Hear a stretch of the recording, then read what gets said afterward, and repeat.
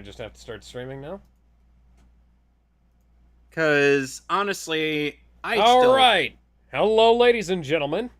Welcome to a, what I called in the title of the video, an unbridled rebuttal. By the way, let me just go ahead and share this in here. I think you'll appreciate my thumbnail, Kevin. I saw. Tell me, do you long? Yeah, so we watched over on the Metley Crew. We watched Zack Snyder's Justice League, the second half of the film. No, technically not the second half, the second disc of the film. Yeah. And yeah, we appreciated it. We liked it. And yes, really liked it. I watched the film on HBO Max when it first came out, and then I watched it again on 4K when I got mine, and then again when we did our little riff of the film. Same. And I really fucking liked it. MauLer apparently did not. MauLer created his video, An Unbridled Rampage, is what he called it, as you can clearly see at the top of the video. I feel like And a lot of the time MauLer kind of exaggerates a lot of his views on certain things. See, the thing... I know he and the guys on EFAP ended up doing this movie. Yeah. So the thing that when I first saw that he'd done this review, I looked at it, watched a couple of minutes, and immediately clicked off because I knew I wasn't going to like the rest of it, and I didn't want his shitty opinion on this movie to tarnish my view of him as a person or a reviewer. And then he went, well, because I do know that he and the EFAP crew are like brainless Zack Snyder haters at times. And yeah. And I was going to leave it alone until MauLer made an appearance on the Sitch and Adams show, which he is actually doing today. He's debating somebody on the new Rings of Power show over on the Sitch and Adams show. So go check that out. It's probably pretty good because he's gonna win. Yeah, he's gonna fucking win because that is not Lord of the Rings there, I gotta say. No, it's not. Anyways, he said that he had come to the conclusion during his conversation with PSA Sitch and Adam Friended that Justice League was better. And on that day, I knew that we had to review this video. Of course. And to commemorate this occasion, I have, because this is a super heroically long video, clocking in at 2 hours and 18 minutes, longer than the theatrical cut of Justice League. And longer than, and both of Movie Bob's reviews of BVS. Yes. Because this is super heroically long, I'm going to need a dose of superpowers. So what I have with me today... Let me guess. ...is a... Okay, go ahead and guess. Compound V? Yes, I literally do. I have Compound V. The G Fuel Compound V. Warning. Consuming this product can expose you to chemicals including lead, which is known to the state of California to cause birth defects or other reproductive harm. Superpowers not guaranteed. So we're off to a flying start. Just gonna open this up, cut into Anthony Starr's head. What? Does it actually contain lead? I don't know. The state of California says everything contains lead, but literally, like the wrapper on this, when you take it off, it, like, Homelander and Starlight are on the external thing. Oh! It has a little liftoff thing. That's neat. That's better than C4 does. Okay. This is a very strange scoop y'all have here, guys. I don't know how to use it. I also got the one that came with the shaker bottle. So, Right now we're paused on the image of Cyborg's face. yes. And I'm... Cyborg is not sure how to approach this. Let's see if there's any kind of... Nope, there are no instructions on this, so I'm just gonna do He's this. looking at you wide-eyed, be like, "What are you doing, man?" It's like, Alex, why are you taking the superhero drugs from the boys? Cyborg would decimate Homelander by himself. All of the Justice League would. Let's be perfectly honest here. Yes, even Batman. Yeah, because Batman has taken on Superman and won. And you can argue whether he should have or not. Granted, he had kryptonite, but defeating a guy who essentially is a much weaker Superman would be easy for him. Yeah, Homelander is the most powerful man on his planet.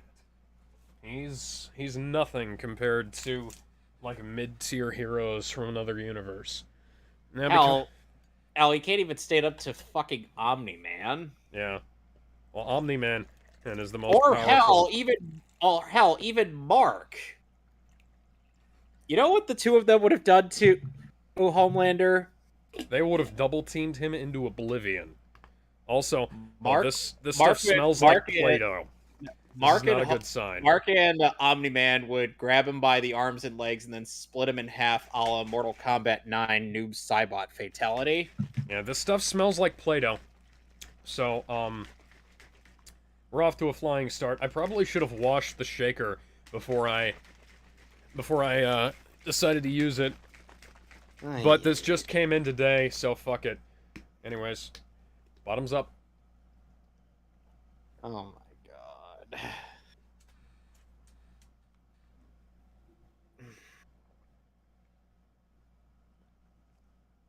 And taste those 15 calories. Young Justice season 3 is because as they're on a streaming service is when things get a little bit gorier or with some of the blood and the characters start swearing. That's good. Probably be better cold, but... Oh wow, that is really fucking tart. Holy shit. That's like blueberry lemonade. I really fucking like that. Well, anyway, are we going to get started? Yes, we are going to go ahead and get started. There's so much to say about this film. Cyborg. He seems a good man in the movie, got himself a great moral center, looks out for people where he can, and wants to achieve to have his parents feel a sense of pride. As time goes on, his father is less and less available. He even misses his son's greatest sporting achievements, and this, in part, connects to an accident that takes Cyborg's mother's life and leaves him mortally wounded. His father uses so MauLer's a starting box off to give by his son his doing body back, but his son hates He's starting off with the positive aspects that he liked, and credit where it's due. He gives the film a fairly fair shake in that regard. Right, these are also the parts that we really liked about the movie as well. Yep. Of course, even Marv Wolfman and George Perez actually liked this part. Mm-hmm. They thought Ray A. Fisher was definitely one of the greatest portrayals of their character. Wonder what they thought about the Doom Patrol version. The accident having created resentment, he thinks himself a monster without a family. A broken man looking for a reason to live. He begins to realize his power can be used. I haven't watched Doom Patrol yet, but the world. pictures look like shit. Are almost overwhelming. The first step is deciding to give a woman some extra money, as she is a verifiable good person and she's down on her luck. On his path to reconnecting with his father, he is led to the Justice League, and when trying to rescue him, an understanding is achieved. Only his endeavor with the Justice League and the Mother Boxes leads to his father's death. A noble one, perishing for a good cause. Moving forward, it would be unacceptable not to do as much as he can, and even the idea of being consumed by the Unity when trying to prevent it doesn't stop his resolve. He doesn't waver, and in the climax of the film he discovers that his past life, his body, and his family are gone, but that doesn't mean he's alone, or broken. And so, with some help from the team, he defeats the incoming enemy force and finds a new lease on life. Inspiring. Silas, his father, is quite the character as well. A man of science, quite smart and loving in his own way. His work took precedent in much of his life, but when the choices came, when the difficulties arose, he was willing to give up his life in an instant for the betterment of the world. And man, he is quite the actor. I won't let you die. Yeah. Silas's actor was really good in this movie. And they cut out all of his best parts in the theatrical cut. And the funny thing is, like, you know how Carrie Payton is one of the definitive actors for Cyborg? Yes. In Young Justice, he voices Silas alongside Aqualad and Black Lightning. Were they just running out of voice actors at that point? I mean, considering the fact that they went from a TV show, from a network budget to a streaming service budget, probably. Which is weird because streaming service budgets ought to be higher. I mean, hell, they didn't even get Tim Curry back for G. Gordon Godfrey. Jesus Christ, that guy's up for almost anything. Or he And was. Tim Curry, he voiced him in season 2. James Arnold Taylor tried to be a suitable replacement. And I'm like, it's not the same. Yeah. He does okay. And of course, Logan Grove ended up leaving the voice acting world to be in the Navy. Yes, you can sail the 7 seas. In the Navy. Anyway, let's continue. Wow. The film boasts a star-studded cast. It has some great sound design and tracks throughout of a fascinating variety. The color grading, cinematography, and lighting are all cohesive for a particular vision. The aspect ratio respects the original filming preferences, and the special effects are fantastic. Sometimes. Now that I've covered all that, let's talk about the other 3 hours and 50 minutes. Superman... Let me just say here. This is like the first time I'm watching the rest of this video, because I stopped after about 5 or 6 minutes of the original, back when he first uploaded. I want to try and figure out ahead of time what he thinks the bad effects in the movie were, because the only thing that really sticks out in my head is like there's a little bit of weird green screen towards the end in the epilogue scene, but that's mostly like just background stuff. And there's also like some weird cliffing towards the bottom of Lex Luthor's body during this sequence. But like that's not in the focal point, and it's not really in focus, so you can't really see it unless you zoom in. Zack Snyder kind of kept the focus away from certain things, unlike Thor: Love and Blunder. Which, by the way, there was a deleted scene where the movie felt like it was going to be actually serious. Zeus was not stubborn, and he actually, was willing to give Thunderbolt to Thor. Yeah, we can't have that. We have to have forced conflict and a bunch of stupid jokes. We're definitely going to need to use that FRR thing. All the jokes in Love and Thunder that were good got fucking cut, too. That's the weird thing. Oh, boy. Is dead. Hold on a sec. I get it. Hold on a sec. Chrome is fucking with me right now. Okay. I'll be back. I'll be back in. It'll be back on in a moment. Okay. Oh, God, I hate when this happens. And every time it happens, my ad blocker gets removed. Okay. I think we're back where we need to be, because when you rejoin the watch together, or it skipped ahead like 17 minutes. It's because I'm the host. Okay. You ready? Hey, hold on. Who joined? Oh, Jester. Get in the room. We're critiquing MauLer's review. Sure. Give me a second. Let's see. The link is in Critique of Stories. I know. I just had to click it real quick. All right. Okay, let's keep going. Where are you guys at? We're on watch together. Oh. Well, I'm stupid. Sorry. Hold up. Critique of stories. Okay, there we go. I am so sorry. The other 3 hours and 50 minutes. Superman is dead. And this means the mother boxes are waking from having heard his scream. Well, I mean, the most powerful man at that point and in time just has fucking died. Yeah, he's basically Earth's sole protector. The film makes the point that he is like the only one who can really finish the fight with Steppenwolf, you know? Or hell, No even way. go So toe to wait. toe. He's complaining about people screaming because the No, strongest no, person died. we should probably just let him finish this point here. But what are the mother boxes? Well, they are living machines, you see. Machines of change. They were created to come together as a three and terraform the planet according to the enemy's homeworld. Why not have them pre-built as a single thing to do the thing? I don't know. Okay. Now we're getting to the stuff that makes no sense. Okay. So, MauLer,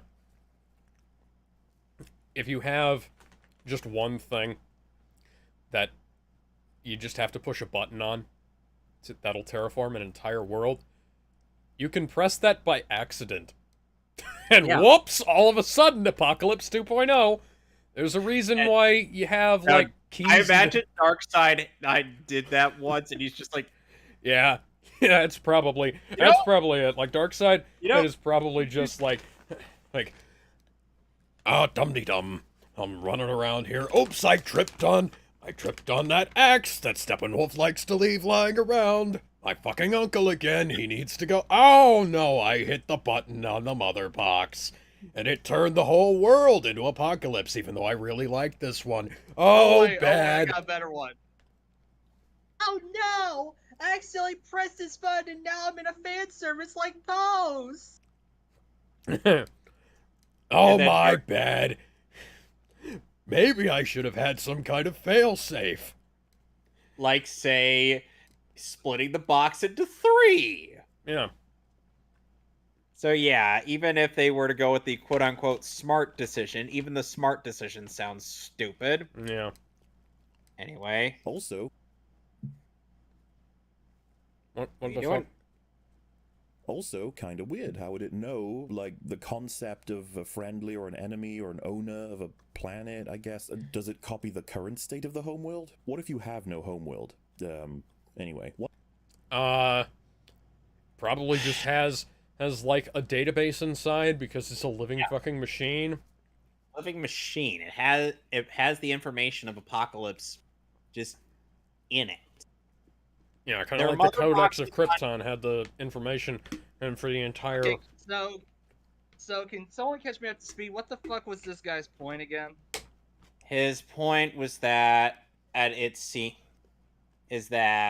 how do the mother boxes distinguish from friend and foe? Oh, and how does it know the information of the homeworld that Darkseid is from? I mean, if you watch the end of the film, it kind of does it. Because Steppenwolf got caught up in the terraforming of Earth in that point. Yeah. It was only the Flash sending back time that actually made it, he brought him back. Yep. It was only the people at the other end of the boom tube that survived the terraforming of Earth at that point. Even Superman was caught up in that. Because the terraforming doesn't affect the people on the other side. Yeah. It only affects on a planet's surface level. Yeah. Oh, it doesn't affect people on the other side of a boom tube. I imagine it probably works. Boom tubes kind of have this fail-safe on them. Now, I know there is some kind of, there is something about this, but I imagine that there is... I haven't gone back and looked it up specifically, but I can probably imagine that there's, like, it's probably like monster scans and chaotic. So you take a scan of a monster at a specific point in time, and, that's how the planet does. You go around and you scan and the planets, or you do something like that. Or, you know, maybe it just takes, like a snapshot of the person who's using the boxes and uses them as like, okay, let's construct a world ideal for this creature. Yeah. And ultimately, and why this works doesn't matter to the story, because really, like there's why it works is really inconsequential to the overall narrative. Because like it's like the time machine in Back to the Future. The time machine in Back to the Future works because Doc Brown is a mad scientist and he's been working on you know, shit like this. Yeah, shit like this for years. And the rest of the plot is how you get it going. And mind you, I will say, hey, MauLer likes the Suicide Squad. So I'm not going to say that. Wait, James Gunn's Suicide Squad? Yes, I'm not going to say that that makes his opinion on this movie invalid, but I am going to say it calls his taste into question quite significantly. Well, let's be honest. We all have one thing that we all think is pretty good, even though we kind of know it's shit. Yeah. No, he actually genuinely believes it's a good film. Yeah. It's not one of those things where it's like, yeah, I know it's bad. It's still kind of a guilty pleasure. Like I said that about the Warcraft movie.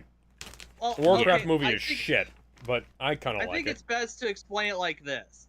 We all kind of think that, you know, we all love this one thing, and we have it with a certain type of glasses that even though we try not to be biased, we are fucking biased about. Like, talk to anyone about Pokemon Gen 1, and they will swear to God it's a good game.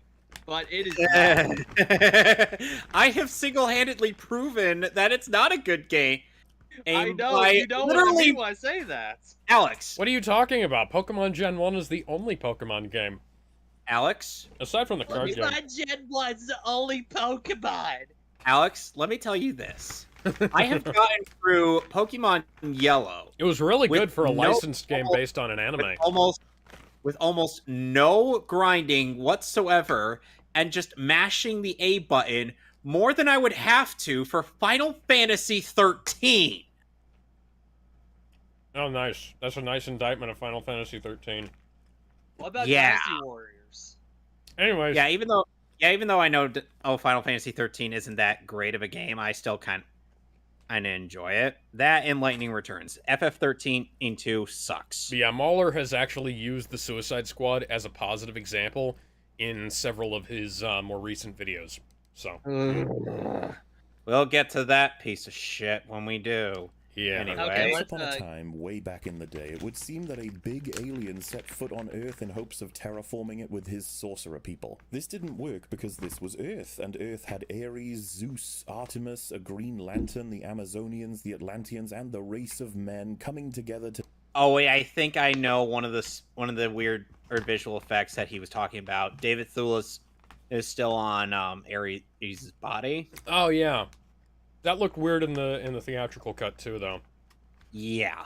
So there's no getting around that Uncanny Valley. Yeah, because they pasted one guy's head onto somebody else's body, and like there's only been a handful of films that actually managed to accomplish that. At the very least, in this movie, they made it clear that the old gods were much taller than the humans and Amazons. Yeah, so it does look, and because it's kind of a dreamlike scenario, it doesn't look that weird.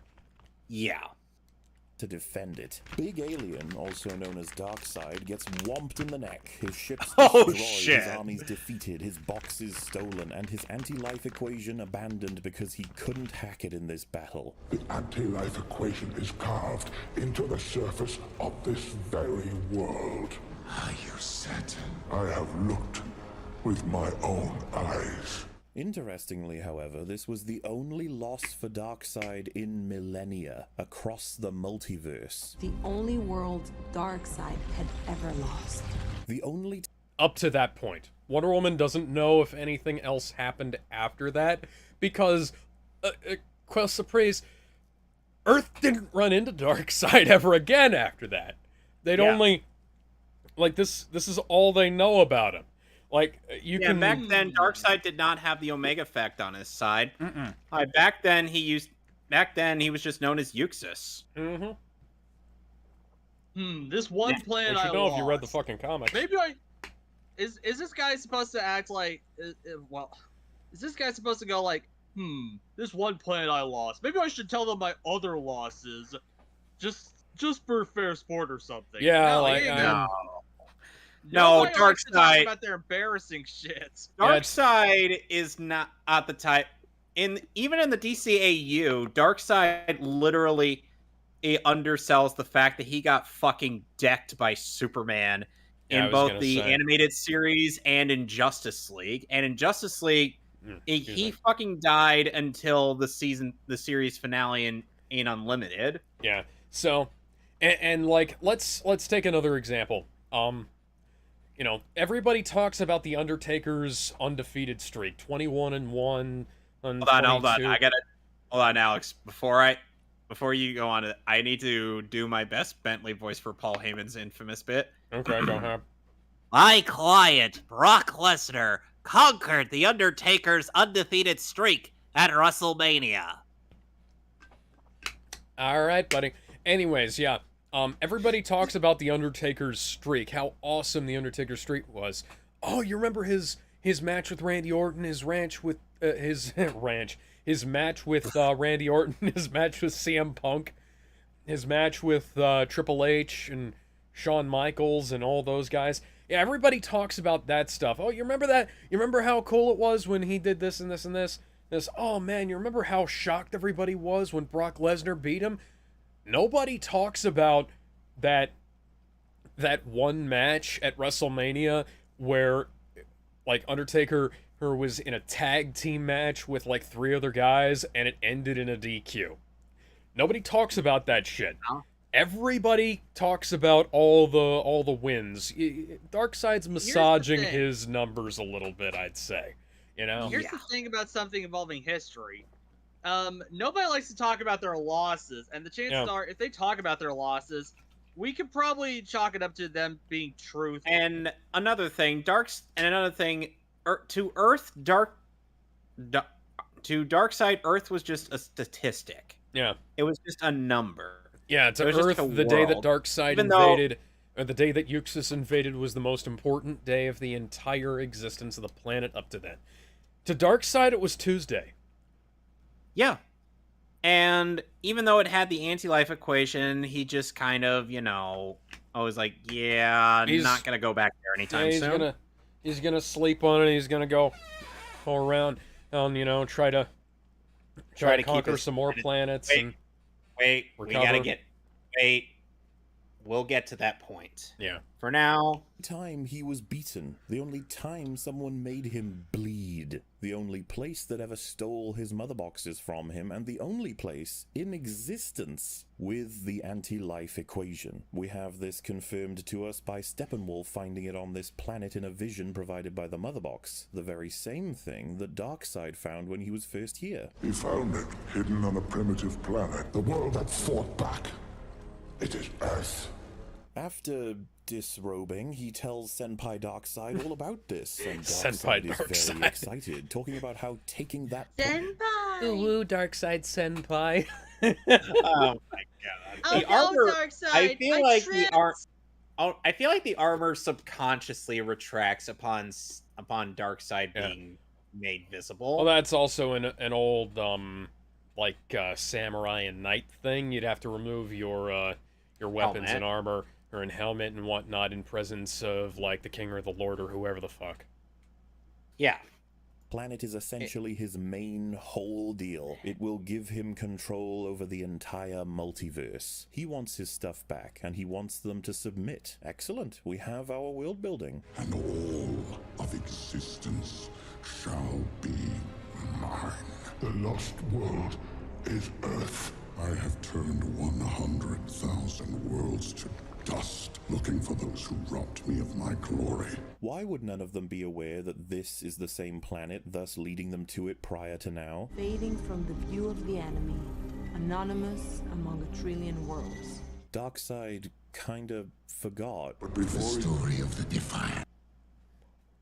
Anonymous among a trillion worlds. I have found the primitive planet, He, in his vast spacefaring, multiverse-traveling, high-tech army, forgot which planet had all of these incredibly important aspects of his life take place. Nobody thought to write this down. The coordinates, the name, the system, nothing. He almost died. When he returned to Apocalypse, he was in a fight for...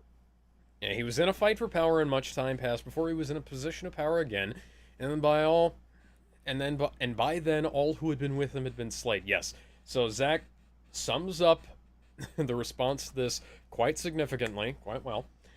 And, yeah, you know, he wasn't exactly fucking Darkseid at that point. He was just some dude. Yeah, he was just some big, bulky dude with a giant weapon. It's like... I don't know, it took a Green Lantern and 3 of the old gods to beat him. Yeah. Oh, and also, King Atlan. Mm-hmm. I was gonna say something, but I forgot what it was, so let's just go ahead and keep going. Power, and much time passed before he was in a position of power again. And by then, all who'd been with him had been slayed. So, with the additional director's input, we can confirm Darkseid and every system of recording at his disposal kinda forgot about Earth. Also, all of the people present for this are dead, and all... Yes, because it was literally... You like Warhammer, MauLer. How do you not understand the concept of the, like, galaxy-destroying meat grinder? Yeah. It's like, it's been going on... It's like Darkseid's Universal Conquest has been going on for so long that Earth literally was just like a statistic he doesn't really think about all too much. To be fair, I think what he meant was, like, nobody could have, like, recorded it for future generations. I mean, let's take Darkseid out of the equation. It's been, like, Apocalypse was trying to take over the universe long before Darkseid even existed. And then there was even a civil war that was implied with Steppenwolf, through Steppenwolf, from the fact that he literally had to pay penance into for betraying Darkseid. And he slew all those who sought his throne. Mm-hmm. I mean, hell, the only 2 people that Darkseid has with him by the end of the movie are Desaad and Granny Goodness. Yep. And Granny Goodness has as the Furies on her side. We don't even know what they're gonna be like. And Desaad is maybe a huge suck up to Darkseid. He's a sycophant, but here's the thing: he's also smart. He knows not to betray or question him. Yeah, he's not exactly the dullest knife in the drawer. You know? No, and in Superman the Animated Series, that was how he was able. His intelligence was how he was able to trick Kalibak into getting into a fight with Superman. Because he knew Kalibak wanted his approval, and is like, well, why don't you go down there and beat up Superman? I'm sure you'll do fine. Superman his ass. Yeah. And Kalibak gets transported with the Omega Beams. I presume that's something else he could do with them. He could choose to either obliterate or transport you somewhere. He did the same thing to Kara in Superman and Batman. And so I think it could just do one or the other, if that makes any sense to you. Yeah. Also, everyone knows the story? Okay. You forgot to pop this in your story there, Zach. Not that it makes a difference. You probably didn't have the time. If you did, you could have had Zeus create some kind of invisibility field for the entire planet. One that he similarly created for Themyscira. I mean, that would have been fucking stupid. Yes, it would have been. That would have also created a plot hole in Man of Steel. Yes, because how would Jor-El have been able to get at Superman to Earth if he couldn't fucking see it? Yeah, and the then planned Green Lantern movie, and also everything the fuck else. How the hell that wouldn't just create one plot hole in Man of Steel? That'd create like 20. Because, like, And- Jor-El wouldn't be able to find it, Superman wouldn't be able to go there, Zod wouldn't have been able to fucking find it. Holy Yeah. shit. Okay. All let's of also Krypton ask would the basically be simple fucking dead. question of this hypothesis. Why the fuck would Zeus do that in the first place? Create an entire invisibility field for the planet? Exactly. Yeah. He has no reason to do this. Just because I someone mean, they're not... can Doesn't mean they just should. because someone can have the ability to do it, why the fuck do you should they? That's the question. Yeah. And plus, Zeus was already going through his own little civil war with Ares. Yeah, he and Ares...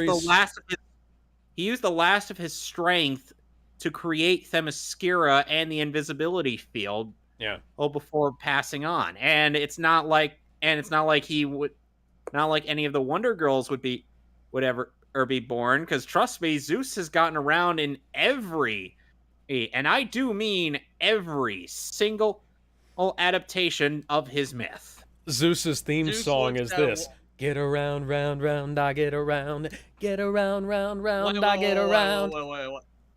Wait. Zeus takes fuck that bitch in two different ways. Both figuratively And then along very literally. And then along came Zeus. Emphasis on came. It was a normal day in Greek mythology. All was safe, sane, and consensual. And then along came Zeus. Okay, I got a better one. I was saving that joke for a while now. Thank Here's you. a better one. If Romeo might be the second most influential person because he couldn't control his dick. The first one was Zeus. Oh, I love it, I love it, I love it! Anyway. Maybe it weakened him, allowing Ares to take his shot. Something that even affects the systems that attempt to lock onto Earth's coordinates, jumbling the information. It helps explain it to some degree, while bolstering Wonder Woman 84, because that... Why would we want to do that, MauLer? Why would we want to remember that film exists? We're gonna have to remember that film exists because you made me watch fucking Justice League. No, And, I insisted. okay, to I be insisted fair- from the day we set out on this journey that we were going to have to watch it. And I kept telling you no. No, we made a different. It's disgusting how they made Diana necrophilia, considering how she wants to fuck a dead corpse for about 100. That's been dead for 50 years. No, it's not a dead corpse. It's a dead man's spirit in another man's body. I know. Yeah. Don't ruin the joke. Yeah. It's almost worse. Yeah, that makes it even worse. Who Anyway. wants to live forever? Anyway. Film needs I it want while him. showing you actually care about other people's movies in this franchise. Yes, Zach Zach fucking does wrote not- Wonder Woman. Yes. Yes, he he didn't did. write Wonder Woman 84. They didn't No, he let didn't. him. Why would he give a shit about that? Also, Wonder Woman Why would he give 84 a shit wasn't about- made by this point. Why would he care about a movie he had nothing to do with? Yeah. Just because they put him in the put him as one of the executive producers does not mean he was involved in any way whatsoever. No. WB pretty much keeps him in a corner and faces him towards a wall.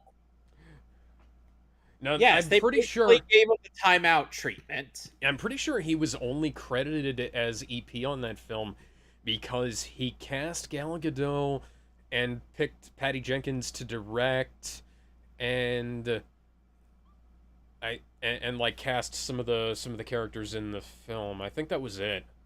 Yeah. It's like he cast Chris Pine for the role of Steve Trevor too. Mm-hmm. I just want to put out the irony of this guy not giving a shit about films, and this guy bitching about Zack Snyder not giving a shit about films. I mean, MauLer likes movies. MauLer really likes movies. Because I really like MauLer, but I don't like this review. I wonder if there's proof of the opposite. You know, Darkseid's fervor when talking about this planet actually has me wondering. Anti-life is found, Assad, and we will stop at nothing to possess it. Why doesn't he teleport in there with his army? Steppenwolf can use it all the time, whenever he wants. Surely Darkseid can too. And he wants this place more than anything. They are literal seconds from completing their plan right here. And he can walk right in there with his Parademon army, with his Omega Beams, with Desaad, with... and fuck up the... Granny goodness. Yes, that is Granny Goodness. I have known who that was for years, and I was Look on the wiki, MauLer. I was legitimately surprised when I saw her or among the various character among the parademons and Desaad on that room. I knew the hooded guy was Desaad, but then I'm like, I see her, I'm like, is that fucking Granny Goodness? Holy shit! Yeah. Oh yeah, by the way, answer. The mother boxes create the boom tubes. The mother box awoke when Superman died, and it called out and created the boom tube that let Steppenwolf into the Penetralium. Yep. And then he And plus, used on the top mother of boxes he already had to get to the other ones to teleport around. Yeah. Can someone put this in terms to explain to a 5-year-old? Because Mother boxes create wormholes. Those mother boxes are the reason why wormholes exist. Darkseid don't have mother box. Darkseid can't use wormholes to teleport. Yep. Okay. entire Anyway. place. You'd think he'd invade the moment he found out. When this world is scorched, I will come for my great prize, and all of existence shall be mine. Okay. The thing that lets you control all life and you're not going to try and grab it. Seems a little out of character for... Oh, no, not really, because he's making Steppenwolf pay his debt, which we saw in the film. Steppenwolf owes him big time because he tried to enact a coup. And now Steppenwolf is the one who's trying to make things right. It figures that since Steppenwolf is already on Earth, Yeah. he doesn't really have to do much. He just is like, oh, go get my thing. And And I'll be right as Steppenwolf said, there are no Kryptonians here, no Lanterns, no Defenders. This world will fall like all the others. And there weren't any Kryptonians there. Nope. Not until the Justice League stepped in. For the sake of the plot line, but what do I know? What's a bit weirder is that if the boxes brought these lads in, then why did they wait so long? The opening... Literally, the film explains it. Superman's death rattle is what woke them up. They say so, they demonstrate, and then they state flat out. Goofy-ass visual tells us that Superman's screams make the mother boxes call to Steppenwolf because Superman is dead. They seem to have a desire of their own, to announce that Earth is ready for the taking when Clark is dead. So why not make that announcement before he was even born? Because they... They were asleep. They were doing sleepy by nappy time. Yeah, Darkseid got his ass kicked, and then the mother boxes went to sleep. They explained this in the film. And then when Superman showed up, he was the one who could have actually stopped him, as he has done so before. Many, many times in like comic books and animated shows and movies. Yes. Gallant. Yes. So Superman's basically the reverse firewall for these boxes, right? Kind of, yes. Pretty much, yeah. Oh yeah, if I have like a disgusted type of voice, it's because I'm drinking almond milk right now. Almond milk is good. I don't know what you're talking about. Okay, almond milk with protein powder in it. Oh, that's really good. I do not like almond milk. I'm a soda type of guy. I need more protein. Need more protein for my muscles. Anyway. Before he even got to Earth, he arrived like 35 years ago. You box things had a huge stretch of millennia to simply call in reinforcements. Not to mention that Clark screamed aplenty in his movies. Is there a difference? Yes, that is... A death rattle is not the same as him shouting. This scream... Shouting as him giving an agonized scream over the death death of Oh someone. my god, I've heard when he arguments like killed. that before. Like, well, they're similar, so therefore. That's the Shut- biggest bunch of fucking bullshit I've ever heard. Superman Yes, got they're stabbed in the fucking chest by a creature that was going to destroy the world he called home. And he's like this the scream that echoed around the planet is demonstrably different to the scream he let out when he killed Zod. What the fuck? What the fuck? That okay, you like- showed the footage, MauLer. What the hell are you talking about?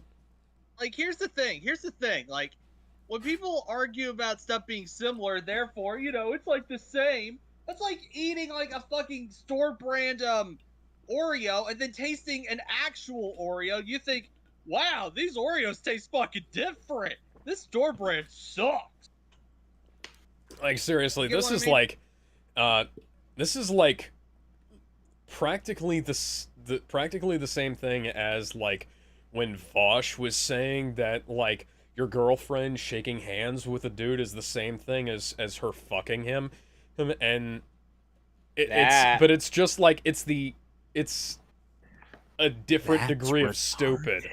Yeah, it's a completely different degree of stupid because like it's like oh the pain of you like dropping a book on your foot versus stubbing your toe.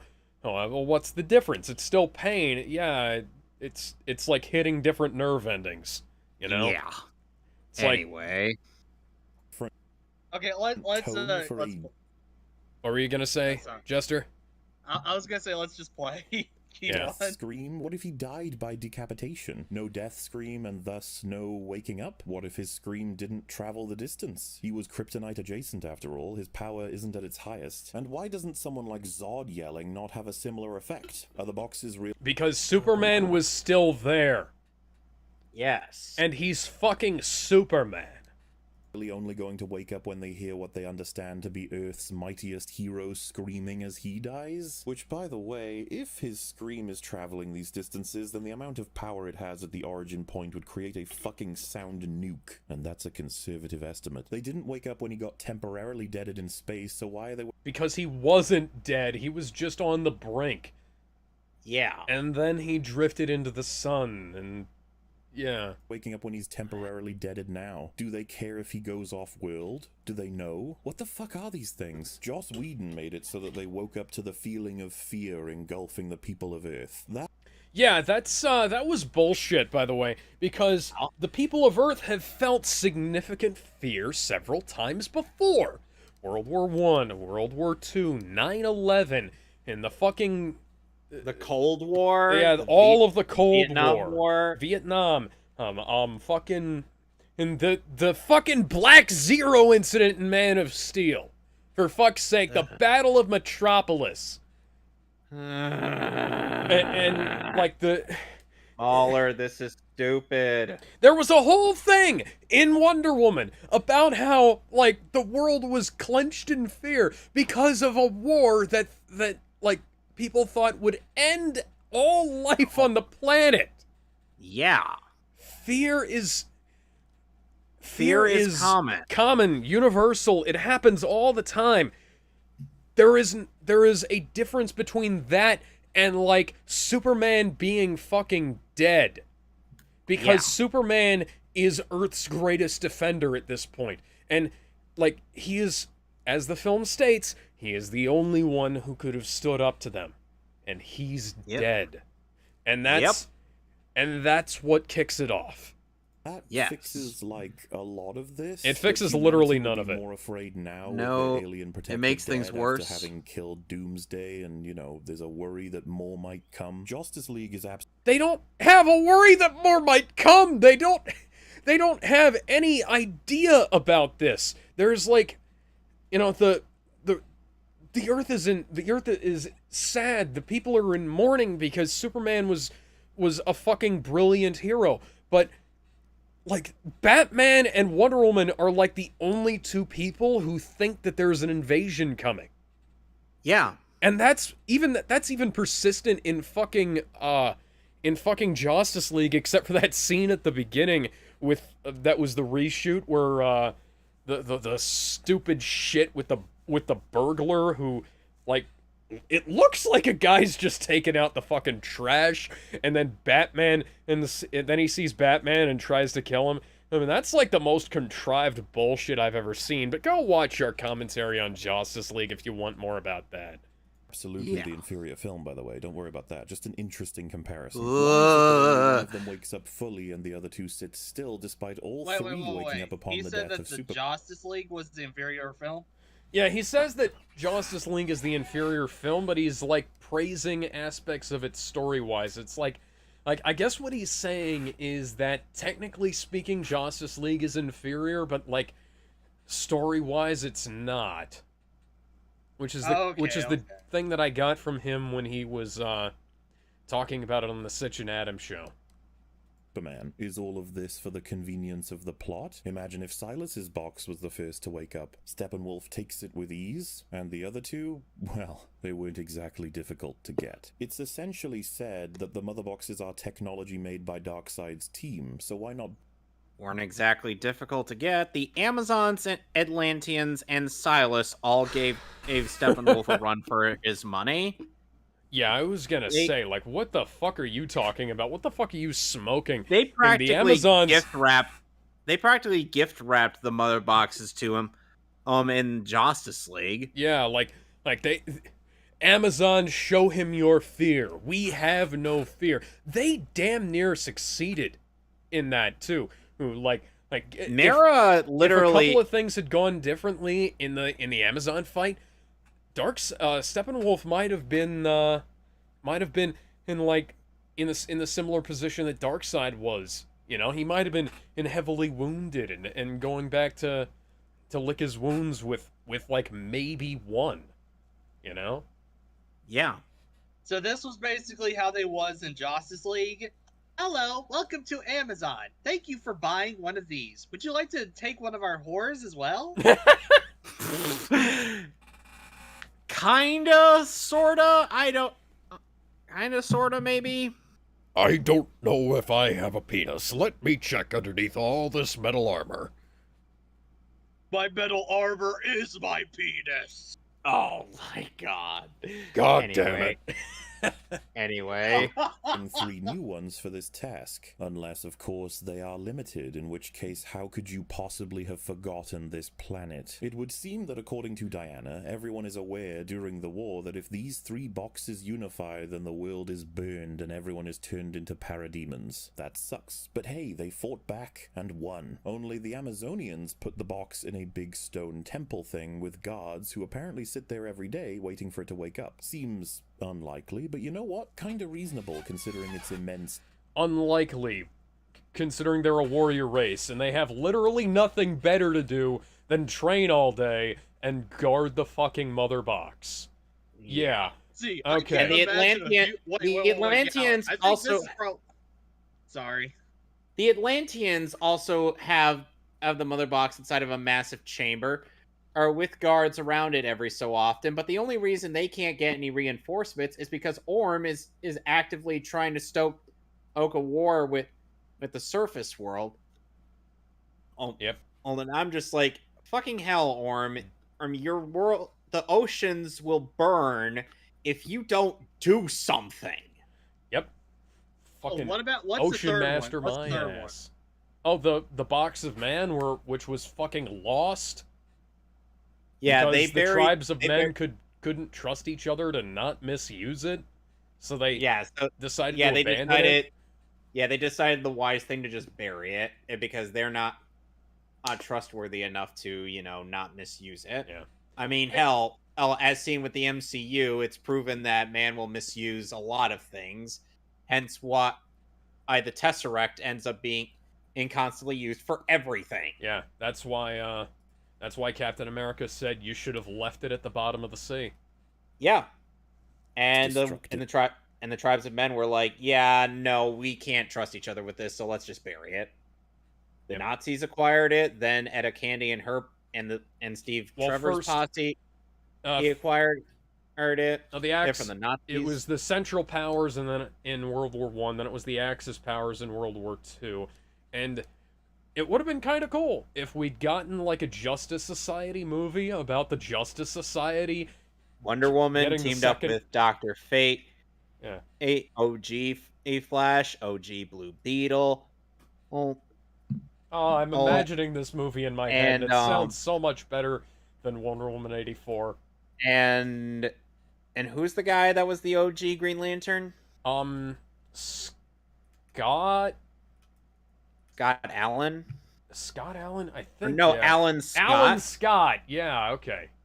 Yeah, that would have been cool. Forgive me, And- I'm dyslexic. I use that as an excuse for all of my for all of the things that I say badly and poorly and whatnot. I Anyway. am somewhat convinced that may be the truth. Power. The Atlanteans put the box on a pedestal with about 5 guys around it. Less impressive, but there we are. Then there's man. He stuck it in a hole. A shallow Are you fucking kidding me? These things, if collected, cause the end What of time? the world. Pause it. When the fuck did they start to bury it? Cause like, how the fuck would you expect it to be like? Would you expect like a guardian tomb or something? Because everyone would be like, "Yo, there's some important shit in here."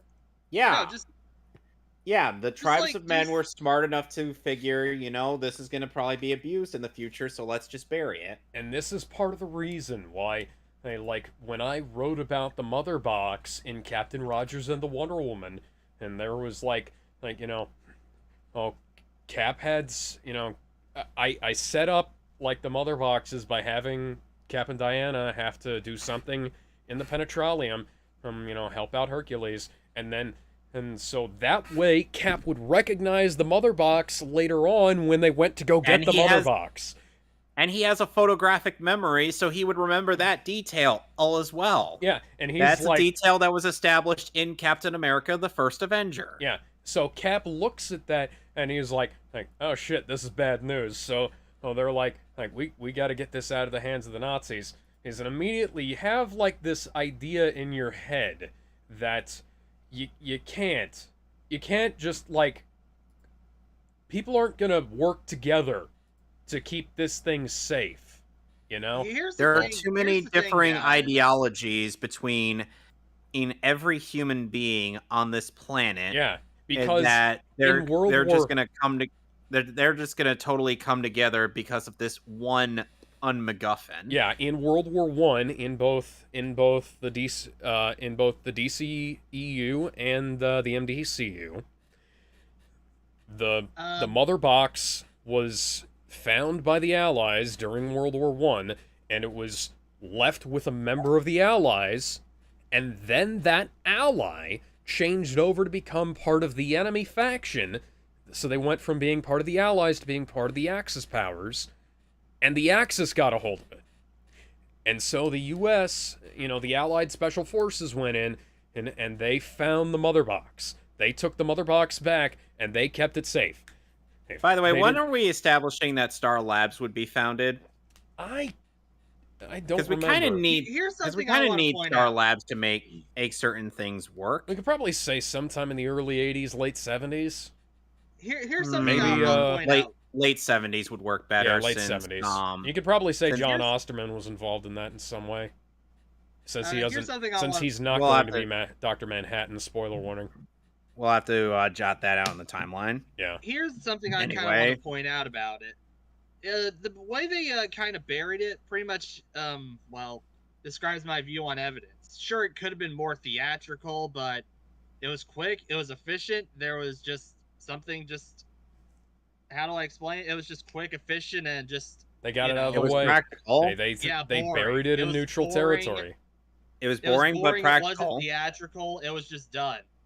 Yeah. 3 of you fucking moron civilizations need to have the maximum coverage and guard on these things. They should be in the heart of your cities. They have the The heart We of have the had city. like Okay, fucking wars. so and let me shit go for ahead and anything. explain again.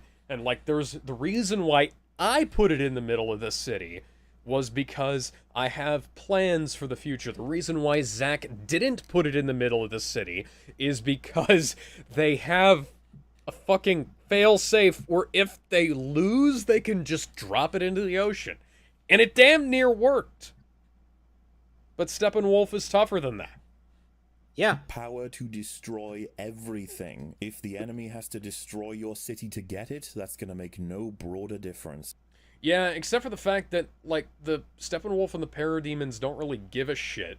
So, No, it they probably don't. makes sense to put it out in a remote location where there's low population, so that if they, if they have to fight to get to it, they don't kill as many people. Maybe we can have, like, specialized warriors out there, or, like the Amazons. Maybe, like, oh, we have security cutbacks because Marius is out here waging war on the fucking trench people, and trying to... he hasn't gotten to the trench yet. Well, yeah, in this raising, timeline. on the trench and, with, trying to cause a world war with the surface, Yeah, Orm he's has- trying to get all the Atlanteans together to start a war with the surface world. Yeah, he's basically Alan Alda in Canadian Bacon. But I guess a hole is good enough. The bloody Nazis found that one, for fuck's sake. Not long after this was decided, the Amazonians had a war with the Atlanteans, with man enslaving the Amazonians as well. So all three civilizations stopped talking to each other, which is somewhat understandable, but then the Amazonian one is stolen, and it's like, they're probably gonna, send a scouting party to inform Diana and the world of men, or send a raven, or a fucking message in a bottle has more chance of working than this does. Okay. It's an S. The arrow of the huntress is God. That arrow doesn't fucking miss. Yeah, like... It's a mystical artifact. It's been so long, If men it will were have a real- forgotten what it If means. it were a real arrow, maybe, but that is She'll not know. a real arrow. Hippolyta flat out says she'll know. Yes. Wonder Woman does listen to what fucking he know. Said, though, Kevin, look at how he's just dumbing it down just to try and make his point sound better. But if you know all the context, Yes. it's fucking stupid. It's retarded. I honestly didn't expect them to have a drawn-out ceremony where they somehow managed to fire a flaming arrow across the ocean that sets a stone building on fire that's picked up by If a he was news a fucking station normal that's spotted by person, Diana, maybe, who but this is the flies out fucking there to goddess, inspect right? and manages... Yeah, I was gonna Yes, say... it's the literal hey, goddess of the hunt. These are demigoddesses using the fucking arrow and bow of Artemis to send a message to Diana. It's a magic arrow! It is And a the thing magic arrow. It never misses. You point it at things, shoot, and it hits. And here's You point another thing, and it did catch Diana's attention because it got on the news. It was Yeah. like a random fire just sprouts out of nowhere. People are gonna talk about it. Mm-hmm. Hey, Gallon, Kevin. Yeah. That arrow is like Zeus. He points and he hits. Is to take the God arrow damn before it. evidence did, with no police barrier or prevention, only to then jump down to some catacombs in the area, fucking heels of steel, by the way, to Yes, she has high heels on the Wonder Woman outfit. then open a mystical stone door by placing a magical arrow on the wall. And then MauLer, do you know anything about Greek mythology? He she really can view doesn't. the wonderful artwork that might give her a vague impression of what the fuck is happening and what she should do. The gods know... Oh. The gods have the all speech. They know these things. They can just look at the fucking symbols of their people and see. Have you heard of Yes. fucking email? I'll be right back, Get guys. a hotspot, Okay. you backward-ass fucking troglodytes. I expect the plan... Back, Troglodytes. MauLer, The was that Amazon- supposed to be a joke? Because if so, that wasn't funny. No, it wasn't. The Amazons purposely do that as so they don't end up getting as corrupt as the other races do. Yeah. Advancements in technologies are both a good and a bad thing. There's It's also- basically a double-edged sword. Yeah, there's also the thing where, all of this shit happened thousands of fucking years ago. Like, Diana is like 5,000 years old, and this happened before she was born. Yeah. This happened before Hippolyta was born, for fuck's sake. Well, Hippolyta was actually there on the battlefield. You Oh, can see right. her. Okay. So she was actually participating in the battle, so we can't really say that she was. okay, She wasn't. regardless of that, okay, so Hippolyta was very, very young at the time. And like Zeus was still alive. Yeah. Zeus was still alive, looking like a fucking Chad and not like Russell Crowe. Oh, did? Looking like Russell Crowe needs to do some fucking sit-ups. No. He tries to do one sit-up and then he's like, what? Okay, I'm done. Even I could do more sit-ups than he can, and I'm not exactly the healthiest looking motherfucker on planet Earth. It's gonna be on the verge of It's gonna be interesting describing the battle, the battle between Earth's defenders against Darkseid in our version of the Avengers, because really that's where we should place it. Yeah. Like Diana regales about this, and then Loki and Thor are like, "Oh yeah, I do recall Odin and talking about that once. It was an epic battle." I'm back, guys. Oh, Odin at his prime, fighting alongside the Atlanteans, the other old gods, and the Amazons and the Green Lantern at the time. It would just be like one minimal addition, but it would be a big one, wouldn't you say, Alex? Yeah. Hello? Did I mute my mic again? Sorry. Yes, you did. Okay. Yeah. Okay. Like, that's all I would say for... Or, like, they just come down from the Bifrost us and be like, yeah, Midgard's in danger, let's go help.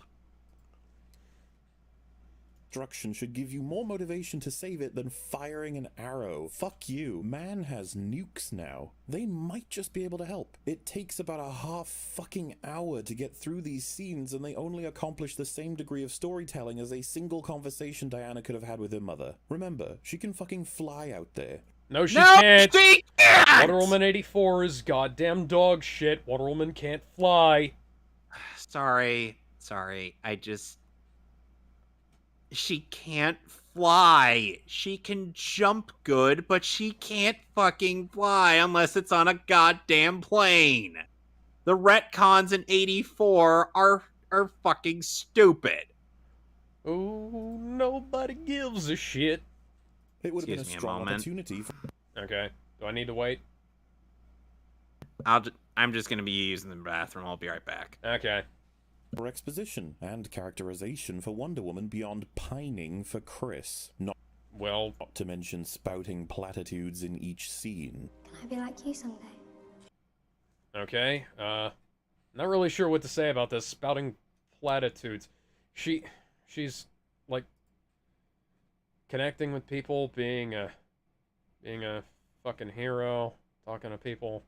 What the fuck's a platitude? Platitudes are like... Okay, so this is going to be hard to explain, so let me just... A remark or statement, especially one with moral content that is often used too often to be interesting or thoughtful. Yeah. Yeah, so it's like sort of a simple dismissive statement. And that's not really what's happening here. You know, like he's drastically mischaracterizing the what she's doing in this film. You know? Hishy did the same thing with how Zack Snyder's Justice League should have ended. They literally did the same thing with who's implied to be Donna here. Here they're like, "Oh, I should be a murderer like you," and Diana's like, "Wait, no." I'm like, that's not what's being conveyed here. Or Donna, I'm just gonna call her Donna because why the hell not? Yeah, whatever Donna the hell her here, name is, yeah. Donna feels inspired by her strength, her confidence, and her willingness to put herself on the line to protect these people she has no affiliation with. Mm-hmm. And she's like, I would kill to be like this is strong and powerful woman right here. Diana made sure that not a single person besides herself got hit by those bullets. Mm-hmm. And it was through that act of heroism that's what inspired her. And he's seriously saying that we should have had a scene where Diana flies out to talk to the Amazons, despite the fact that they said she can never come back to the island in the last film she was in. Really? You're really going to say that? That creates plot holes in a film you actually like, MauLer. This is going to suck. And this is kind of why in my thing, Diana would try to go back and explain, you may have been right, but at the same time, you're not entirely right. Well, that's why I also incorporated the thing from the... But we could actually make things work, and Hippolyta's like, okay, how? Well... Oh, by the way, I could be your diplomatic envoy. You Gallon know... and Kevin. Yeah? I was gonna ask something about fanfiction, because you guys like to write, or not... Well, I wouldn't say it's fanfiction. Yeah, we write it. Yeah. So I was gonna show you guys some stuff about the Pyrexians for Magic the Gathering, and I wanted to see if you guys think they'd be interesting to write stuff about. I have no idea or clue or care about Magic the Gathering, unfortunately. Yeah, same here, unfortunately. I'm sorry. I could just give you like a rundown what the Pyrexians are, and you can We'll talk about that after this. Anyway. Okay. Sorry. It was just in my mind. I thought about it for a while. Yeah, okay. Let's talk about this scene. Diana was shown to avoid killing people in both of her solo movies. Yeah, that dude's fucking dead, by the way. As much as this idea is not fully realized, that dude's dead too. Is there. Wonder Woman 84 is dog shit. In the opening of this Patty's film, design is awful. Delivering such lethal blows that blood splatters are delivered to the surrounding walls. Yeah, because she's a fucking warrior. Annihilates people to the point of blasting through Yeah, doorways. Diana. For those on... These guys are bad guys, by the way, MauLer. These guys deserve it. And here's the thing. Diana, unlike in her DCAU counterpart, does not have the moral compass of the no-kill rule. Yeah. She has been around long. No-kill rule most of the time. She has been around long enough to where it's like it's not a consequence if she does take a life for the sake of saving other people. Well, and the thing is, like, in the DCAU, it was kind of a big deal, because in a weird tie-in comic, which is dumb in a lot of ways, Diana goes to, like, the Justice Lord's universe and helps out for a bit, even and kind of getting with Justice Lord Batman. But then Justice Lord or it's Superman and comes in, kills him, and then forces Diana to marry him, and then she just straight up kills him, thus causing her to have the inability to use the lasso. And because she outlives most of the Justice League, by the time she gets back, Bruce is old. Mm-hmm. It's hard to really say if those comics are even canon or not. A lot of the comics really aren't canon, because, like, later stuff came out, like movies and animated. No, I mean like canon to the stuff. DCAU. Like some people will. It's like this is kind of open to interpretation, and the show's made it clear that it was open to interpretation, and yet meanwhile, Young Justice, it kind of relies on a lot of the tie-in comics to help with some of the narrative, which is BS. Yeah. On the other side. What if there were some children tied up right... The door is made of glass, MauLer. You can see that it is made of glass. There are no children tied up on there. Wonder Woman would be able to see through it. Then she keeps making terrible decisions, like blocking every round in the rifle by skirting across the ground rather than moving toward the man firing. Or, you know, maybe she was... That's a fucking martial arts technique, by the way. Hey, that ground walking thing. Yeah. And first off. And second... And, like, he's shooting at the people. Well, her changing her angle on it would make it worse. People would actually get hurt. She is making him waste his magazine so that she could protect Just the because people. she can't get hurt doesn't mean that the people she's trying to save Yeah. can't. Like, she could put herself between him and them, and try to get closer, but he just, like, pan the rifle to the left or right at that point. Yeah, that's Like, literally how he's literally trying to say that Diana shouldn't act out of heroism when heroism is literally part of her character. He moves faster than sound. What the fuck is this decision? Did you just... No, she doesn't move faster than sound. Where did she let off a sonic boom, MauLer? Where was the sonic boom, MauLer? Yeah, Diana hasn't developed, like, the whole super speed thing yet. Superman moves faster than the speed of sound, and he lets off a sonic boom. We saw it in Man of Steel. Yeah, Diana in this universe has not demonstrated at the same level of super speed as she does in later material. You can't use Wonder Woman 84 as source material to discredit this film because this film was made in 2016. Yeah.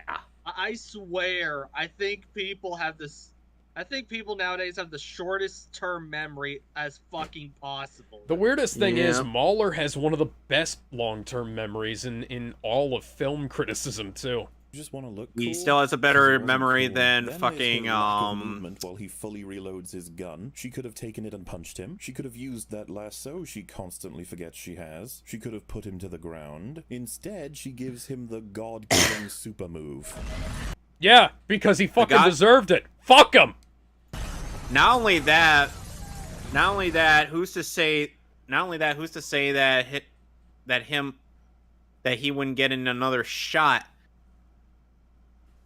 before she could get up to him. Yeah. And because here's the thing, it's like quick draw. She also did the same thing in Justice League, and she had less reason to do it there. She had far more ample opportunity to get to him. In this, she's defending people.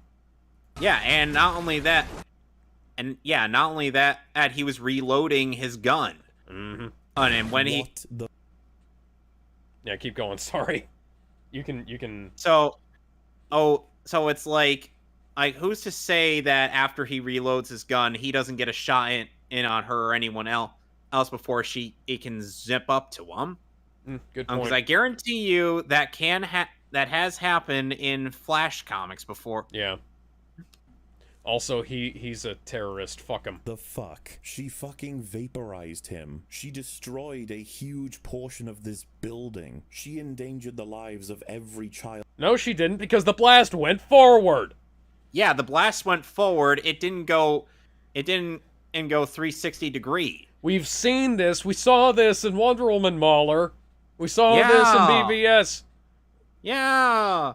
It's almost like the blast goes forward, therefore they wouldn't be in danger unless the structural integrity was in question. Okay, that's a good point, though. That's a good point, Kevin. Okay. Because last I checked, the structures behind them, the structures behind them are actually well kept. Yeah. The structures in front are not. The structures behind will keep the building. Yeah, the structures behind and right near her, and right on the sides, will keep the building intact. The structures on front aren't really all that necessary. Yeah, no, the facade of the building isn't as important as the core. The core of the building is where all of the structure is. Yeah. Yeah. Oh, by the way, guys, Wonder Woman used a clap to vaporize that person, right? Yeah. God damn it! Significant disaster, possibly killing several people outside. Several people? Everybody... You fucking people up too, on top of... We literally saw it. It didn't do that, MauLer. They ducked in cover! All motivated by a sense of vengeance alone. A little girl asked... A sense of vengeance? Vengeance? What the fuck is she, Batman now? MauLer, what the fuck? MauLer, dude. That time with the mud. No, it's fucking Justice. She's here to fucking beat up the fucking terrorists, MauLer, because they're terrorists trying to kill a bunch of school children. Yes, he's literally doing this because it's the right thing to do. That's okay. Wonder Woman's whole modus operandi since the first Wonder Woman movie. She went into no man's land because that's not because she felt she had to. It's because she wanted to do the right thing. Mm-hmm. She sees Okay, these group to of be fair, Kevin, to be fair, Wonder Woman only goes for vengeance during that time of the month, I'm sure. oh my god, no. Yeah, no. she has to wear the heavy flow skirt on that day.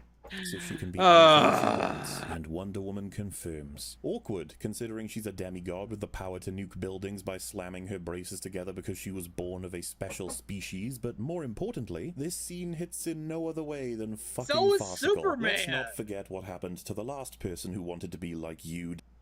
Okay, this film is a retcon. This film is a retcon, MauLer. You can't keep coming back to Wonder Woman 84, MauLer. Diana. Even now, patronizing me. But I hear you ask, how does one fix this if they were giving it an edit? Well, maybe remove the blood and cut the scene as she does her blast. Or, you know, that doesn't help, MauLer. It really does. It makes it worse, MauLer. You do realize how that makes it worse, right, buddy? Yes. Come on, Yes. man. Oh, shit. Oh, fuck, man. Oh. He really is simping for Justice League. Remove the blood spider. Congratulations. They're still fucking dead. They just don't have their brains outside of their heads. Yeah. Maybe you allow the audience to assume that her blast was just a small one, and it... No! We see how powerful the blast is. It would have at least blown out the fucking window, and he would have landed on the floor and broke his neck outside. That's a 3-story drop, MauLer. He's standing in front of a glass window, MauLer. To be fair, Gallon, he could be thinking that, you know, the audience could think it's like a Krillin solar flare, but unlike Krillin, yeah, but we've seen this. We've seen this before. This isn't the solar flare. We've seen this as blast before with Batman v Superman, where it debuted in her own origin movie, where she discovers this power and then she uses it quite a bit. Even when she goes up against Ares, and then we see it in both Justice League and in Zack Snyder's Justice League, and of course it's used in goddamn Wonder Woman 84. Yeah, and it's fucking titanic every time it's used. Yes! This guy over, instead of confirming that she chopped a chunk out of a building while turning this man to ash. I suppose that's the best way to mitigate the sheer character assassination on screen. Character assassination? Yeah, fuck you, MauLer. If only someone could try something like that in an alternate cut. Oh, these children need to see a doctor, by the way. Back to the dark. Well, no shit. They would have had to have seen a doctor when the fucking guy tried to kill them, MauLer. Yeah. Just ignore the Columbine-type shooter at them, They're but gonna be blowing up focus enough of on... London to return the modern world to the Dark Ages. 4 blocks. That's pretty big for doing that. Okay, fire is not a tiger, and that is not 4 city blocks. In a few minutes. Okay, and, I mean, it was up in the air. Yeah, it was up in the air. The counter Does he not know how Mong. Also, you're not even capable of lying. What the fuck is this line? Also, she returns right as he shoots the gun. Alex, okay, Alex, yeah. Alex, stop trying to pause it. He started the countdown before that scene where she grabs him with the lasso. Mm-hmm. Also, like, that's not a lie. He literally said, "You're too late. The countdown has already begun," after he flipped the key. Yeah, not to mention that the lasso only compels truth as much as the person knows the truth. This guy... And he does, and he knows the truth. Well, for all we know, this guy's information about what the bomb was going to do was incorrect. It might have only just blown up that building. But it was Semtex in there, or who knows. Indeed. I mean, I don't want to write the movie for them, but, you know, a henchman saying something inaccurate isn't that big of a deal. To look awesome as she saves people, or did she really only turn up 1 second earlier than needed? In which case, lucky as fuck this guy ran out of bullets and took exactly as long as he did to reload, or things might have gone a little different. I mean, what the fuck took her so long? She moves at the speed of sound and tanks headbutts from fucking She does not move Superman. at the speed of Wonder Woman is no longer just a rapist, she's a psychopath. Congratulations. I hate this her review characterization already. in this movie is fucking embarrassing. When looking strictly at her actions, she's joined the ranks of some of the most reckless heroes. Reckless heroes, yeah. Reckless in the fact that she saved an entire field trip full of school children and the people who were guarding them and everyone who was in the fucking bank. And did bare minimum property damage. Yeah. Superman, meanwhile, tries to actively take the fight out of Metropolis, but Zod keeps wanting to bring it back because he keeps insisting that he is going to kill every single person that Superman loves just to prove a fucking point. Yeah, you can't use the... And he literally outright says, either you die or I do. Mm-hmm. Superman had no means of imprisoning Zod. He had no Phantom Zone projector. He had no Red Sun unchamber. He had no goddamn kryptonite because kryptonite was not a thing until BVS. You know what? You know what happened to the last Phantom Drive projector that they had? It got sucked into the Phantom Zone. Yeah, it got blown up and was sucked into the Phantom Zone. Yeah. That are in the job for the appreciation, but scenes that are specific for telling us who she is are essentially non-existent. Yeah, go fuck yourself. Lost someone I loved once. No, you lost him twice. No, she lost him once. That film doesn't exist. I shut myself off from everyone. No, you continued saving people for... Stop using Wonder Woman 84 as any kind of point about this film. This film didn't exist back then, MauLer. Wonder Woman 84 is dog shit. Years, and you rescued the planet from destruction thanks to wishes going awry. Yes, you can blame Jeff Johns for that, not Zack Snyder. My goodness, thanks for respecting continuity there, Zack. Zack is not responsible. I just said that. So, Patty, you guys can figure that out. I've killed things I think I want to cry already. No, you haven't. Oh. Yes, she did. She killed fucking Ares. Ares is not from this realm. He is from the realm of the gods. He's from goddamn Olympus. Okay, as an alternative, how about she has a scene where she explains her shame in failing to step up as a... To Batman wearing a completely different suit than the one he's worn in the rest of the fucking movie. And indeed in the previous scene. Okay, yeah. Leader because she believes that Steve's death is just one example of the many to come when she begins to tell people to put their lives on the line for a cause. This is the job. Is he literally simping so hard for Justice League? I mean, well, he is a big fanboy, but I am a big fanboy of Joss Whedon's, good work as well. I like Avengers, I like Buffy, I like Firefly. Sorry, I do like quite a number of aspects of Age of Ultron. It's like Age of Ultron's not entirely his fault, I do have to say. No, it's not. And the thing is like the reason why Joss kind of pussied out from the internet after that movie came out is the pettiest shit. Yeah, it was the Black Widow stuff. The Black Widow fans were all up in arms about how that shit, and it's just like it's... Come on, guys. I didn't like it either, but it's not misogyny. It's just fucking bad. And plus, there is at least a decent reason for it, because did Natasha really want to relive that moment where she was running for her life from the Hulk? No, probably not. Exactly. So that's why he came up with that method. And I'm sure they ended up working that out off screen, which they're like... And in which I'm like, okay, that makes some semblance of sense. It's just, I wish we could have seen that. The Russo brothers and Marcus and McFeely were building up to next Avengers adaptation. Because people actually like about it. And then Joss happened, and everything got fucked up. But Marvel is truly at fault because they didn't tell him no. Yeah. To step into the light and to say to people, this is worth your life. They're all Steve Trevor.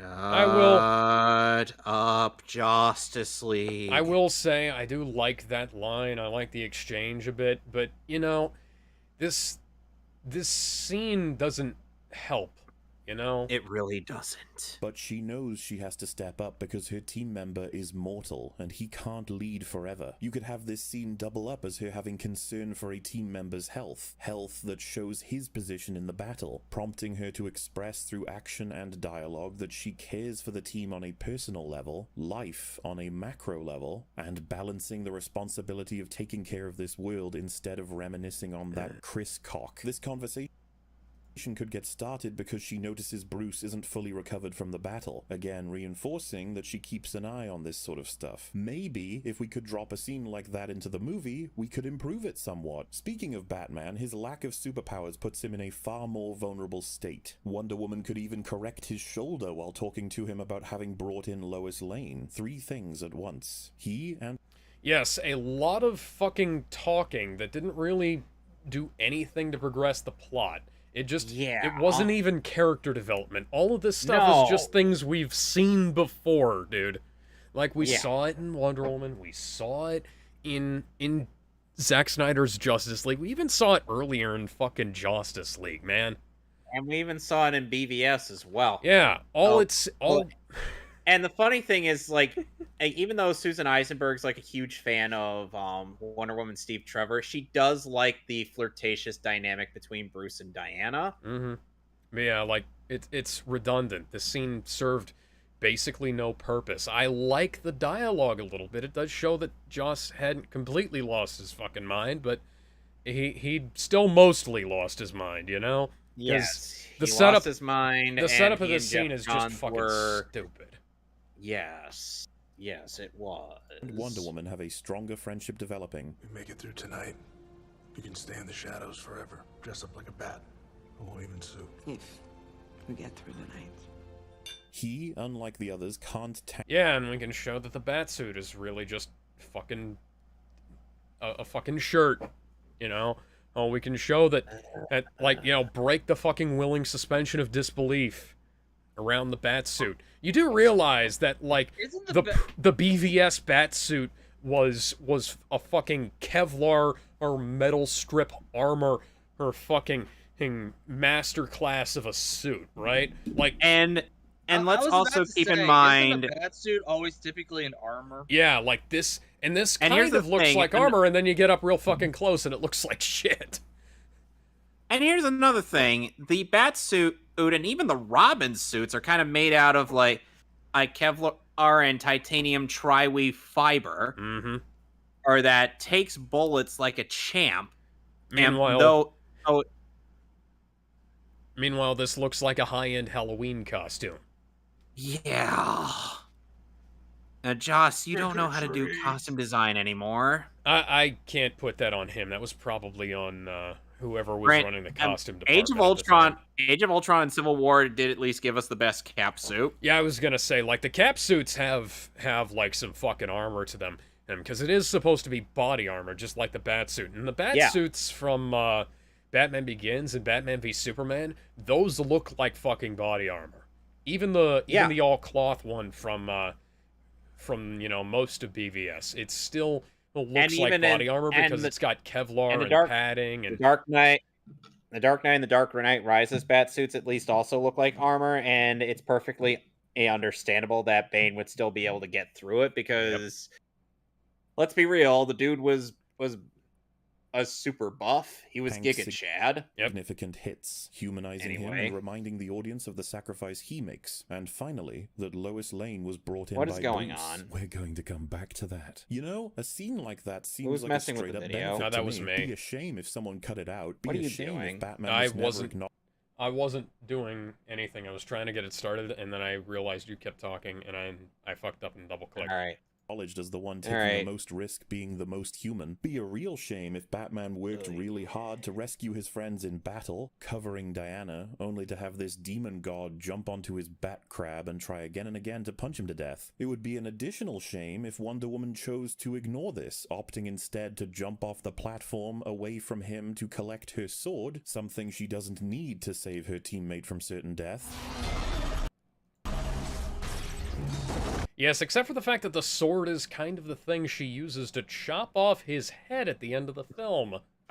Yeah, and not only that, the bracelets would have actually damaged the Nightcrawler. Yeah, I was gonna say, the fucking shockwave. You were complaining about the shockwave from the bracelets earlier, and now you're, like, not acknowledging the fact that if she'd used the bracelets on the fucking Nightcrawler, it would have vaporized both it and Bruce Wayne inside of it. Yeah, kind of. I'd compare this. Massive oversight on your part there, MauLer. I'd actually make a comparison to Pokemon here real quick. He's comparing them like, two different ground types, Earth Power and Earthquake. He's like, well, Earthquake would be much more powerful to someone that has a higher defense, but despite the fact that she would also have Earth Power, and this one would have like a horrible special defense in this case. Plus, it doesn't kill your teammate. Yeah. Yeah. Anyway, the weirdest it's not like fucking this is made comparisons. worse when the Flash arrives, sees a demigod trying to grab a sword versus the man trying to survive a hammering from edginess personified and chooses to push his... Yes, because the Flash totally could have won in a one-on-one fist fight with fucking Steppenwolf. Barry Allen is not that kind of fighter. Sword into her hand. Here's the thing, and here's the thing, in Death of Superman, the DC AMU movie, Flash did not try to punch Doomsday. No, he grabbed Hawkman's mace and used that to try and wail on him. Yeah, I was gonna say, because Flash didn't think to punch Doomsday, because that would be stupid. And no, he realized he needs something harder, something that actually damaged the suit, and he figures, let's go for the mace. Yeah, like, I specifically had A-Train do something, and, like, he tried to punch the overarching monster of Two Men in the Sky, and he got fucking clobbered because of that. Superman just be like, dude, what the hell are you doing? Yeah. A quick and simple push to Steppenwolf, saving Batman's life. But that wouldn't have fucking worked, by the way. This no, is it wouldn't. You see, the Flash has a crush on Wonder Woman, and he even has a moment where he listens to the commands Bruce is giving and watches him get attacked, fucked over if you will, but opts to ignore him. I'll make sure these things follow me. Instead, he gives a... Because he trusts Batman that he knows what the fuck he's doing. Like, yeah. They're trying to work together as a team. This is them learning how to work together as a team, MauLer. Yeah. A fucking morale boost to people walking upstairs despite having the power to clear out the entire building's worth of creatures in 5 seconds or less. He's scouting ahead to make sure that everything's alright. Kind of an important thing to do. You can't just walk straight into an ambush. It'd be a really bad idea. You good? I've got this. Keep moving. Fucking worthless idiot. Can you help the one person on your team who is actually at risk of dying? I mean, it's not like Batman does everything for this fucking team without a modicum of respect. I mean, it's not like he's the one collecting and assembling the team, taking care of logistics, using his arsenal to save them and blow open the enemy base, assaulting all of the enemies and essentially fighting a one-man war for 5 minutes straight while his superhumans waddle in the background. Thank goodness. Waddle in the background? No, they were getting inside. They had to land from a distance because otherwise they would have been fucking vaporized. Yeah.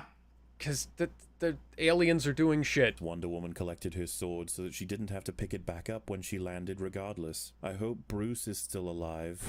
And I suppose the saddest thing is that Bruce is characterized throughout the entire movie as, I want to make a team for Clark. Being heroes is good. And at the end he's like, woohoo, I did it. I made the team. Excellent job. Riveting. In Joss's version, many reshoots concerned Batman himself, not just action scenes, but moments to tell us what he had come to believe between the two films and what is driving him. Yeah, a bunch of those moments also exist in this film, and they're better done. Yeah. I know how strong you are. You're more human than I am. Yes, I like that line too, because this is like, it recognizes that, like, Superman is, more connected to like the people in his life than Bruce is, but it's also fucking irrelevant. It doesn't affect the plot. It doesn't affect the character. We already learned this back in BVS. We don't need to go back over this. This is well-trodden territory. Zach is at least smart enough to realize, maybe we don't need to repeat this stuff to emphasize what's going on the audience is not stupid. Zach They're might have not been wrong brain about dead that. The audience is Well, very they're- clearly fucking Well, if the stupid. audience is like MauLer, they probably are. After everything he went through to stop Clark, he's learned enough about him that he sees a man with stronger values than his own alongside a man who has lived a more thorough human experience than himself. He lived in this All world. right. Fell in love, got a job. Despite all that power. We know from his conversation. Yes, that was something that was easily demonstrated by his interaction with Superman in BVS, especially towards the end, where he realized that Superman had a human mother and a girlfriend and shit. People who cared about him. Yeah. Bruce didn't have any of that anymore. No, he didn't. With Wonder Woman later that he wants people to be inspired by heroes. Superman was a beacon to the world. This is the most heavy-handed dialogue in the fucking world, by the way. Like we already... Dare We I already even say learned it? We all learned this in fucking Suicide Squad, guys. We learned this in every movie up to this point. We don't need it again. Which is on theme in Joss's version with fear consuming the world. Yet No, Bruce it's not. resigns himself to the shadows because he doesn't believe himself to fit that bill. He feels he lacks that fundamentally important element to being a hero in this world. And he's not even sure Bruce Wayne, the man he essentially wears as a mask, has anything close to it compared to Clark Kent. He believes He's really simping hard for Justice League. This is stretching. He's stretching harder than Mr. Fantastic. I almost called him Super Fantastic. He stretches harder than John Krasinski's Mr. Fantastic, and probably further than Monkey D. Luffy has ever stretched. Scarlet Witch rocks up to John Krasinski's Mr. Fantastic. Let me get a taste of that super fantastic dick. And he's like, that's supposed to be for Sue. I'm a married man. Wanda. I can't be doing that. Well, my papa fucked up the burgers. it should be Clark that is the face of the Justice League. Yeah, you know what? They don't give a shit about the fucking PR aspect of it. They didn't give a shit about who's supposed to lead. Like, the point of it is them working as a team. It's not about who's supposed to be the leader. Superman wasn't a fucking leader, or nobody was the leader back in fucking BVS. They just worked together. You know what I have to imagine in Shazam, since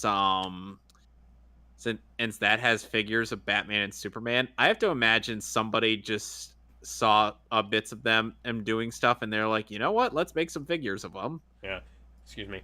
They probably is like, hey, Batman's in the public domain because he hasn't applied for trademarks in 25 years. Excuse me. Yeah, so they could just I realized maybe they could have just gotten away with doing that.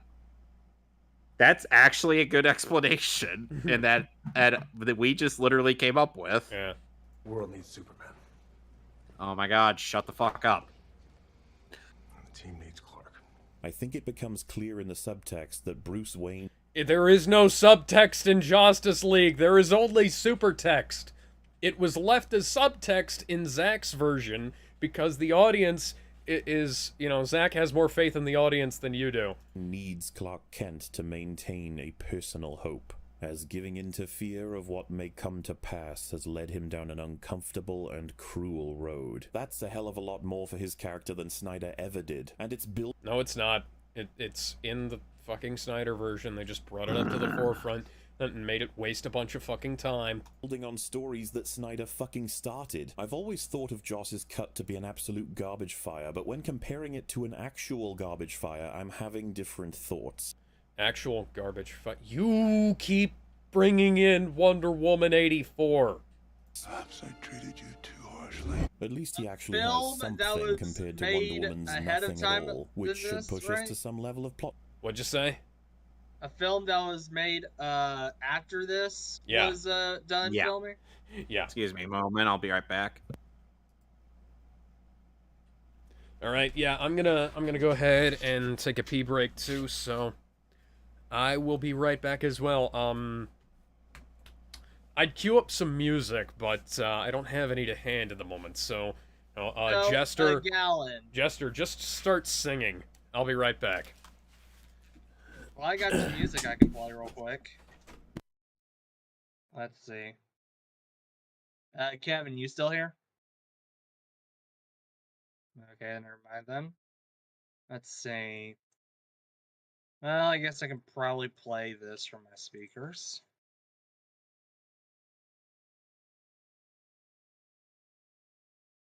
This shit's awesome.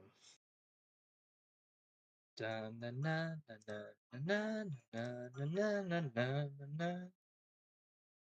back.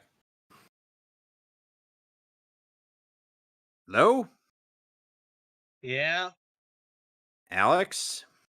Yeah? I said Oh, Alex. he went AFK for a second. Oh. Kevin, did I make a bad comment in the Has-Been Hotel, or because I was trying to make a point about take a look at people on social media to avoid. You'll see what I mean. Oh boy. All right, I'm back. Okay. Before we start, did I make a bad comment on the Has-Been Hotel? Because I wanted to say something, but I'm never the best at phrasing it. Man, I don't even fucking know. I haven't checked that in a little bit.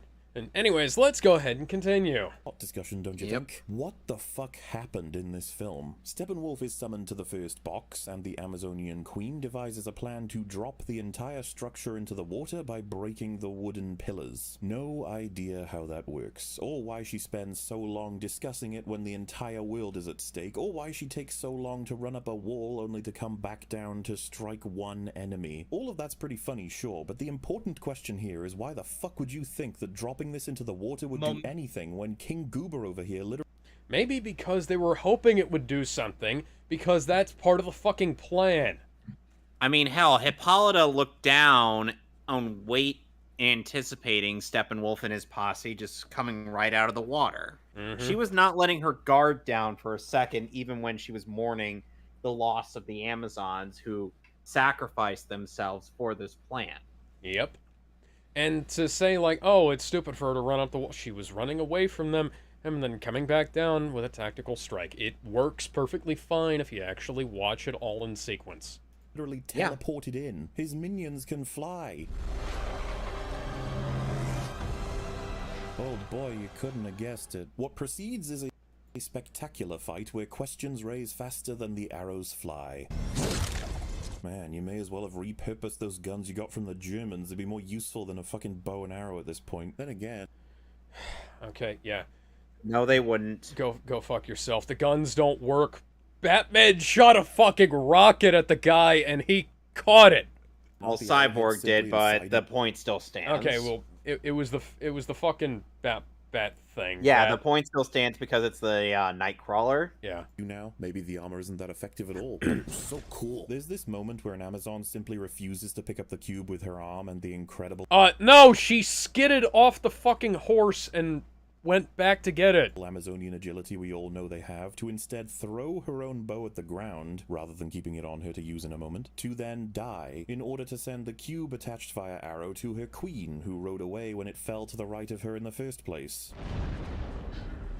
Guard her with your life. The queen, the one who drowned many of her people for this box, doesn't give a fuck when it's rolling right by her and doesn't look to defend her people as they die to get it back to her. I guess she knew it would work out.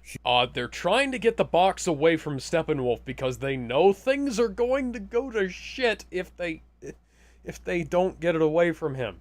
This is She even explicitly said, keep it moving. Mm-hmm. She just hopes this woman can loose the arrow split seconds before being bisected. Speaking of, what took the Amazonians so long to arrive? Look how close their city is when the portal is first seen. They're alerted immediately. 8 minutes go by and they couldn't get to Steppenwolf. They're riding on horseback. They were literally gearing up. They're riding on horseback and gearing up. Like, come on, guys. They geared up and assembled, and then they went after him. They're in fucking civilian clothes. That's not going to be much use against the forces of Apocalypse, even with their superpowers. Yes. Even with their superpowers, civilian clothing can only do you so many favors. They're not Clark How Kent. many of the... I gotta ask, how many of the fucking Amazons have super speed? None of them. I was gonna say. Why the fuck are you bitching about it taking 8 minutes to get there? Yeah, they're writing 8 minutes to get there when they have to get all of their gear, or saddle up, get on the horses, and ride on horseback to get there. Or this is a distance of several miles. Yeah. Come the fuck on, guys. I was like, I walk fucking miles every day on a fucking treadmill and elliptical. Well, miles are longer than you think they are. Mm-hmm. Even when our guys have done at least half the journey, they may have been able to put a stop to Steppenwolf's plan. He had some trouble. No, they wouldn't have. Ganged up on him. Imagine a whole army. Had they been here on time, or had the box been in their fucking city, this is over. And with No, it's fucking not, because the city would have been wrecked too. Steppenwolf's departure, why don't the Amazonian army further pursue him? This box is your responsibility. It leads Why don't they to the further destruction pursue of your him? world. Alex, pause. Why don't they further pursue him? Let me think. Oh yeah, it's because he left. He teleported he left away. In a boom tube. He literally teleported away.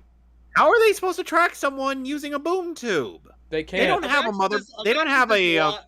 They don't have one of those miniature mother boxes from the animated stuff. No. They do not have the ability to produce boom tubes. Imagine this logic with Pokemon. Abra teleported away. Man, I wanted to catch him. Well, why didn't you pursue him? Where did he go? Just because he teleported doesn't mean I know where he went. MauLer, I choose you.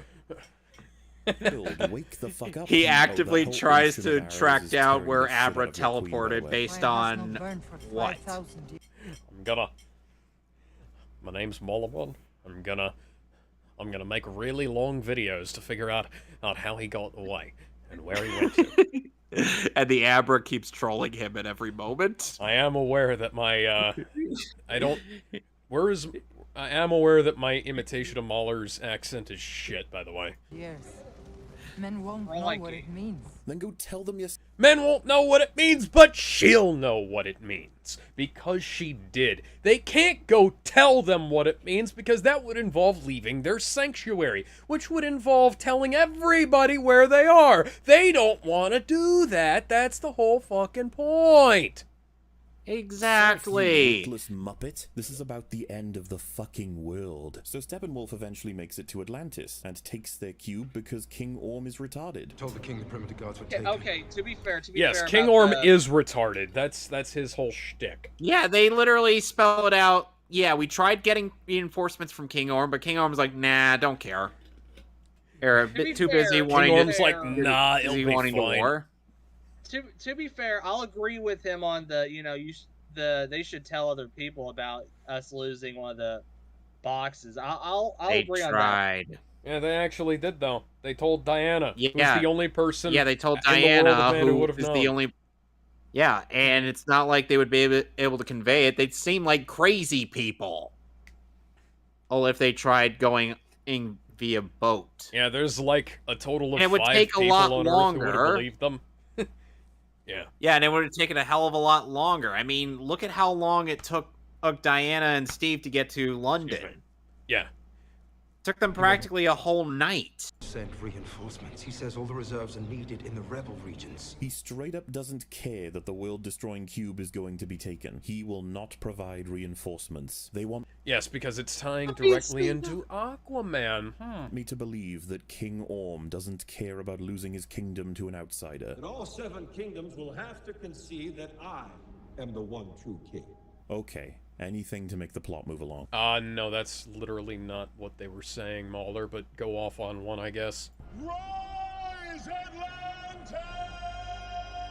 Come to think of it, why isn't Mira making use of her royal guard? If her father is a... Because Ormarius is using the rest of the fucking forces to do other things. Like we saw in fucking Aquaman!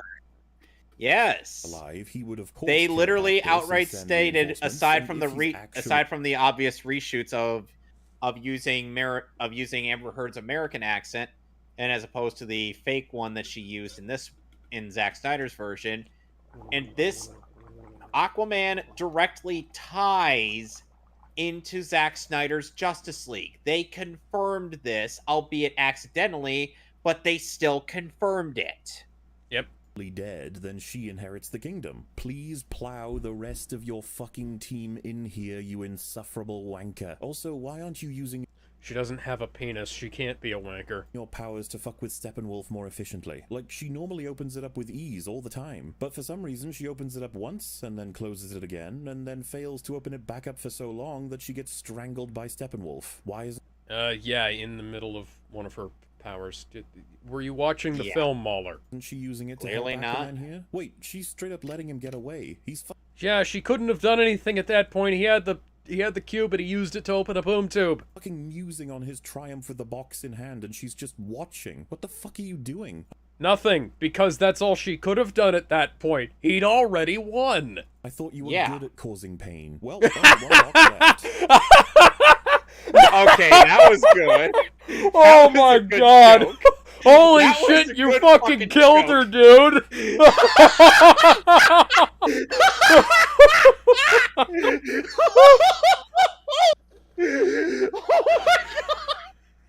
That was the best joke in this. Oh my god.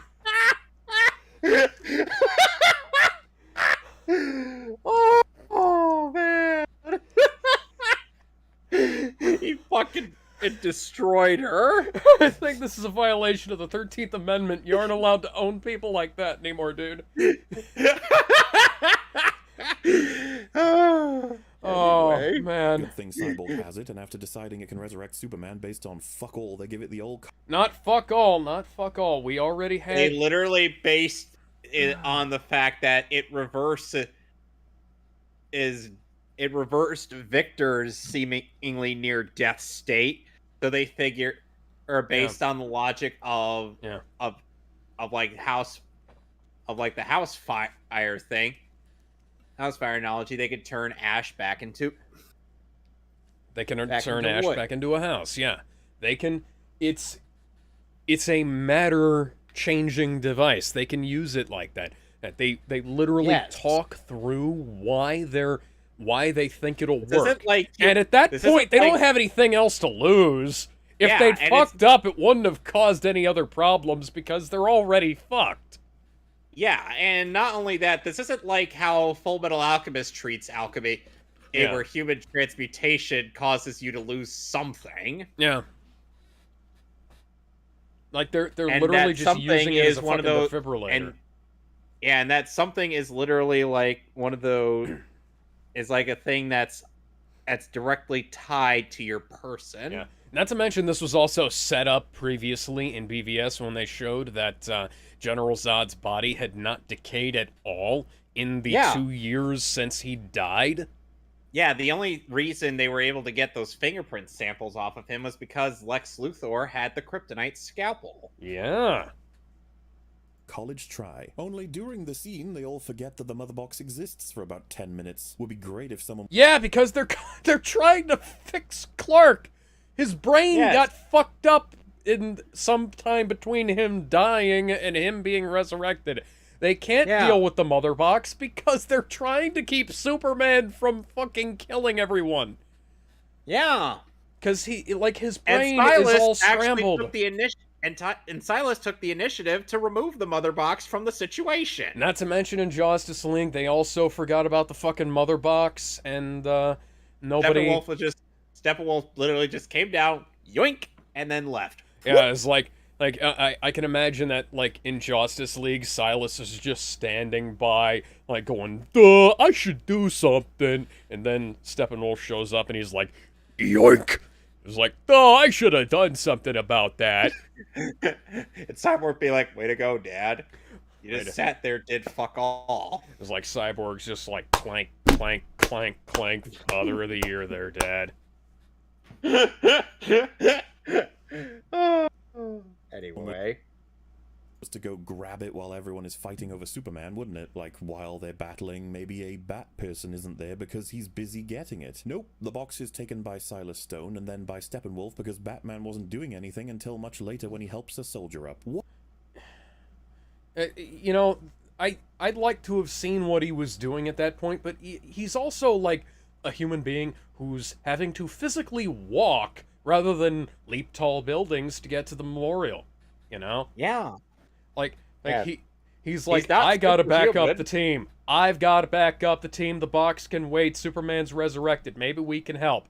Oh, like, oh, maybe we should do something. Wow, Lucky Lois turns up to calm Superman down. Lucky Lois turns up, like, okay, yes. Okay. Lois literally was there because she was doing her commute after she received some inspiring words from Martian Manhunter. Yeah. Like, Granted, that wasn't a scene you didn't like, but here's the thing.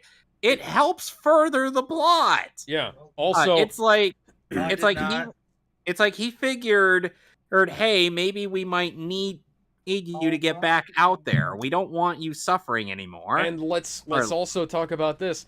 It's like, there's no way they could have predicted that Superman's brain would be scrambled like this. The only reason anybody thought about, like it was the most heavy-handed fucking foreshadowing when Flash was talking about, oh, Pet Cemetery bad, and is he gonna come back like, this is fucking Pet Cemetery, Pet Cemetery, Pet Cemetery? Has everybody seen fucking Pet Cemetery? Watch the Stephen King movie. You know, like that kind of shit, you know? That was the most heavy-handed foreshadowing in the history of fucking anything ever. And, like, they have no reason to believe this. I kind of liked how, like, Flash was kind of like, you know, well, maybe something will go wrong, but they did it so poorly that there's nothing to work with there, you know? Yeah. I prefer how they did it here. If they were gonna do it better, or fine. And, you know, you could have improved it, maybe, Joss, but you didn't. You made it fucking worse. Because, yeah. And then, of course, Bruce ended up just thinking to bring Lois Lane here via Alfred, right, in Justice League. I'm like, Bruce, you could not have anticipated any of this. Yeah. You really couldn't have. No, this is leaning too heavily on Batman can prepare for all scenarios, you know? Well, like, Batman isn't prepared for everything. He's just prepared for, like, a lot of things. He only prepares for the things he can anticipate. You couldn't have anticipated this. Nick Fury could not have anticipated this, and he and Batman would try to outdo each other with contingency plans, and every time he gets outdone, Fury would be like, motherfucker! Down, eh? At this time of year, at this time of day, in this part of the city, localized entirely within this field of view. Yes. Man, if only there was a cut here that gives us a reason for Batman to be missing and for Lois to have been brought in by someone going to get her. Like killing two birds by flying them the fuck into each other. Yeah, I understand what your reasoning is here, but it's also based in, like I said, the memeage of Batman as being some kind of, like, godlike predictor.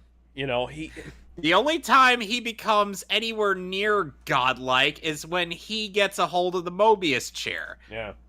You know who also gets a hold of the Mobius chair and practically becomes a godlike being more so than he already is? Who?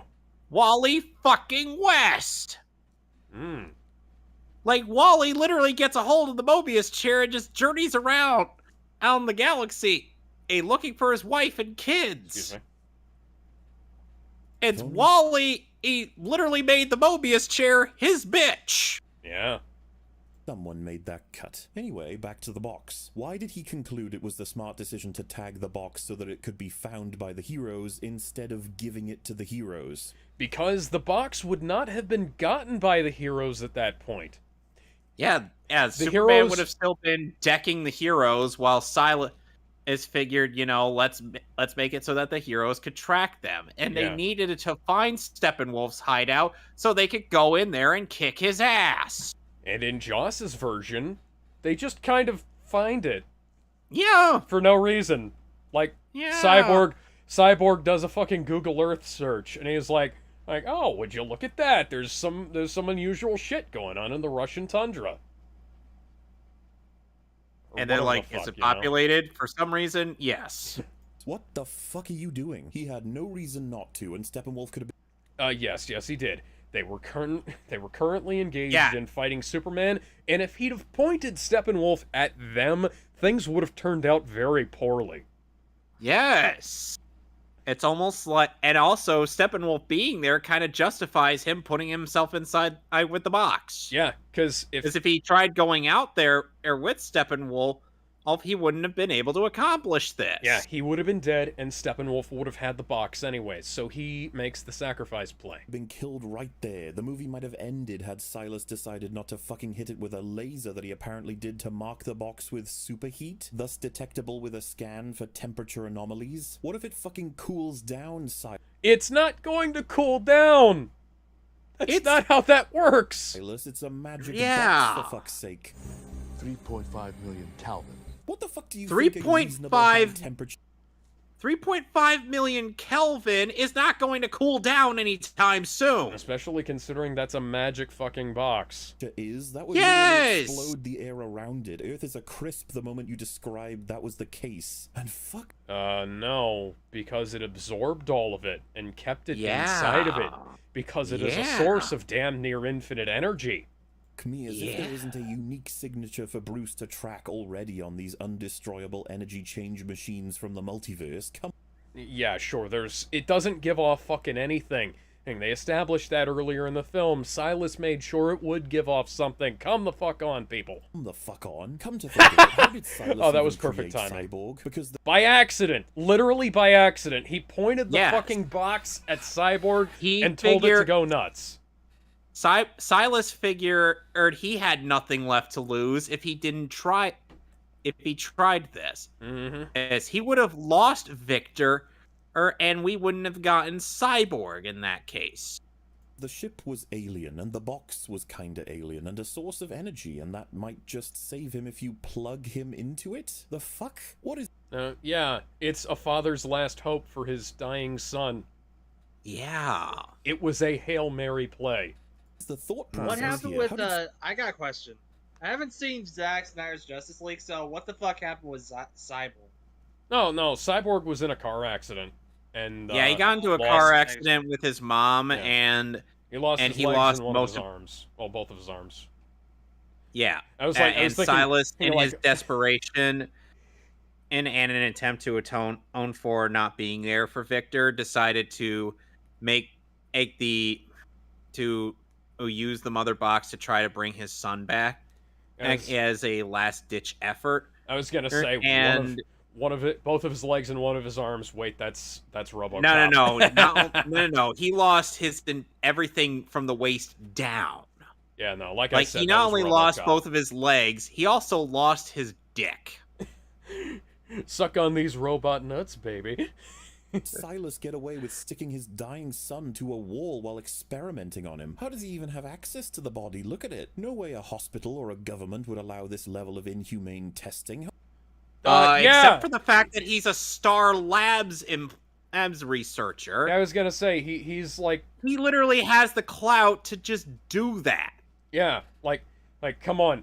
And it's like, let me take my son to Star Labs, maybe I can do something for him.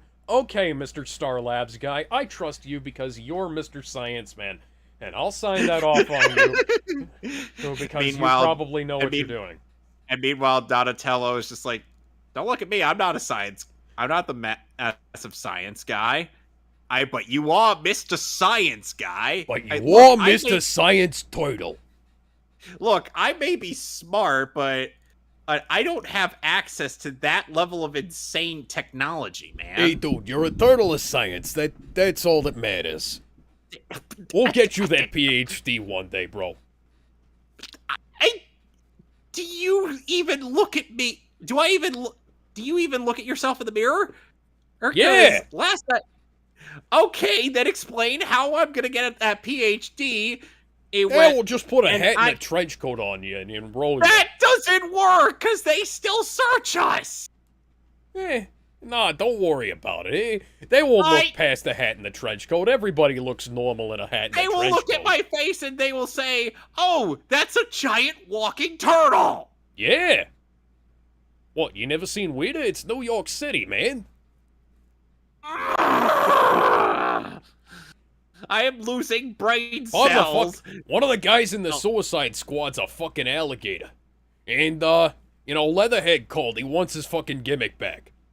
Oh, shut up! Odds are MauLer and the EFAP crew are gonna find this video one day, and they're just gonna be baffled by our Ninja Turtle skit in the middle of this. Yes. Anyway. How does he even have the body? And there's no way Silas got approval to do this. How the fuck did he get away with taking the box or seemingly misplacing it? Why would... Well, because he's a very important member of Star Labs and nobody gives a shit. Wouldn't these parademons having broken in and stolen several workers not have been a huge alert immediately? How is the security so shit to allow all of these nonsense things to happen? Batman! Because fucking Batman, and also Cyborg. Cyborg literally made technology his bitch earlier. He held the economy in his hands, and he conjured money out of nowhere. Cyborg is the god of fucking computers, and Batman is the goddamn Batman. If they can't get through this fucking security, nobody can, and they fucking did. Yep. And like even Blue Beetle would have no problem getting through since the Reach Scarab could literally also make technology his bitch. Yep. This is like the most valuable thing on the Earth, guys. The DO... Yes, and you know what? They kind of don't know that because the whole purpose of the box has been lost to fucking time. Mm-hmm. The tribes of men don't know about this anymore. They barely even acknowledge that the fucking Olympians existed, the Atlanteans exist. They think of them as myths and legend. Batman is still thought of as kind of an urban legend now. You know? DOD aren't simply going to allow it to be misplaced. It's a mystical relic from the fucking Nazis with immense power. How could he possibly get it out of there and drop it into his closet? Yeah, sure. Like, okay, hey, I'm going to explain a few things about how government workers, government shit works. Everybody's incompetent and nothing matters. Yep. We have misplaced actual nuclear weapons. There are a bunch of nuclear weapons that have just been like lost in the ocean, in the land, in the middle of nowhere. We have misplaced devices that can wipe out entire cities. We've had giant fucking problems occur with incredibly important computer systems that power entire cities. All kinds of shit like this. Like it all fucking just goes missing at times. Like one little thing that people didn't really fucking know about, and I was like, oh yeah, we found this in a Nazi base in World War II. Does anybody really know? Does anybody really know what it was? Not really. Okay, well, it went missing a while ago. We'll just take. I think this is the first video I've seen from this guy, and he's not giving a good first impression to me. Go watch his Last Jedi videos. They're actually really good. I'm a giant MauLer fanboy. I love his reviews. I've listened to them over and over and over again. Better. Yeah, he's done better reviews than this. Yeah. Oh, also his unbridled praise on Infinity War was fucking great. Yeah. All of these things going this way is the only way we get Cyborg at all. Seems a little bullshit to me. Yeah, sure. He even establishes that his son now simply has the power to launch nukes. His teenage son, who hates him, thinks of himself as a monster, and semi-regularly talks about how shit the people of Earth are despite clearly trying to help these people. Yes, that's called a conflicted character. Yeah.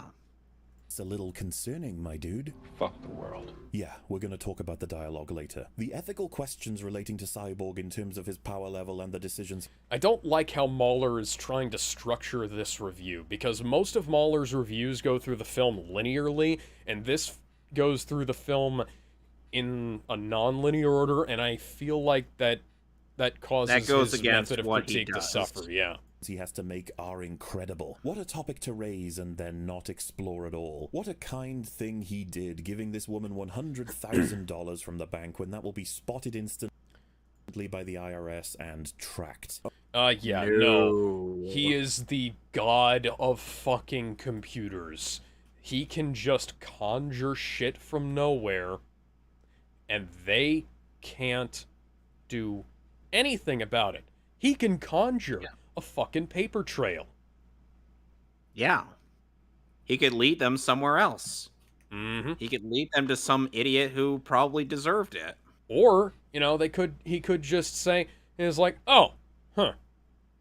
This seems legit, and then all of the taxes are paid for with more money that Cyborg conjured from nowhere.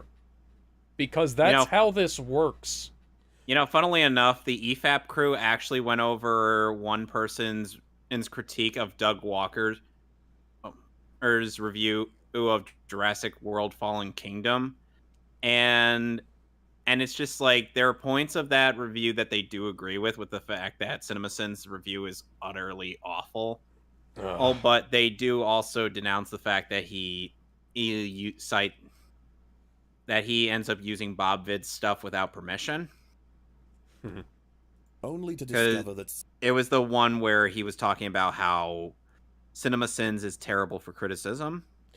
CinemaSins is terrible for criticism now. Back in the day, they were actually pretty good.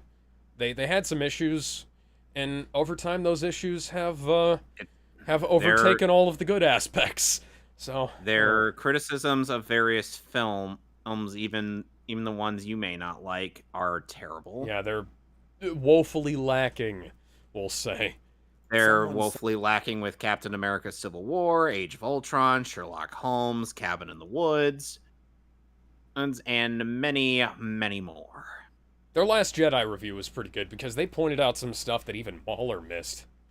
That even I missed, because, like The Last Jedi was, like, an absolute, it was, like, fucking ground zero for critics, because everybody found something else that was wrong with it, and it was all along the same line, kind of like, holy shit, this movie has so much wrong with it. Somewhere was stolen from, and she will be lucky to avoid jail time for grand larceny and taking full advantage of the crime. But hey, Crime?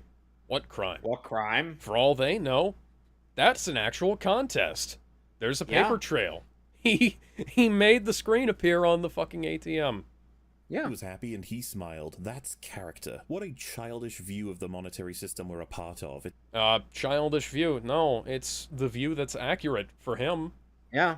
Because for him, it's literally just his plaything. Yeah. He can do whatever he wants. He's Cyborg, and he can do whatever the fuck he wants.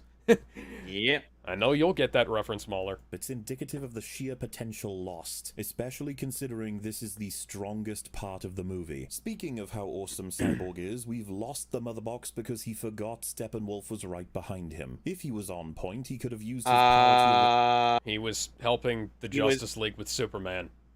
And not only that, in the scene that he showcased, Cyborg witnessed his dad literally dying in front of him. Mm-hmm. I don't think he has time to notice the big hulking Steppenwolf behind him when something far more important is dying before his eyes. Yep. So is this guy legit trying to say he should have seen his father dying like, no, Big, instead of, Father, no! I think so. MauLer, what a fucking idiot. Race buildings and blast Steppenwolf away. But MauLer, you protest. He was concerned for his father's life. He was distracted. Yeah. I mean, he could have blown Steppenwolf away as soon as he landed, but... Yeah, except for the fact that wouldn't have worked. He didn't. Yeah. He could have flown over to his father, broken the glass, and gotten him out of there, but he didn't. And how could he be concerned for his father's life when he doesn't know what this machine even is? Bold of you to assume that he doesn't know what that machine is. It's a fucking laser and his dad's face melted off. Yeah. I'm sorry, I forgot. He knows because he has full access and control over all machinery all over the world, correct? So why the fuck didn't he turn that machine off? Oh, why the fuck would he turn the machine off? I was like and save his father. Why not turn it back on to fucking melt Steppenwolf and save the world? You Oh, cunt. sure. Yeah, that would have totally fucking worked. It wouldn't have killed him and left Steppenwolf alive. Because the door was fucking blown off. Yeah. The laser would have bounced around the inside of the room, and then out the fucking door. Steppenwolf would have teleported out, maybe gotten a little bit scorched in the process. Cyborg would have been killed. Batman would have been killed. Wonder Woman might have been killed. That wouldn't have caused any problems whatsoever. Aquaman and might have been killed. Flash would probably be able to get out of there, but yeah, the whole most of the fucking Justice League would have died if he'd turned that laser back on. And if he turned the laser off, I don't think he could have turned the laser off because that thing probably wouldn't have been wireless. Like he can only this is how systems like this work. You have to be able to connect it to like a wireless system and to be able to hack into it the way Cyborg can. And like literally like a friend of mine and he does some stuff like this, some cybersecurity stuff, and he's like man, you wouldn't believe the shit you can do with a fucking cell phone and anything that has a Wi-Fi connection. And then guess what? You don't want happen when you're not there. Some jackass with a cell phone poking around using a packet sniffer and finding out on herpaderp, what's this? And turning on a laser that blows up the entire fucking lab.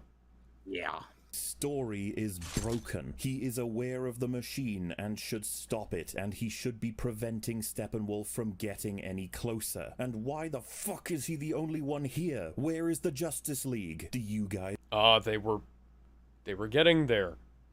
remember these people? Yeah. If only one of them could move fast. Let's talk about where they were. Fuck, I forgot this happened. We get the fight scene almost exclusively from Cyborg's suit just fucking up. Like, the mother box might have been saved. Clark might have fucking helped them stop Steppenwolf right here. But your stupid suit just happens to fire an auto-defense shot at Superman. Because what? It senses danger? Good thing it never fucks Cyborg over in any other way throughout the whole movie. Yes, because it doesn't sense danger throughout. Like later on, it doesn't fuck things up. Why would it have shot a rocket at Superman once he's gotten his fucking brain back in gear? There's no reason for it to have done that. Despite being in range of Steppenwolf and Darkseid. Wait, I gotta pause. So, y'all know about The Rise of Skywalker, right? Yeah. Y'all know about Movie Bob. What did Movie Bob do? Okay, so apparently this is what MauLer did. When MauLer mentions how Movie Bob is seemingly the only person on the internet who liked The Rise of Skywalker, a clip of cackling Jabba the Hutt is played when he mentions his name. Only happens here specifically for the plot. In Joss's version, we have plenty of references to Cyborg still figuring this shit out. Yes, you don't need references to Cyborg still figuring this shit out, because they didn't cut all the scenes where Cyborg is still figuring this shit out, and he looks like a shambling mound of a human being that's held together at the seams with fucking JB Weld and solder, you know? Oh, like he's Did Cyborg's character also get improved in the Zack Snyder Justice League? Yes, it did. Yeah. I got a language in my head that I don't speak. Every day I wake up different, modified. As well as having another... Yeah, that's pure exposition, by the way, MauLer. You don't need that when it's been demonstrated in the same fucking film. Example of auto-defense. One that doesn't whine. Rather than having complete control. It's not great, but it's... He doesn't have complete control, as is demonstrated when he starts flying by accident, and the first time he creates the sonic cannon, and the first time that he, you know, uses the sonic cannon, shit like that, and later on when the arms show up out of nowhere, and he didn't know about that, but he's still kind of able to use them, and later on when he uses the rocket on Superman and shit like that. It's better, and it's not 4 hours. Regardless. 4 hours is better. Longer is better, Longman. You should know this. Yeah, you made a you made a well over 5-hour review of Doctor Strange in the Multiverse of Madness. So speaking of which, and not to mention, you have to, and to quote you, MauLer, you have to consider girth as well. Oh, God. Didn't tank the shot with her shield. Why didn't Flash push Cyborg or the arm? Why didn't Aquaman fucking do anything? Why did... what the fuck would they have done? This wouldn't have affected much. No, he would have the rocket still would have fired, yeah. Didn't Cyborg profusely apologize right after? Fuck. Well, because Superman immediately proceeds to start beating his ass, and Diana tries to intervene, and that doesn't work, you know? I mean, hell, she's like, Kal-El, no! Instead of, Kal-El, no. You work harder. Kal-El, no! Shut the fuck up. Cyborg. Yeah, you literally show that he doesn't have an opportunity to do that. Can tank Superman's fucking laser? Yes, that's part of the apocalyptic tech that he has. Yeah. Batman can tank Superman's fucking laser? Did he forget about the gauntlets that Alfred was working on? Yeah, there was a whole scene earlier in the film where they explained that. And also, they don't tank it forever. He has to take them off. Batman literally takes it off because it took too much energy. Yeah, it started melting and burning his fucking arm. For this long? What the fuck? Thank the gods your fucking butler created this technology for you yesterday. Jesus Christ. It was a prototype! Yeah, he finished it. Been working on it for probably since he met Wonder Woman, for fuck's sake. Yeah! It's like, hey, that's a good idea. I'll add that to the arsenal. Because that's how Batman works. Christ. Yes! Adapt, adopt, and improve. We need to restrain him. Yeah, you do. Why the fuck didn't you bring kryptonite? Why would you bring kryptonite? It'd fucking kill him! Yeah! They're not trying to kill kill him. him! Trying to revive. Man, the guy we're trying to bring back from the dead. Maybe we should bring his one weakness that would probably accidentally kill him, making our entire mission fucking pointless. You know what? You know what would trip me off if something like that happened? And like, oh, I've been brought back to life. What the fuck's going on? Oh shit, is that thing's weakening me. These guys are probably trying to kill me. Yes. Literally renders Clark semi-harmless. You have a whole-ass spear of this stuff, you fucking idiots. Yeah, and they couldn't have anticipated this fucking event. Happen. Yeah, why would you think that would happen? And like, come on. You're telling me the moment Flash tries to attack Clark, Aquaman attacks from behind and they hit each other, knocking them both out of the fight, thus preventing them from helping Batman. Yes, that is what happens when you throw one human being into another, MauLer. As a martial artist, this is a core principle of fighting multiple people, is to get one of them between you and throw them at the other so that it knocks both of them to the ground and out of the fight long enough for you to either get away or restrain or render unconscious both of them. And not only that, this is Flash we're talking about. Yeah. Him going at that speed, that's gonna fuck up both of them.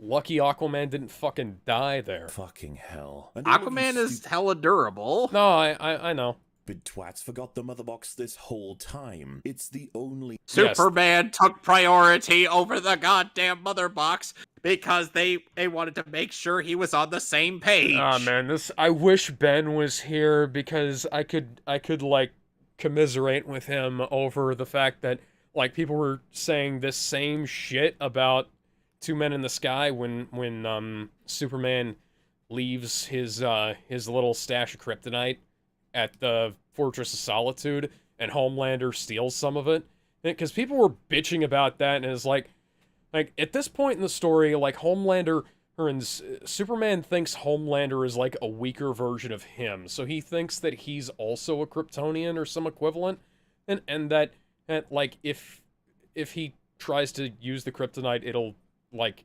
it'll fuck him up. He doesn't know. No. He wasn't present for the conversation earlier where Homelander was immune to it. Come on. Yeah. Like, this is the same fucking thing. And they're fighting Superman, and because they were trying to say, like, hey, Superman, hey, you're back. Hey, come fight this Steppenwolf guy. Yeah. And then Superman was like not all there, and the armor kind of fucked up. It's just come the fuck on. The major concern you have. When you decided to resurrect Superman, your contention was on whether the box would activate, bringing Steppenwolf and thus the end of the world. How do you forget that shit? Why is amnesia a fucking epidemic in this universe? No, it's not. Come the fuck on, guys. Moving on, the team have a plan to come up with. Use Cyborg to interface with the Unity and charge him up to break them away, with the Flash having built up this charge from running. How do they know this is how it works and that this will work? They just do. No, it's a fucking long shot, but it's the only shot they got. And plus it was established earlier when they tried to get at a charge through the Mother Box earlier in the movie. Via the resurrection of Superman. So they figure, hey, if that charge could awake the Mother Box to activate, why not use that same charge to get Victor inside? And it's a hell of a lot better than what they did in Justice League, where they just kind of push them apart and it explodes. How do they know they have the time? They just do. No, they really didn't. It was a long shot. It was literally... They do kind of know that they have some time, but they don't have infinite time, obviously. Yeah. How are they in time to do this? They just are. These boxes together are world destroyers. They'll get inside you and find your weaknesses and your fears and use them to destroy you. What the? How the fuck do you know that? What is this bullshit? Of course, it facilitates his big payoff at the end of the film, and that's kind of the problem, because what the absolute fuck? The Mother Boxes will try and defeat you with your fears if you plug into them as a Mother Box created cyborg person while also being charged up with a Speed Force powered fast person? Diana knows this. How? Why? The Mother Boxes are a thing. Yeah, like, she read a bunch of shit earlier, MauLer. Like, the Mother Boxes are a thing that like, people kind of know about. And I haven't even watched the movie, and I could piece this together based on your video. And the Mother Boxes are like, they're like they said, they're change engines. They want to do this stuff. They have a will a little bit, because they called out to Steppenwolf when the fucking during the fucking Doomsday fight, or after the Doomsday fight rather. So,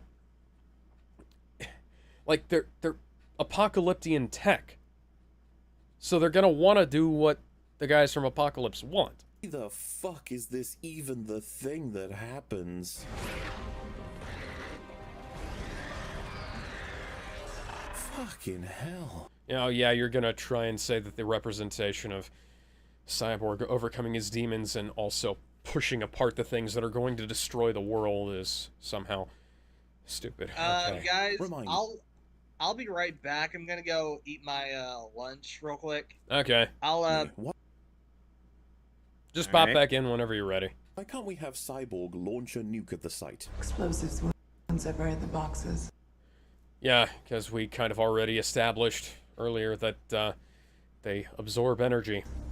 Only strengthen their bond. Why don't we just destroy it? They're an unknown form of matter. Now they love heat. They absorb it, hold it in their cores. Oh, they feed on energy, so we can't really use energy as a source to separate the boxes, if you will. You know, like electricity, plasma, I don't know, a lightning bolt. But I thought that separated the Unity, you fucking mongoloids. Come the fuck on, man. And even if it doesn't stop the Unity... It's almost like Zeus's bolts of lightning are magic-based. Yeah, like it's fucking Zeus. For fuck's sake. I think Zeus used his magic lightning bolts to explode them. They weren't even at the... at absolute unity yet. For fuck's sake. Hey, he hit them, destabilized the Unity, and blew them apart. Wipe out Steppenwolf and his stupid bug army. It will leave the Unity unguarded for you guys to stop it with ease. Yeah, except for the fact that now it's going to be radioactive, and, like, that's going to be incredibly not good for just about everybody except for Wonder Woman, Superman, and maybe Cyborg. Yeah. So only 3 of them would be able to get in there. Not gonna make it. Gee, if only someone had the ability to fire an arsenal at will to save the world. But Oh yeah, because we're totally going to wait for an ICBM, and that's totally not going to cause a bunch of fucking problems. And it's not going to get shot down on the way there, or anything like that. There's not a whole bunch of logical problems with that, MauLer. that lot ain't the only way this falls apart. Yeah. For instance, imagine the Unity was instant. Imagine it took just 5 minutes. Yeah, if it had, it probably would have fucking killed them. Imagine it took an Yeah. hour. Would be pretty awkward, wouldn't it? Lucky it only took exactly the right amount of time that our heroes would need to stop it, even with the ability to rewind time, which kind of also breaks the movie, right? We have the ability to No, not really. Not as much as it breaks a bunch of other stuff. Because he only ran it back a couple of minutes. Yep. rewind time with no consequence whatsoever. No consequence whatsoever! Barry Allen almost exploded doing that! Yeah. You could see him straining! He said he doesn't like to do it, and he doesn't like to do it for a reason. There's no butterfly effect, and he has immense control. The world is rewound exactly as he needs it to be, to have specific I mean, we don't know there was no butterfly effect. The Flash movie hasn't come out yet. Yeah. platforms that take him to Victor, not to mention connecting to Victor at the latest moment possible that charging him would work. He was either astronomically lucky, or he has absolute control over every aspect of this ability. Well... Oh, no, not really. He's part of the fucking Speed Force. Yeah. That's how his powers work. Beyond what we understand about his abilities and what we thought would be possible, especially when a more seasoned Flash apparently has far less control. What? No. Time travel on that big of a scale is a fucking nightmare. Like the Flash has tried and failed in a bunch of different universes. It's like, come the fuck on.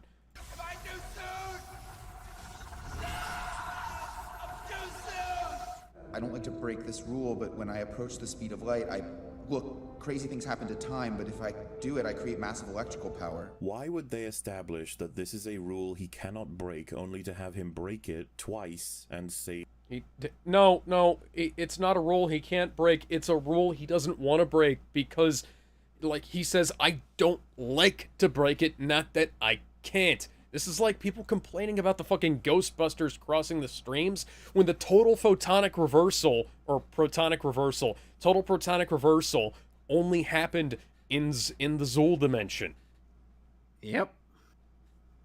Save the world. Why wouldn't he do this whenever anything cataclysmic takes place? Whenever someone dies? Yeah, that's the plot of Flashpoint, by the way, MauLer. Whenever he fucking misses the Maybe bus. watch either the 2013 animated movie or read the 2011 comic. Misses the bus. You do realize that was just an excuse, right? Right, MauLer? Like he was using that as an excuse because he got caught up doing something else, probably like saving people from a fire or something like superheroes usually do. It's not really that important. Imagine the Flash took 1 minute to clear the bugs. Imagine he charged up and pushed Steppenwolf right the fuck away. Yeah, that would have taken way too fucking long. And it Yeah. also would have been risking his life for basically no reason. Allowing Cyborg the time he needs. Then, when he's told they are ready, run back and charge up to nail everything they need to do to save the fucking world. Why would you not have Flash clear the area? Why have him... Probably because there's an army of parademons there, and you kind of can't do that. Him fuck off and charge up so early when he ends up spinning for the entire fight. He could... Because he needed a power-up. It's a big power-up. They're trying to break apart 3 mother boxes. Saving people. He could be saving people in a subplot that doesn't fucking matter. There were no we can't have people we in get that this area. Plan. A plan. Yeah, we can't have that because there weren't any people in that area. They literally said the area was abandoned. Yeah. No attempt at resettlement. That's from Justice League. Nobody cares. And that still gives the team the upper hand, only to almost ruin that because Batman forgot to nail this one guy on a turret spamming for... Forgot. No. Batman was clearing out the fucking parademons and... Yeah. Like, this was one that he didn't get. Batman was about to get to that one. And he did, quite soon afterwards. Yeah, and that one happened to be nearing a promotion, but then he got shot in the head. Excuse me. I still mourn the loss of Gary the Parademon. The Gyrodemon. As long as the Flash has been running. Had Flash noticed the sheer bombardment from that one bug, he could have hit him and carried on running. Yes, and he wouldn't have been able to charge up. He couldn't. But nope, neither the Flash nor Batman do, and this one guy managed to nail this shot.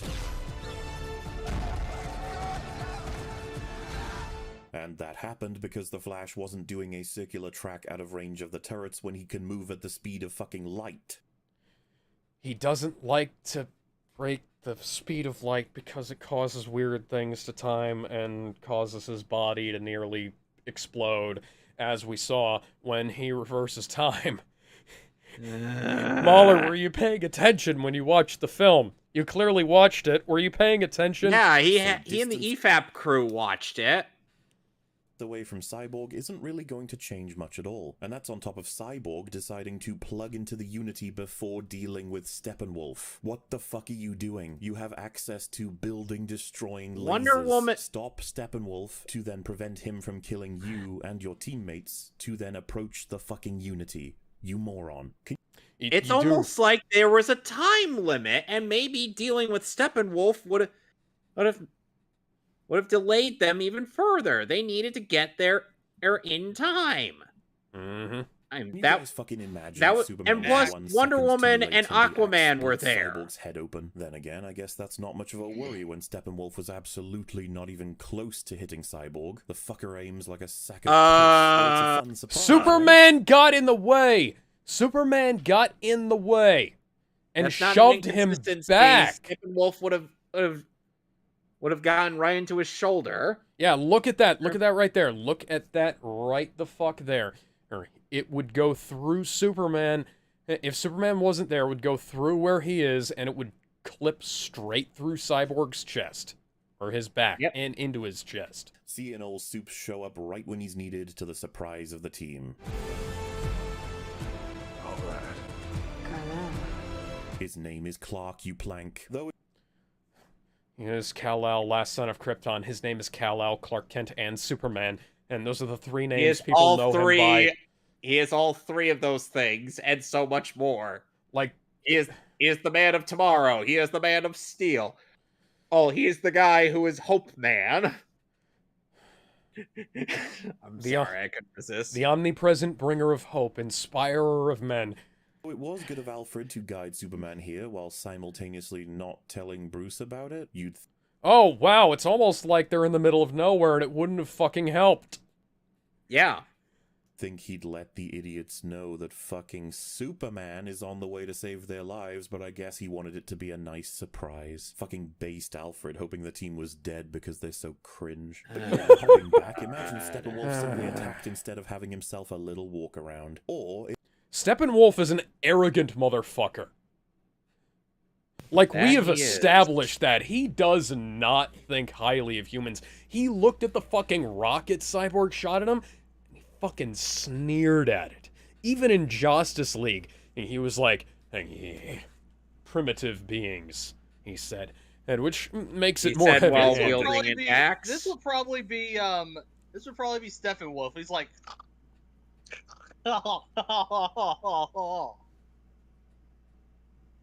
So, would you imagine him with a monocle eye? He just has the monocle looking at. He just has the monocle looking at the rock. It's like. Hey, MauLer, if your crew ends up watching this, please make that Photoshop. I want to see it. Oh. I'm a stereotypical French. I am Steppenwolf. I am here to acquire your mother boxes and seduce all of your women. Ha ha. Anyway, we're only over 35 minutes into this 2-hour-long video. That doesn't happen, does it? I'm connected to the Unity. You need the charts to get inside. You can move at the speed of light, motherfucker. He told you he's ready. Fucking go. Either this. Yes, and he kind of...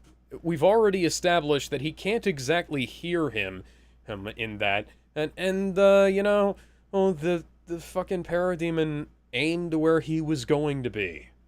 Yeah. I'm bringing it back to Dragon Ball Z. Yeah, he did this. He did the anti-Vegeta thing. Mm-hmm. This is a major hole or incredibly bad luck with shitty editing. It's also fucked because Steppenwolf drops here with Cyborg moving to the Unity, but we don't see him connect up for another 70 seconds. What the fuck is everyone doing in all of the moment-to-moment drama? They just freeze if they aren't on screen. This finale... No, they don't. I've levied this criticism at a bunch of films, and like that. This is not a problem with this movie, guys. Yeah. Breaks apart almost as much as the rest of the plot. Only these flaws regard the destruction of Earth. You could call that significant, but is it as significant as adding 2 hours only for the characters to be assassinated, reduced, confused, or used as fan bait? Yeah, no. Oh, the 2 hours were not added. They were there originally. They were restored. Been over Wonder Woman and Hashtag restore the Snyderverse. Man is basically hollow. So how about the Flash? He is characterized by being awkward and lacking friends. Yes, that's kind of a That's goofy... kind of Barry Allen's thing. Yeah, that's part of the reason why the Flash TV show is so fucking awful, because they keep introducing more characters. And meanwhile, I have none of those characters. Whereas when pondering Flash stuff, the only other character I'd end up introducing is... The only other characters I'd end up introducing are Iris, or is her dad... You know, the show Iris, starts her dad, off... and Wally. You know, actually, the show starts off with Iris and Joe being two of the only major supporting characters, and he's got, like, you know, the 3 people in the lab, and that's it. It's a little bit much, but, you know, it's all right. It's not terrible. You know, there's some weird shit that goes on there, and then they turn back time for absolutely no reason towards the end of season 1. I need friends. His father is falsely imprisoned. He wants to get his father out, and he's looking for a job. He gets one by the end. His foot's in the door! That's my boy right there! All of this is in the prior cut, and it's not 2 hours fucking longer. As the long man, you should appreciate something being longer. In fact, what gets added for Flash is this scene, this hilarious fucking scene that people actually have the balls to praise. A scene where a woman traveling at 20 miles per hour at most crashes into a car, propelling it meters into the air, flipping over and exploding in all of its 2003 CGI glory because... yeah, it totally looked bad on the not low-res encode that you used. Yeah, totally. Hey, this is... The HBO Max version looks significantly worse than the 4K version does, I gotta say. Because it's a streaming version, shit looks like shit. Yeah. Zach actually went back and had Warner Brothers do a new 4K of BVS because they fucked up the color grading so much. Yeah. You think he didn't have that happen on the home media version for this? Because they sure as fuck did, because that looked really fucking good. Okay, it looked fine for, you know, background fire effects on the Blu-ray and the 4K. Zack is a child. During this, Flash decides to focus not on all the drivers or pedestrians in the area that he could look out for or are affected. Instead, he decides to stroke this woman's hair. Yes, this is his Quicksilver moment. This is showing that he has mastery over his powers. He knows what the fuck is going on. He doesn't have total mastery over his powers, MauLer, but he does have quite significant mastery of them. He walks up to her and he's like, "Oh, hey." And he's like, "Anybody else in danger?" "No." "Okay, I'm gonna set her down nice and gently." as she slowly plummets to her death. He then pockets a hot dog and stares at her as he brings her to safety. MauLer, do you Sorry, my throat is dry. MauLer, do you complain about the Quicksilver scenes in the X-Men films? We'd have to check those reviews to find out. Yeah. I haven't... Actually, I went over to MauLer and I've been watching a lot of his EFAP movies videos. I don't think he's done Days of Future Past and Apocalypse, yeah. So, wonder if those might be in the works. I'd like to see what he says about those. People are trying to justify this scene by saying it's his future love interest. Yes, it literally is. That is his wife. That's Iris West. If anything, that makes it more creepy. Imagine this scene was exactly the same, but Flash was played by Movie Bob. It's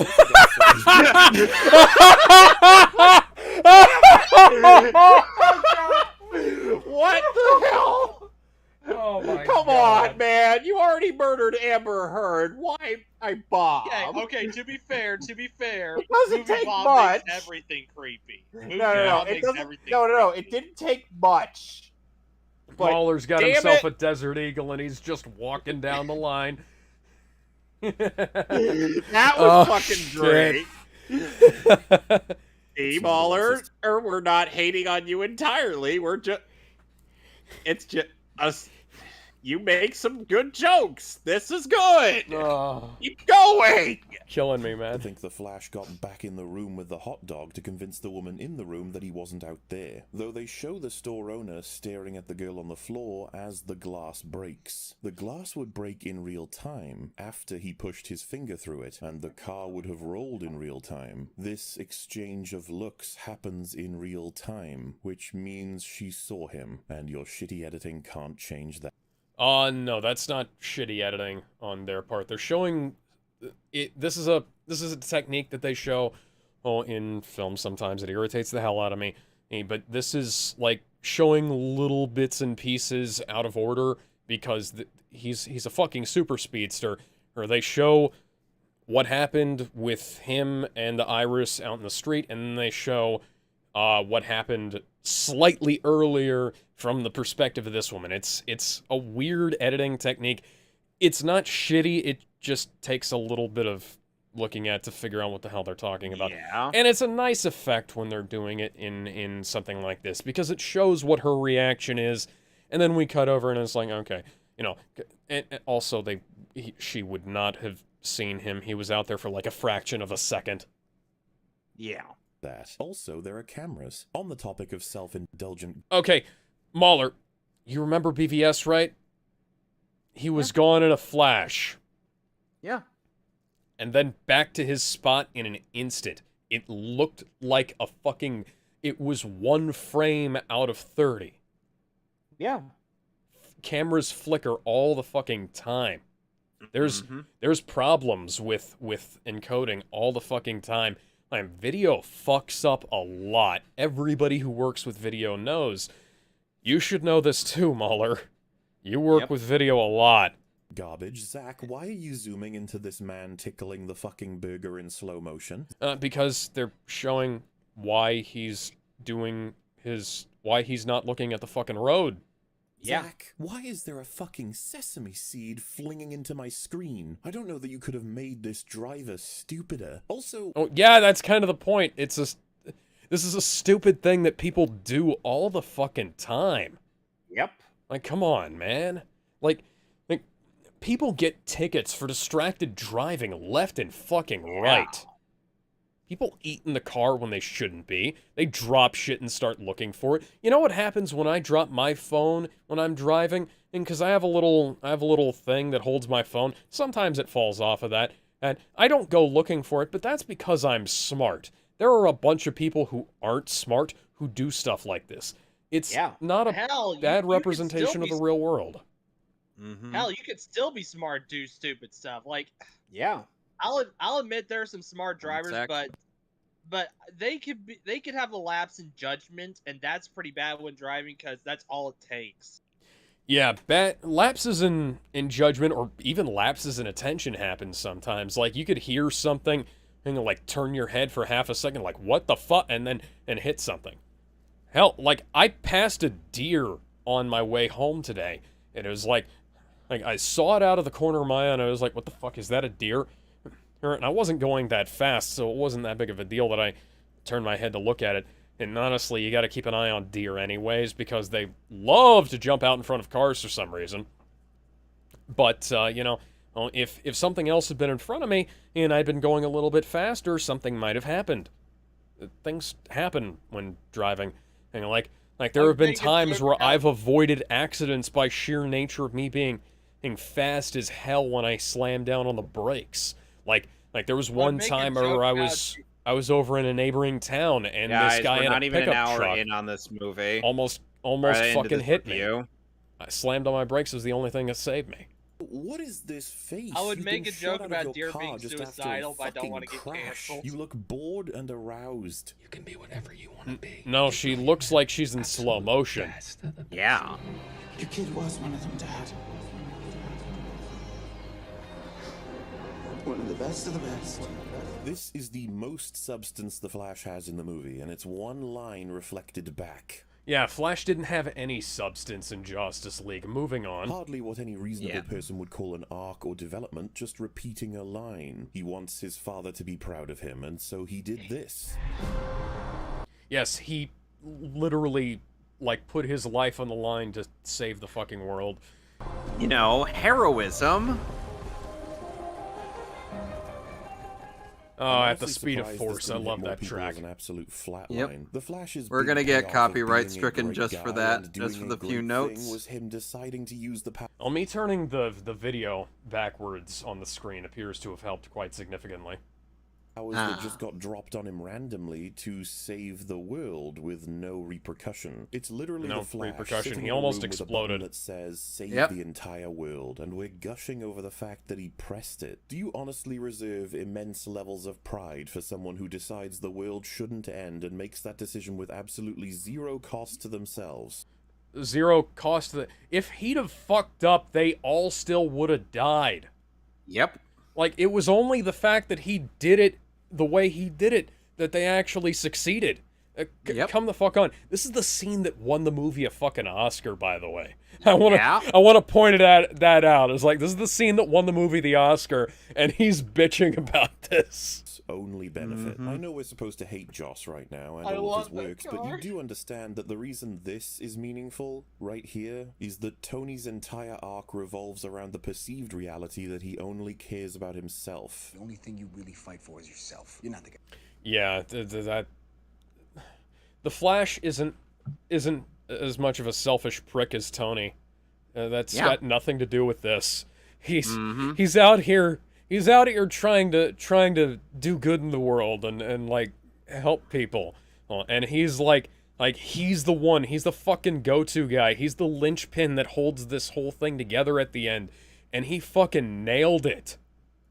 Sacrifice play to lay down on a wire and let the other guy crawl over you. I think I would just cut the wire. He is regularly reminded of how much he wouldn't sacrifice while trying to make the world a better place at any expense that comes to him. He guides the nuke to the mothership assuming it will kill him. He is willing to die to save the Earth because he believes it's the right thing to do. That last call to Pepper to say goodbye, just missing her, hits that little bit harder when realizing a 3-movie arc leads to this payoff. Barry pressed a fucking button that no one on God's green or Snyder's nightmare Earth would ever think not to press.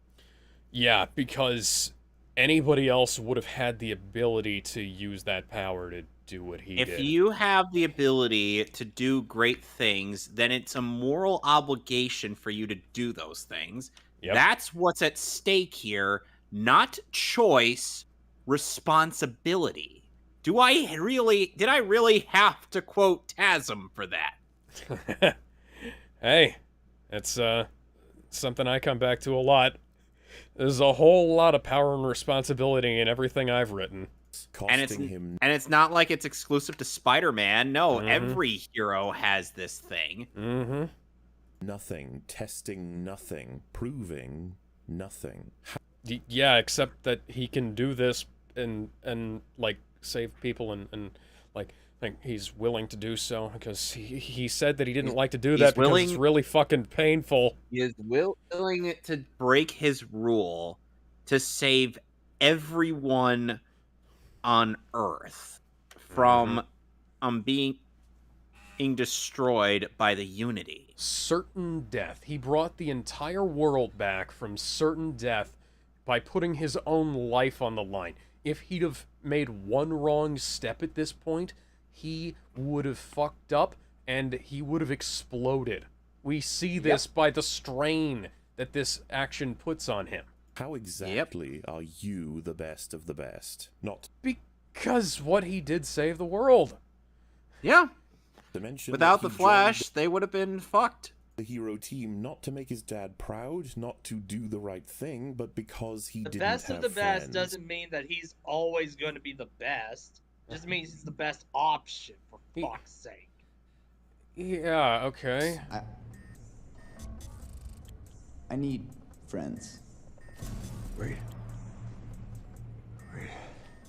You guys think this is better? Also, yes, it is. That Yes, was and also in Justice League, by the way. I'm sure he liked the "what is brunch" line. Like the whole rambling bullshit about brunch, like that didn't add anything. And No. the "I need friends" line is completely intact. what is this music? It's like garbled techno stuff because like it's that's what Barry's into. Yeah, like it's also kind of like it's ambience. No worries, we're going to talk about the soundtrack too. Oh, don't tell me you hate the soundtrack too, MauLer. Instead of also, like, people this is something else, like, this is a criticism people levied at Bruce Faulconer back when he was doing the Dragon Ball Z score too. Whether there was just like ambience playing. And it's like, ambient music sets the tone for the fucking scene. I don't know what to tell you about that. Yeah. Like, go back to The fucking... thing- and the go thing back is, to even Halloween. when- Everybody loves Halloween. Everybody loves the Halloween score. John Carpenter's Halloween score is fucking amazing. And it has the same design mentality. It's here's got the thing, ambience and, slathered throughout. And here's the thing, and most people give criticism to the Faulconer track just because as it won't be silent for even a moment, but I'm like, this is something I kind of grew up with, and I can hardly imagine Dragon Ball Z without it. Also, Bruce didn't mix the fucking score. It Funimation went back and redid all of the audio for the more recent releases of the Dragon Ball Z, and they kind of fucked up the audio mixing. So if you're going back and listening to the soundtrack on the Orange Bricks, you're not listening to it how it was originally arranged, nor how it was originally mixed. Is it better on the Blu-ray? It is better on the Blu-ray in a lot of cases. Okay. That's closer to the original, but like the original DVDs, he's largely had the audio at a more pleasant level. Yeah, we're off track. We're getting off track. Risking his life fighting monsters and saving people. I will take meaningful action over this self-congratulatory garbage any day. It's not Self-congratulatory garbage. He's literally risking his life to try and save the world. Like him helping like some Russian family who are literally the only people we see in the region, by the way, which just shows off how tacked on that was. Yep. Snyder had his chance, and he fucking blew it with essentially all the characters at this point. And no, he didn't. He knocked it out of the park. Yeah, Joss blew his chance when he took on a film that was already fucking made and made it even worse. There was something for him to create here, but he didn't go beyond a line or two in concept. Yeah, no, like there's a whole bunch of shit with Flash saving people earlier during that scene that you complained where he didn't do anything.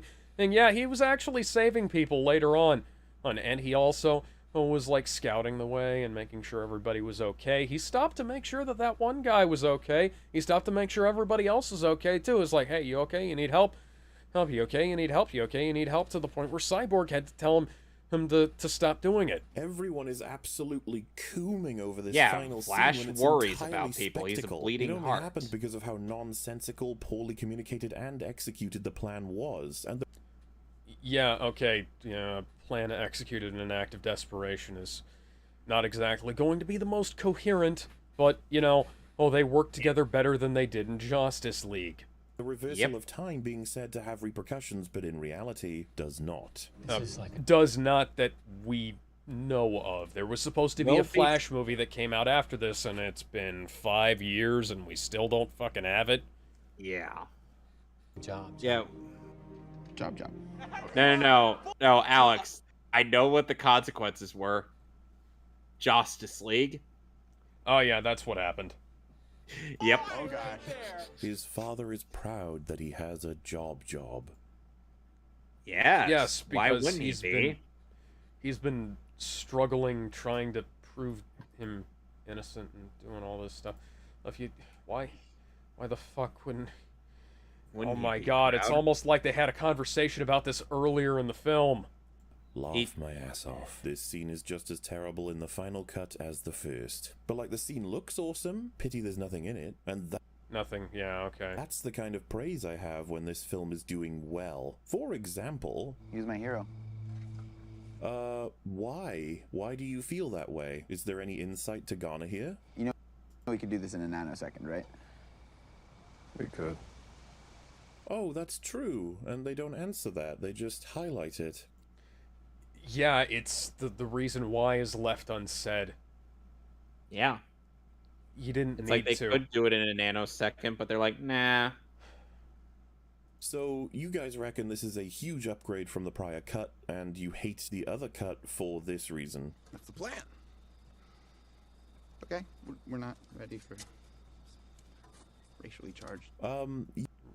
Yeah, that's cringy as hell for dialogue, but you can't deny the Flash is socially awkward. He wants to make friends. He thought this was a moment. He's stared down by a black guy and says, oh shit, that's probably racially charged. No, it's not. Fist bumping is not racially charged. Nope. That joke was so fucking dumb.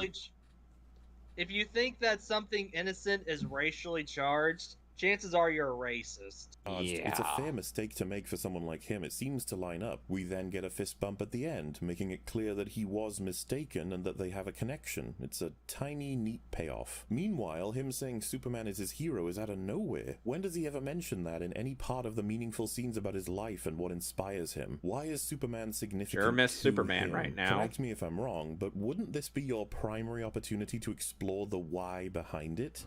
Maybe we could avoid having exposition that lasts way too long and takes away from scenes that we actually need for the goddamn plot, MauLer. Have you ever thought about that?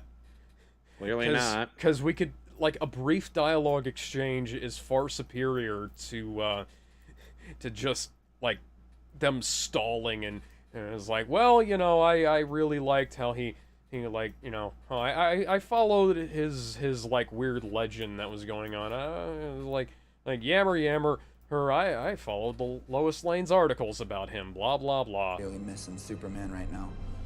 No, I meant like actually exploring it, because this seems stapled on to me. The Flash doesn't seem to give the smallest of... Yeah, seems stapled on to me is weasel words, MauLer. Get a better argument. Fucks about Clark, specifically when his hero is resurrected. Yeah, because they're staring down the literal devil! They're coming face to face with fucking Darkseid. They don't have...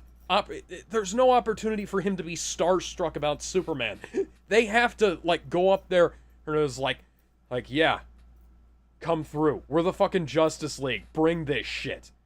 This is the middle of battle. There's no time for this. There's a time and a place for everything, and this ain't it. Did return to form and right next to him seems a little bullshit. No, it doesn't. This is a fight. This is a fight. This is no time for him to fanboy out about fucking Superman. Hollow. Manipulative. Not that it didn't work. People are sucking that line's dick everywhere. I'd have wanted, substance of any kind. Yeah, there was enough substance there to get us through. I would have liked it if we'd had a Flash movie before this, but Warner Brothers kept pushing it off, and they're still pushing it off. Yep. You can even have Cyborg share something about himself. And why don't they dig the grave super fast? And what, if any... Because they think it would seem kind of disrespectful. Yeah. This is a weird thing for them to be doing. Thing can we do to connect these two characters even slightly? Because Snyder's version ends after that line. What did Joss's do? You know, I could do this a lot faster. Is it weird that it feels disrespectful? Yeah, they left it as subtext. They didn't explain it. Because they didn't need to. Oh, they're digging slowly because they feel uncomfortable. Yeah, you know, there's a thing called show don't tell in filmmaking, MauLer. It's where you show things rather than blatantly telling the audience about them. Yeah. Joss's version is all tell. Now, we'll just tell the audience about this stuff. They'll get it. We don't need to show them. That'd take too much time. Digging up a fallen hero's grave. Excellent. You got struck by lightning, huh? And you... Explosion. It wasn't an explosion. Where are the accidents? Yeah, it's us. Oh, that's like actual substance. They have camaraderie over being the accidental heroes. I mean, I kind of get why he's saying this, but you know, it's not exactly as substantial as you're making it out, because they're literally just telling each other their fucking backstories. Would be a pity if someone cut that, especially if they... Well, it was never in the film to begin with, so there was no way they could have cut it. Ended up keeping the fist bump, because it's got no... Keeping the fist bump. You know, that's... Kevin, what are we doing? Are we on Earth? Are we on Earth? Does MauLer have a concept of linear time? Did linear time break down while we were making this video? Probably. No meaning behind Good it to know. Beyond the surface. Anymore. Joss Whedon's version is not the original version. So, which creator do you honestly think handled those scenes better? The guy who originally directed the film. Especially considering Snyder had more time, resources, and freedom. Oh, I'm sorry, I missed... More time, resources, and freedom. No, he had less time because he got taken off the film in post-production. He had less freedom because even when he was making this cut of the film, Warner Brothers was still dictating what could go into it, to a certain degree. And as for resources, no, he had the same amount of resources. He technically had less because he had to shoot some of the scenes in his fucking backyard.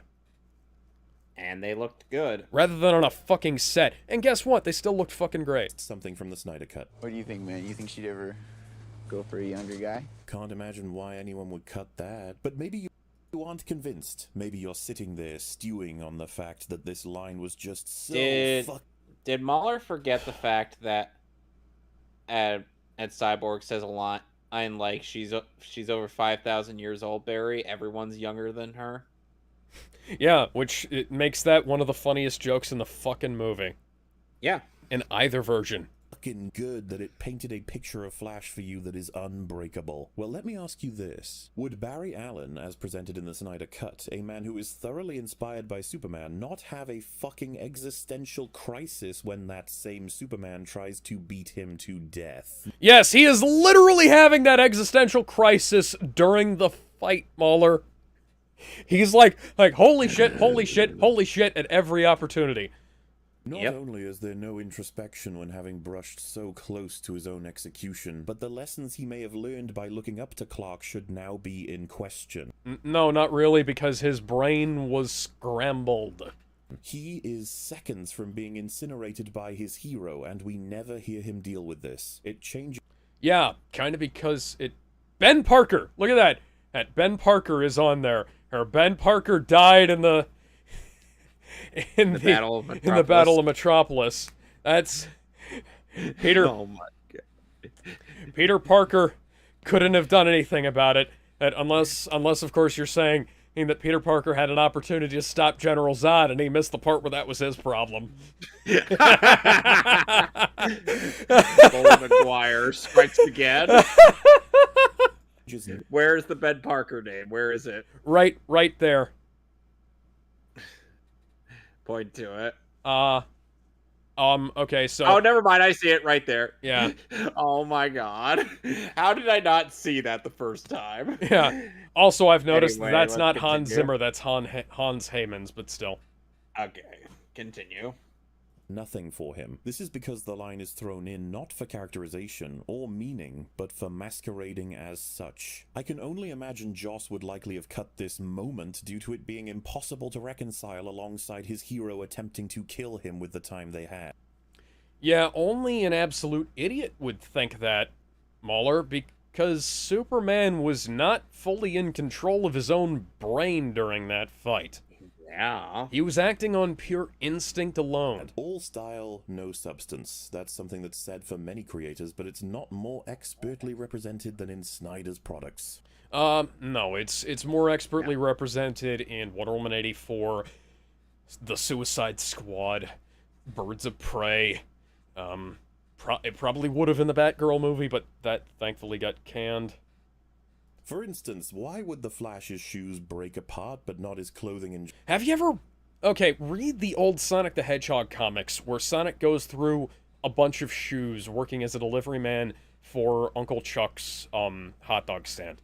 And, like, he's the fucking Flash. The Flash suit is built specifically so that he doesn't run through Earth shit. General, I mean, hell, in Young Justice, Wally holds himself back from running too fast in his sneakers. Yeah, okay, so why are his feet not fucked up here? Maybe it's because he's a goddamn superhero, MauLer. Have you ever fucking thought about that? Clearly not. He's not wearing his suit, and he's got human vulnerabilities. Do you know? No, he's got some human vulnerabilities, like, oh, I don't know, getting shot with a fucking laser gun. Yeah. There's like one person who couldn't have been hurt by that there, and it's fucking Wonder Woman. Yeah. What it means for him to be dragging the concrete apart? The visuals can be very neat. The substantive details are broken. No, that's just how the Flash works. Yeah. Like, the Flash, part of the Flash's thing, like, the only way that he works as a character is if he has some level of invulnerability to the stuff that he runs through, you know? Oh, like otherwise the fucking wind would cut him to shreds. It's almost like the Speed Force protects him from that. Yeah, which you'd know if you read the fucking comics. Granted, they don't establish that in this, but you can kind of assume that especially he's got with the something lightning that's surrounding him. Yeah, he's got something keeping him going, considering, you know, the fact that he's not going ow, ow, ow, ow, ow, ow, ow. His flesh should be ground Has down he to the never bone against the concrete. Is he not a fan of Mystery Science Theater 3000? There's a mantra. It's just a show, so relax. I mean, that would go against MauLer's entire shtick, so, you know. Oh, I understand that, but come the fuck on, man. Anyway. The Flash is a glass cannon, a normal man using the Speed Force. No, he is a man powered by the Speed Force. He is not a normal man using the Speed Force. That is not how the Speed Force works. Yeah, he's a fucking metahuman. Yet he survives insane bullshit, right? Yeah, that's So is this to imply that... So, in another odd example, if this were to... Let's apply this logic to Beast Boy. So would he just be a normal guy, but with the ability to turn into animals? Yeah, that automatically makes him not a normal guy, by the way. I mean, come on. Come the fuck on. He's green. He's got green skin and green eyes, green hair. Shit, man, he keeps using clips from The Boys, and the fucking soups in that show go through hell and back. Like fucking... Yeah. Like, they took Compound V, like, the V-24... in season 3, and like Huey and Butcher and Soldier Boy he fucking destroyed Homelander.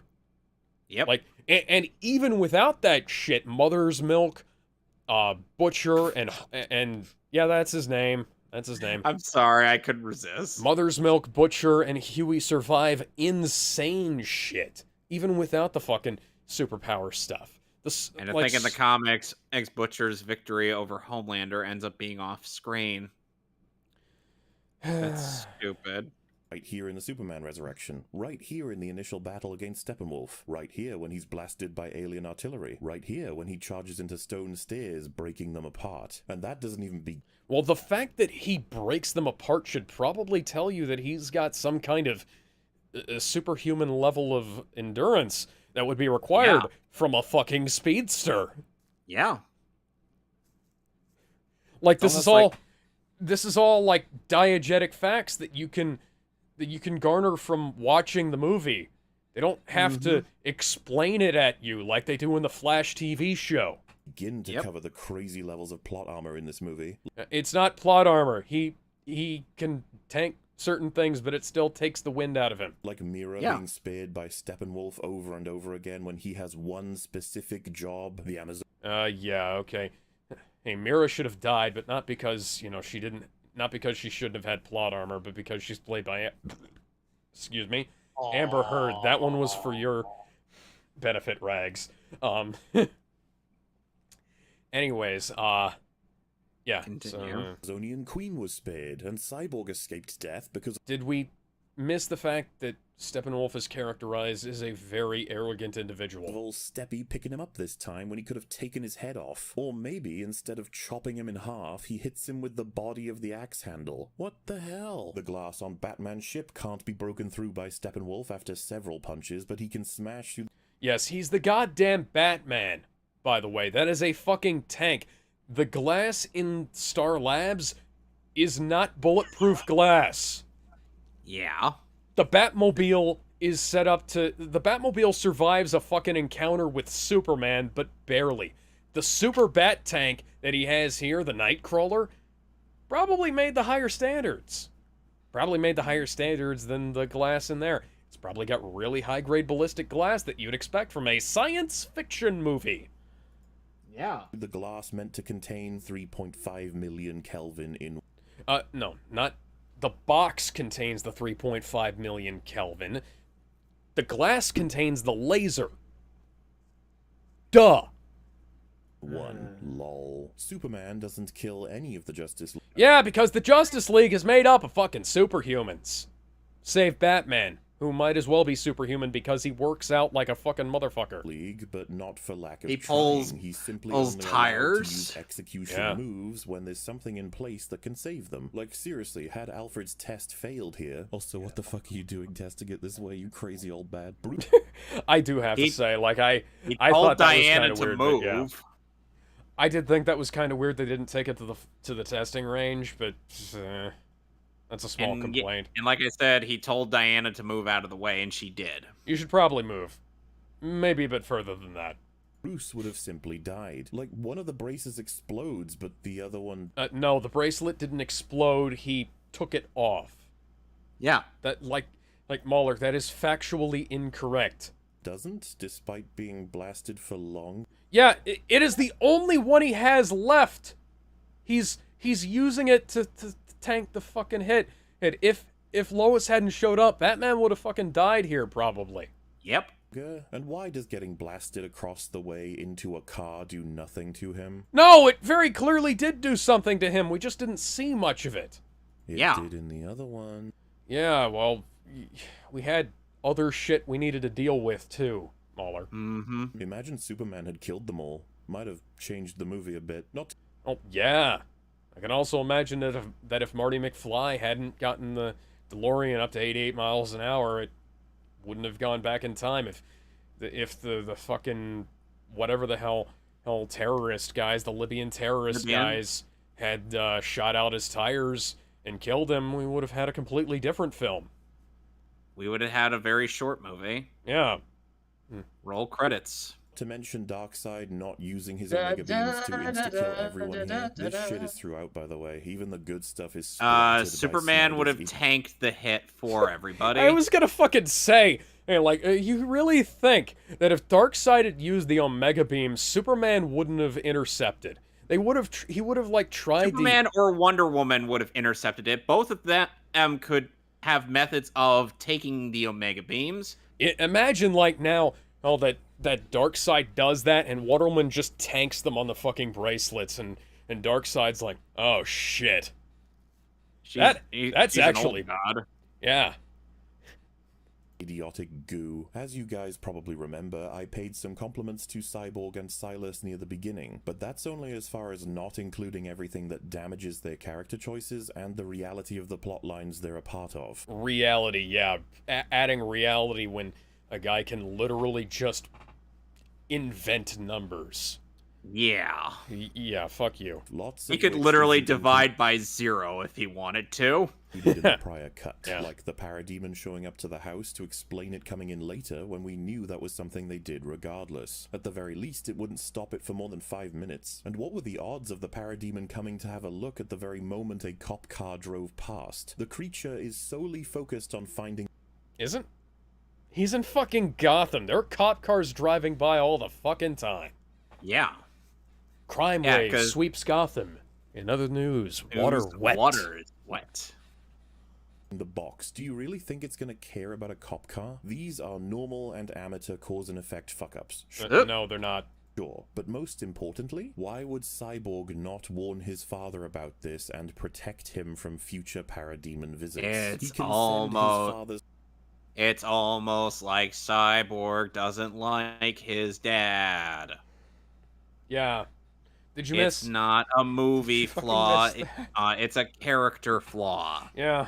Phone messages at will. He fucks this up. Character flaws do not equal film flaws. It's a drastic if that's the way his arc starts, that's how it's going to be until the arc comes to an end. Did he even see the parademon, by the way, or did he just think it was somebody trying to break in? It was he probably thought it was someone trying to break in. As a supported surprise, not a setup. Certainly not one that breaks a character. And to be honest with you, Silas should have figured this out already from the previous break-in. Yeah, because he totally would have been able to figure out that a parademon from another world broke into his lab rather than just one of the run-of-the-mill supervillains that are endemic in this fucking world.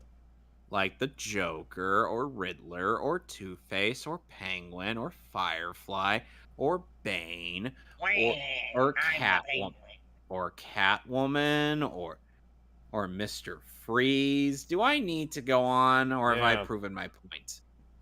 Hell, fucking Calendar Man would have warranted some level of concern, and he's fucking Calendar Man. But everybody is... Condiment King. Condiment King broke in and stole the mother box. He's going to use it to cover the world in ketchup. This is the dumbest conversation I've ever been a part of. This is good. Oh. Stupid in this universe. Hey, how's it going, buddy? And what more can be said about Silas outside of him somehow not seeing or hearing this motherfucker ahead of time? Well, had he provided the mother box to the League, he would have saved the day. How would he have been able to provide the box to the League when they were getting their asses kicked by Superman? He would have probably been one of the casualties. They're a little bit preoccupied, I think. Not yet. Allowing them to track it means they have the chance to get it back, but you could have given it to them now, especially... Yeah, we already covered this, so I'm not gonna keep going. Especially when it means the end of the world. That's on top of the fact that he never would have had this idea if not for the laser apparently being a viable option as of fucking yesterday. As if this movie needed more contrivance. That, comboed with a myriad... Yeah, okay, there's not a bunch of fucking contrivance in there really the Justice League version. Horrible acting! of holes and stretches allows the film to happen in the first place. I said he was a good actor, and he is, but this... Why are you showing the scene of Wonder Woman seeing the news about a Greek thing being burned down as an example of contrivance? Because there's no real contrivance there. Like, there's cause and there's effect. The cause, shoot the arrow of Artemis at the place with the flaming on it. And sets the place on fire, makes the news makes its way to Wonder Woman. Because she pays attention to this shit. He says that Diana should look like...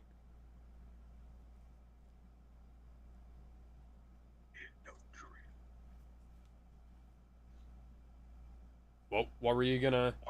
Are you playing it? Are you playing the video, Kevin?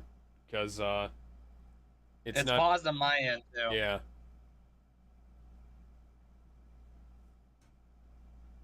Kev?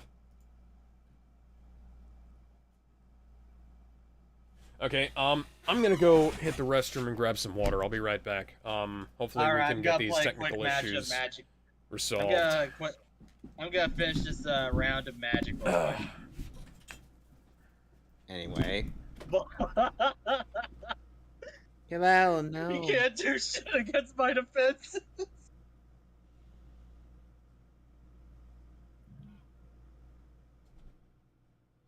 This is going to be stupid because I'm about to nuke his ass.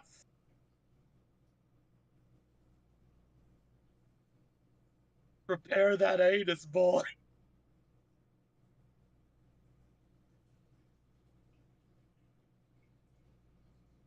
Come on, I dare you. I got a team of elves. He can't do shit to me. I'm about to nuke his ass off the board.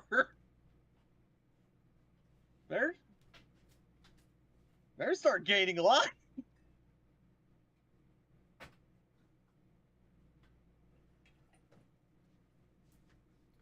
Alright, I'm back.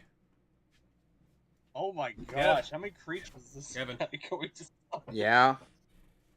Yeah, were you trying to play the video? I was trying to make progress because we're nearly an hour in, and yeah, no, I understand, but like when earlier when you said something and then you cut out and the video didn't do anything, so. Anyway. Yeah, let's continue. That's game. If we check out the original trailers airing before Joss was even connected to the project, what does one discover? Oh, I guess he saw fans complain about it as terrible Whedon cringe in 2017, and so decided to axe it. They wouldn't be proof of other things like that, would they? It's good to see you playing well with others again. Just like a bat. I dig it. Those were reshoots. Yeah, I was gonna say yeah, and the and the dress like a bat are reshoots. This is not proof that Zack has re-edited the film to remove his own from stumblings. Like, look at Batman's face. You can see his cheeks like poking out around the edges. Is because this is post rehab Batfleck. Yep. For fuck's sake. Mm-hmm. Maybe temporary. Oh boy. None of the trailers were done under Zack's supervision. Just to avoid the cringe. Yeah, none of the trailers were done under Zack's supervision. Some of them were done using his footage and his color grading. They were still done using Joss's footage, though, and Joss's supervision. I hear you can talk to fish. Even the fish joke was originally Snyder. Guys, no, it wasn't. Snyder was the cringe all along. He just wanted you to think that his version was entirely dissimilar, when in reality, he was the driving force behind so much of what makes it fall the fuck apart. For instance, this whole shot in IMAX and preserving a 4:3 adjacent aspect ratio. He didn't intend to do that when filming. You can see that from so many shot comparisons to the trailer back in 2016. Red Letter Media have shown this as well. What they haven't shown is that the headspace when looking at shots for what Snyder would have created from scratch after the deal was made is a bit different. Look how... No. Okay, so let's talk about how you frame stuff for different aspect ratios. When you're framing something for like 4:3 versus 16:9, and excuse me, you have like a 4:3 frame. Right? Mm-hmm. But you also, like, protect for the 16:9 area so that, excuse me, when you do the 16:9 release, you don't have, like, god damn it, unfinished special effects and stuff just, like hanging off the edges, because you don't have boom mics in the fucking shot, you know? Or crew members. You don't have boom mics threatening to hit it like Ray Fisher in this scene.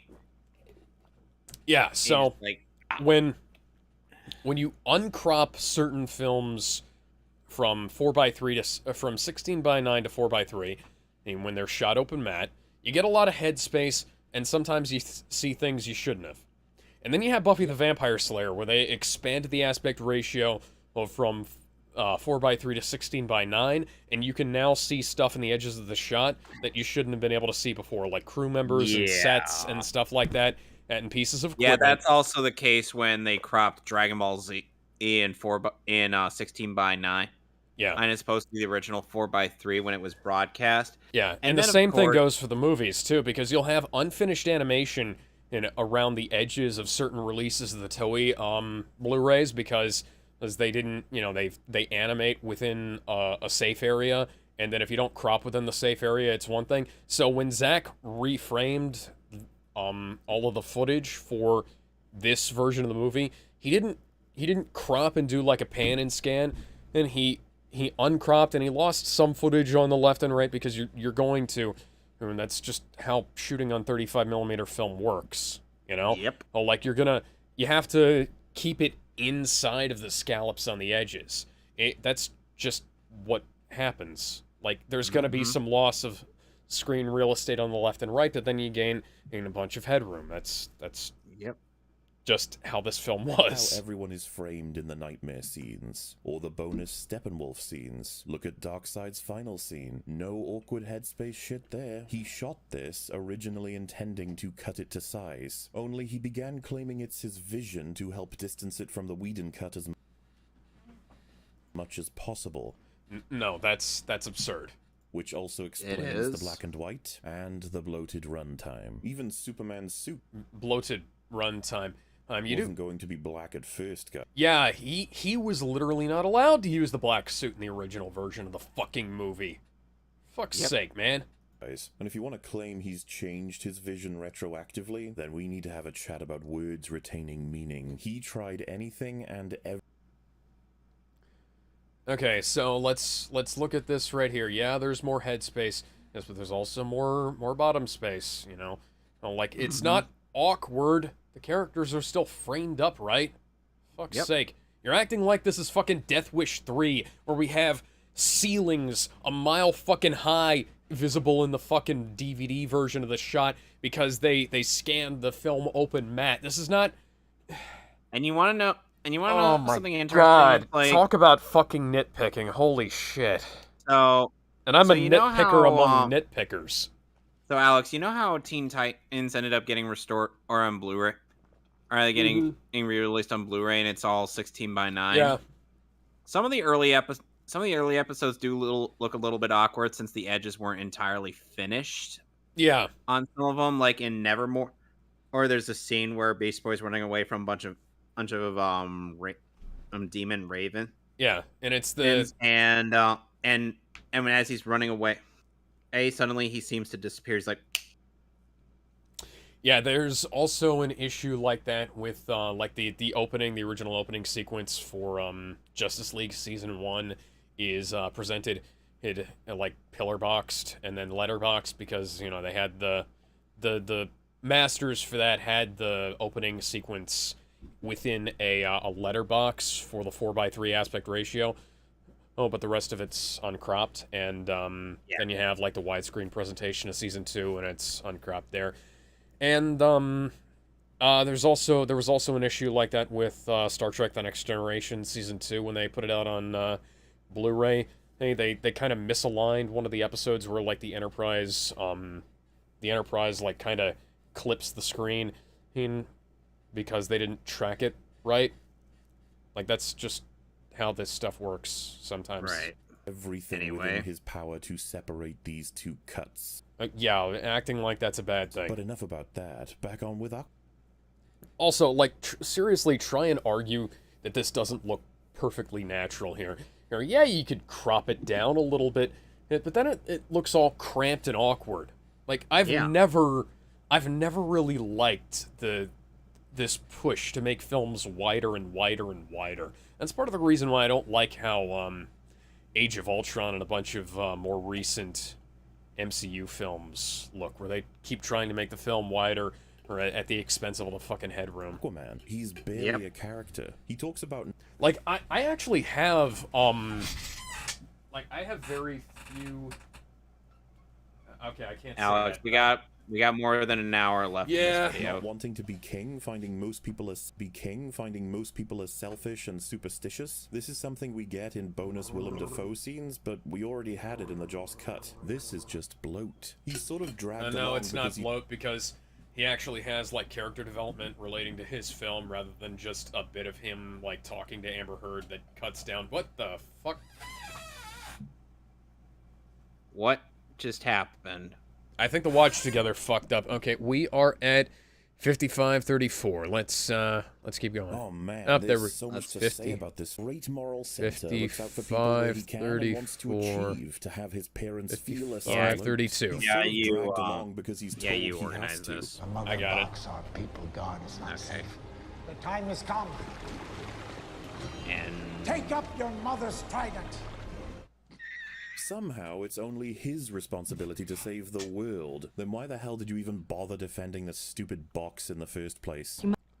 It's almost like the guy running Atlantis is incompetent, and Willem Dafoe is trying to get Arthur to come back and and save the fucking kingdom. It's almost like it ties directly into his movie. Mother left you to save your life. It would have been her responsibility to follow that monster to the surface and stop him. Now, it's yours. What? You guys aren't going to do anything? It's almost like they got other shit going on that was documented in the movie Aquaman. Yep. This motherfucker is about to end the world, and because of tradition, you're sending one guy to hopefully stop him. No, it's because Orm is shirking his responsibility. Adoy! Is this a fucking joke? Why are the Amazonians and the Atlanteans so goddamn useless? Is it because their involvement might have ended the plot too Why is quickly? this video so god darn useless? I mean, maybe it would have ended the plot too quickly, or maybe it would have been too expensive to film, or maybe it wouldn't have actually done anything at all, because these are isolationist kingdoms that are incredibly unlikely to want to team up with men and each other to try and help do anything. Because they couldn't agree enough to like create a communal place where they could all guard the boxes together. What makes you think they would have come together in a situation like this? Okay, I guess that's good writing. Regardless, like I said, he's essentially pushed into doing stuff. Man, imagine finding out more from Arthur, how he feels about the situation. What? Oh yeah, we're totally going to learn more from Arthur and have like a valuable exploration of his character in a scene Joss Whedon recycled from his rejected Wonder Woman script. Yep. His ideas on it are. That Imagine a bonus serve scene in nothing a movie but that gives filler. you more insight to what he feels. We're with you till it's done. Honestly, I think we're all gonna be dead way before that. It's an honorable end. But we gotta shut Steppenwolf down. I know we Yeah, we know all that. It's fucking irrelevant. All they did in this scene was go over stuff we already fucking knew. That was before my time. Hey, you know what? I don't want to die. I'm young. There's shit that These actors are all definitely on the same set. Look at their fucking feet. Look at Cyborg's fucking feet. Wonder Woman's not on a green screen. No, she's definitely not shot on a different day with different lighting. Look at Batfleck. He totally wants to be here. I think Gallon lost his mind. I want to do. I've been alone my whole life. But being part Fucking of effects on Cyborg. Holy shit. This tells us something about him, whether No, cringy no, it or really not. doesn't. Snyder bizarrely It really tries to have him doesn't. generate some drama with Cyborg, where he believes he might be working for the enemy. Yeah, because it's that almost like that drama Cyborg actually has apocalyptic tech on him. Yeah, like, okay, hey, let's talk about the Force drama in Justice League, where we have, like, Wonder Woman picking a fight with Batman, and Batman picking a fight with Wonder Woman, and so there's a bunch of weird bullshit going on between them. That doesn't waste our time at all, does it? Well, you know a lot about these boxes. Makes you think. You know, you're trying to say something. Oh, I'm saying it. How do we know you're not working for them? Did they forget that Aquaman knows Cyborg rescued all of the people Steppenwolf wanted? Yeah, well, you know, sleeper agents sometimes do things like that. And like, he's not even accusing him of being, like, knowingly an agent. And he, for all he knows, the fucking tech could take him over at any point in time. And this is a smart hell, thing for him to say. I mean, hell, in Justice League Dark Apocalypse War, that's what a Darkseid does. He uses Cyborg's tech to spy on the League and thus initiate his plan. Kevin, we don't talk about that movie. Alex? I know. I know. Do they remember that Aquaman knows he saved the Justice League from drowning? He's provided the main item the enemies want to this group himself. Is this just a random line to make it seem as though there's drama because a successful film did that as well? Yeah, no. Joss is the one responsible for all of that. His father's dead because of us. No. That's him taking... That's not forced conflict. That's him taking responsibility. That's him saying, and goddammit, we fucked up. This is him... Aquaman, his dad made a choice that actually kind of screwed you guys over. No, it didn't! While also potentially ending the world. Not to mention being something that Cyborg himself could have prevented. But no, it wasn't. Well. In the Joss Whedon cut, Aquaman is like really mean to Victor for no reason. He's kind of like a jerk overall. Why is he using Marcus's review? I don't know. But in this one, he's sympathetic to Victor, and he talks about how he feels bad for him, and they're kind of bros. So you can't find them? Or maybe you don't want to. Man, I'm not doing this on purpose. Right, because you can't control the machine.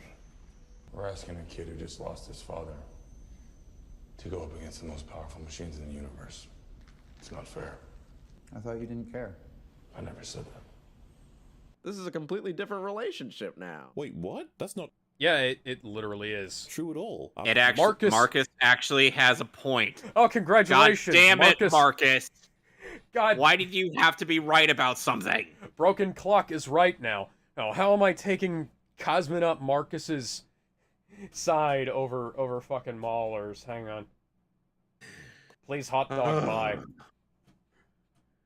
Aquaman was a dick to Cyborg in the Snyder Cut. You know a lot about these boxes. Yeah, briefly. Makes you think. And then he wasn't anymore.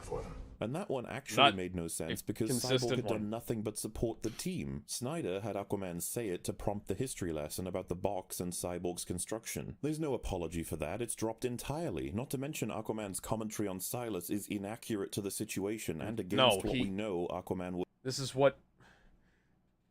him fucking maturing and growing as a character, MauLer.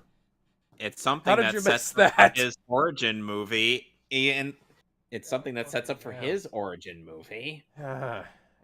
Would say about a man having prevented the League from saving the world. He should be pissed that Silas stole the box. But the thing is, you're wrong twice over. The Joss cut removed the alternative Silas plotline. He's alive by the end. You can't have Aquaman saying Cyborg is going up against the boxes when his father died. That wouldn't make any sense. So of course, this line is dropped. Secondly, Aquaman has a fantastic fucking reason to be pissed at Victor in Justice League. They all do. His suit malfunction, his inability to control the machine might have just cost them the entire world. How would it be unreasonable to be angry in that situation? Not to mention that when probably because it was completely forced.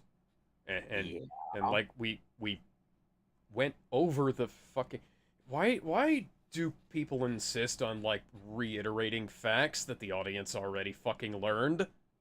Why is this a thing, Kevin? I don't know.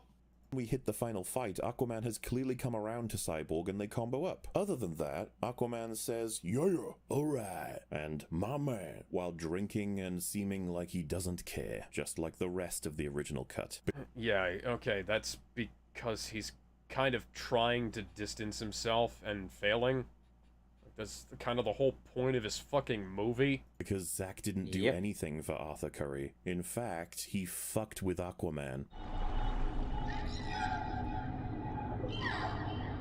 No, Warner Brothers fucked with him. Are you aware that the Atlanteans can speak to each other underwater, Zack? Yeah, that... It's true. The half-breed wields King Atlan's trident. Okay, so showing how humans would perceive it is not the same as, like, bringing it in to make... There's things called filmmaking techniques, where, like, you know, the characters were supposed to be speaking in Russian in Hunt for Red October. Fucking fantastic movie. Go watch Hunt for Red October. Like, there's that whole thing where there's, like, Like, they pan in, the characters are speaking Russian, they pan up, all the text is in English, and they pan back, and the characters are speaking in English. It's to help the audience understand. Same way with all kinds of shit. Characters just speak in English for the sake of the audience being able to understand it. It's a nice touch in Justice League when they show how it would sound to an outsider, but when we're focusing in from their perspective, it doesn't make any sense because we'd have to subtitle the entire fucking movie. Yep. Commands the sea. Then that half-breed is your king. They don't do these weird fish noises. It's called Are you trilling. aware that only the royal-blooded people can survive out of water? That the normies and the guards, they have to have suits to survive. Well, some of them do. Yeah. You seem to forget this for the entire scene of pulling Atlanteans out of the ocean. How do you know that these guys weren't the Royal Guard? In fact, I think they actually were the fucking Royal Guard. Yeah, They're all that's what I wearing the was same saying. suits as the Royal Guard, MauLer. Showing the Yeah, entire and the suits in the Aquaman movie were upgraded versions of these suits. So who's to say? Was already. Yeah, look at it. That's the same fucking suit. He's wearing the Royal Guard suit. Yeah. Set up by Willem Dafoe. Guards near the stronghold have been disappearing. Snatchers from above. Dr. King Orm. Yet you show it, and you show the questions Steppenwolf asks, then throwing the dude about, then using a spider to get the answers he wants. After splitting his skull, Steppenwolf is a smart boy. So you already had a scene set for why Steppenwolf could get to the mother boxes. They call. Yeah, it's almost like knowing where an exact location is for something like that. That would be a good thing, because the ocean is a big fucking place. To him. Yeah, so it would be exceptionally difficult. When you add Atlanteans were being abducted and interrogated, you don't need this. And then you showed that happening. You also don't need this. Then you made the... Yes, you do need all of that, because we put the pieces of the puzzle together, and that's what creates the movie. You can't leave pieces of the puzzle out. It's like leaving out notes in a fucking song. The entire scene redundant twice over because he has a device to do that for him. But you didn't even need that. If only someone could have cut all of that fat out of the movie. Falco told me you would come. The firstborn of beloved Queen Atlanta. Are you aware of the fucking accent Mira has in Aquaman? Yeah, it's almost like the Aquaman reshoots fucked that up. Reshoots. Are you Literally aware the of reshoots. Are you aware of the accent fucking Mira had in Aquaman? And it's almost like this film was made before that. It's not like they went back and redubbed all of her dialogue to have a British accent in this. And she's not British. He's as short-sighted as he is cruel. Since before the Sahara was a desert. Thank you for repeating. Why does Mira's accent sound faker here than it did in the Justice League scenes? Her accent is and she's American. She's fucking American, and the voice sounds Amber Heard's fake. American, and her British accent is more real than her American accent. It's like how Christian Bale's British accent is shit. Her accent is more real than her crying. Oh my god. It's completely dried out. I knew her. Well, that makes one of us. My parents died in the wars. She took me in. No, they fucking didn't. Your father is actually pivotal to the Aquaman storyline. It's almost like they changed things in post-production. Did you fucking forget this? Also, isn't he her stepfather? Yes. Yeah.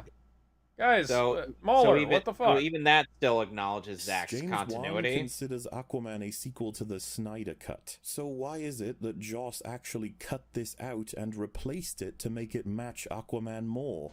No. That's her stepfather. That's not how it worked. That's not how it fucking works. MauLer, this is like watching like the sequel trilogy and then going back and watching the original trilogy and complaining that things don't line up. This is not a sin of fucking Justice League. This is a sin of the things that came later. Yeah. It's like... Fuck, No, it literally is watching Wonder Woman 84 and going back to the previous films and wondering why she can't fly. I knew her. Anyway. When my parents fought in the wars, She took me in. This is getting a little... Yeah, it was obviously ADR there, guys. Weird, isn't it? Whedon didn't just add ADR lines to improve continuity. He made the people in these films more human. No, he added ADR lines to... not to improve continuity, but like to create a different continuity. Yep.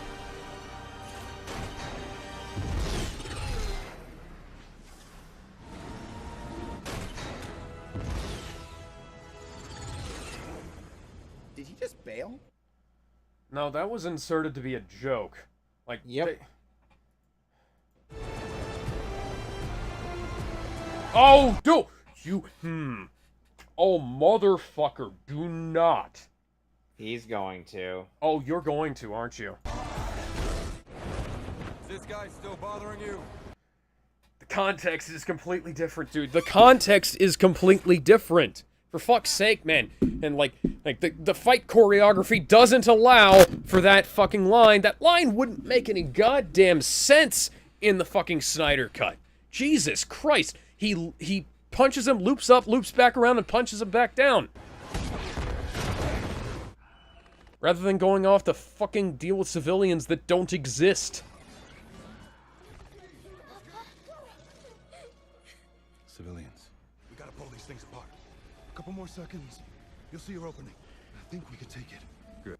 Yeah, okay. Yeah, that's totally they're not running on a clock whatsoever here. We totally have time to stand around and wait for this shit. Like, you can't... Like, I love how in Justice League, in Zack Snyder's version, he just says Superman snaps in, they pull the boxes apart, and it happens. Yeah. So I really like being alive. So do I. Oh my god, that's stupid. Ah, that's brutal.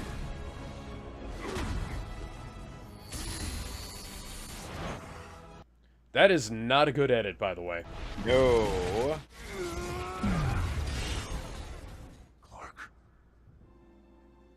I take it back. I want to die. No. He Well, never that's would have out of said that. character. That is completely out of character. Or he is not gonna be fucking wisecracking at this time. Jesus Christ. No. Oh my god, it's like the first time... Why the fuck does Cyborg's face, like his actual face, look CGI'd on in that scene? When Superman's the one who had to have the CGI mustachectomy. Superman actually had a proper fucking laugh in this dismal, tormented universe. I'm also a big fan of Justice. Oh boy. Fuck yes. Fuck yes. Fuck yes. Fuck yes. Let's everybody clap for this stupid reference to Superman's motto. Take this cheesy-ass line over watching Nightmare Superman slice body parts off screaming enemies while firing... Oh yeah, it's not like Steppenwolf is the fucking bad guy and trying to genocide the entire planet or anything. It's not like you can totally justify him lasering the guy's horn off. And it's not like Superman totally hasn't acted out of rage or anything. Oh, wait! This guy's trying to destroy his fucking home. Of course he's gonna do that. His laser at innocent I mean, people. hell... You are welcome to prefer I mean, hell, you otherwise. remember For the Man Who Has Everything, right? Mm-hmm. You remember how he demolished Mongol, all to the point where he would have broken the statue of his parents holding up Krypton? Yep. Superman is known to act out of rage at times. He's impulsive. Yep. So that's not out of character for him and to want to axe the guy. Let me ask you a question.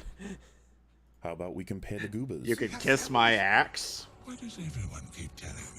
Whedon's Steppenwolf is so committed to the evil bad guy trope that he's baffled by the idea of appealing to a family as a reason to spare a life. It's pretty damn cheesy, plenty to have fun with. We have families. Then you have weakness. Wait a minute. Isn't your entire thing in this movie to get back to your demon alien family? Yes, Yeah, but it's almost but the like point that he's trying to convey is that his family was his weakness. Yeah, that's... How did you miss the fucking point? They spelled it out for you. Under the Hell, there's a video out there that literally spells this out. When they said, "Oh, Zack Snyder made Steppenwolf into a good character by doing the bare minimum." Dark side. Also, that line is pretty damn edgy. Make of them what Yeah. you will. Though I think it's worth highlighting that in Snyder's version, the Justice League simply arrive and see Silas is in trouble. Whedon's has a quick pan before that, showing Silas still wears his wedding ring, comboed up with his expression bolstering his connection to his family, in what would be a drastic situation. Probably would have been worth keeping that. In one of the last shots Keeping, implying that it was ever in the movie originally to begin with. of the League Zack included 0 Joss footage in his film. staring out into the world, Joss has them looking at life returning to this. No, not life returning, but instead, whatever the fuck this stuff is.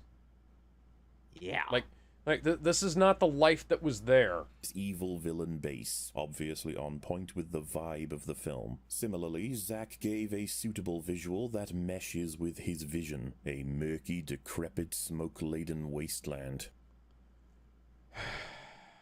I think it's clear that Joss was trying to make repairs. And in regard to the... Repairs... No, he took a finished movie and took a fucking sledgehammer to it. Yep, he chainsawed it on all the footage.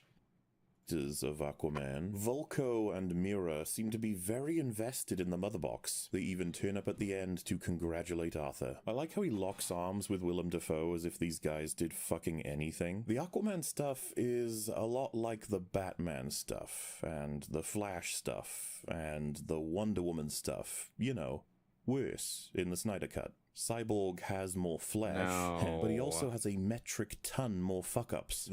No. The fuck-ups are entirely of your imagination. Then we have the Amazon Queen, Lois, Mira, Martha, Lex, Volko, Darkseid, sort of. Like, none of them are characterized beyond their function in the plot. Even the meaningful Martha-Lois scene didn't have Martha in it. Apparently, the Martian Manhunter was very invested in getting Lois back on track to being a fucking journalist. No, to getting her back into the fucking world. Yeah, and it's almost as if this character had a connection with her since Man of Steel. Oh, wait, he did. He was in Man of Steel and Batman v Superman. He was the one who suggested against firing the nuke. Yep. But they're like, no. We're going to do it anyway. He's the guy who has the connections to these fucking people. And of course, since he's the Martian Manhunter, he would be able to read someone's mind and know what they're thinking. I don't even like this scene that much, and it makes more sense than you're portraying it as. To work since Clark died? I can't. There is something you can do for me, honey. Come back to the living. This man seriously needs to reevaluate what he's invested in. But more to the point, why pretend to be Martha instead of talking to her as the general that she has a relationship with? Especially... Probably because it wouldn't have really been as personal. Yeah, because he's Martha just kind had of a more guy. of a connection with Lois. Yeah, he's just some dude, you know? To her, like, he's important, sure. They're like, you know, friends and shit, but this is not something that you're gonna have a connection as much, you know? Since if she references this discussion in future, she will realize someone fucked with her. You're going to scare both herself and Martha for no reason. No, not no reason. It fucking worked. It fucking worked. Yeah. The plan worked. We literally saw the plan work. The fact is, he can go over her issues with Clark's death, not necessarily Superman's. He can talk about her work. Yeah, because this guy is not in the same position. He does the fucking thing. What's his name? I can't remember his name. Military Air Force guy. Hey, what's his fuck? like, whatever he is this is not the same as, like, he doesn't know who Superman is, for fuck's sake! He doesn't have that connection that Martha and Lois had to Clark, in both regards. Work and give her encouragement. Instead, he now risks everyone seeing him go in as the General, or Martha, and leaving as the opposite or the same, and have everyone questioning just what the fuck is happening for the General to be there. But he also turns into the Martian for a moment in the apartment building for no reason at all. Why risk getting caught? I will give this film plenty of shit for that, particular The scene. character's name is Calvin Swan. Yes, General Swanwick. Swanwick. Yeah, Calvin Swanwick. So, yeah. Is it just to make fans cream their pants at their favorite comic book guy? Man, if only there was a cut that kept the substance of this scene. No, that What cut didn't keep the substance? substance The of creepy the scene. coworker. This is What fucking absurd. substance? Cringy jokes and a creepy coworker. Go fuck yourself, man. Maintained the characters involved and removed the Martian element considering how redundant it was. I honestly think it shouldn't go understated that this meaningful discussion and connection between Clark's mother and Clark's love interest is removed for no other reason than I swear we haven't even gotten through the latter hour of this video. About Superman's mother with her house, especially after the moment they shared. But whatever, everyone sucks in this universe. Speaking of which, the villains, ladies and gentlemen. Darkseid wants to take over the world, running exclusively on nostalgia for fans because nothing of substance comes out of him except, "Wah, I'm evil." At least we have Steppenwolf, right? What was his motivation again? Well, unlike the Justice Cut, where he was a powerful entity looking to facilitate the unity and ascend to godhood as a reprieve from his exile, conquering the Earth in the process, he is now a powerful guy looking to conquer the Earth for Darkseid, because he betrayed him once. That was worth the extra 8 scenes of Steppenwolf. It's certainly worth the 2 hours. What the fuck is wrong with you people? Praising this addition as if Steppenwolf is incredibly strong as a character now. He simply works for someone who has the exact same motivation as Steppenwolf from Joss's cut. Do you guys even remember the theatrical version? And what level of— Yes, I remember the theatrical version because we watched it a little while ago. It was garbage. Yes, it was. Subtlety was used to get this motivation across to the audience, I wonder. Oh yeah, look at that, the Arrow of Artemis. Striking true, because the Arrow of Artemis always strikes true, which is something they say in the fucking movie. Who might have sat here, by the side of the Great One. Dad, let me make a plea to him that I may come home. Oh, they just start discussing his core motivation. Mighty Steppenwolf, undone by his self-pride. Let me make a plea to him. You betrayed him. I saw my mistake. I slaughtered those who sought his throne. Like, wow, they just lay out everything both of them already know for the sake of the audience. He will be pleased. He will see my worth again. This is considered to be a strong addition. This isn't an exposition. This is a discussion between people. Did MauLer forget that Loki was literally working for Thanos? Yeah. Like, oh, maybe we should cut out the, all the scenes with Thanos. It's not like, I think that would have made the film make no overarching sense. Joss actually... He insisted that Thanos be in that film because they hadn't really figured out what they were doing at that point. And having an overarching villain helped the whole fucking and it's almost like Darkseid is the overarching villain of the DCEU. Yeah. And he's even though we're not fans of the DCAMU, guess what? He was the overarching villain in that universe. Mm-hmm. He was the overarching villain in the DCAU after Superman the Animated Series. Yep. Still, the Great One, 50,000 more worlds. Wait, what? 50,000 planets? How the fuck is he gonna do that? What? The villains... The same way he always does. By conquering them. Conquering them, yeah. The old-fashioned way. All.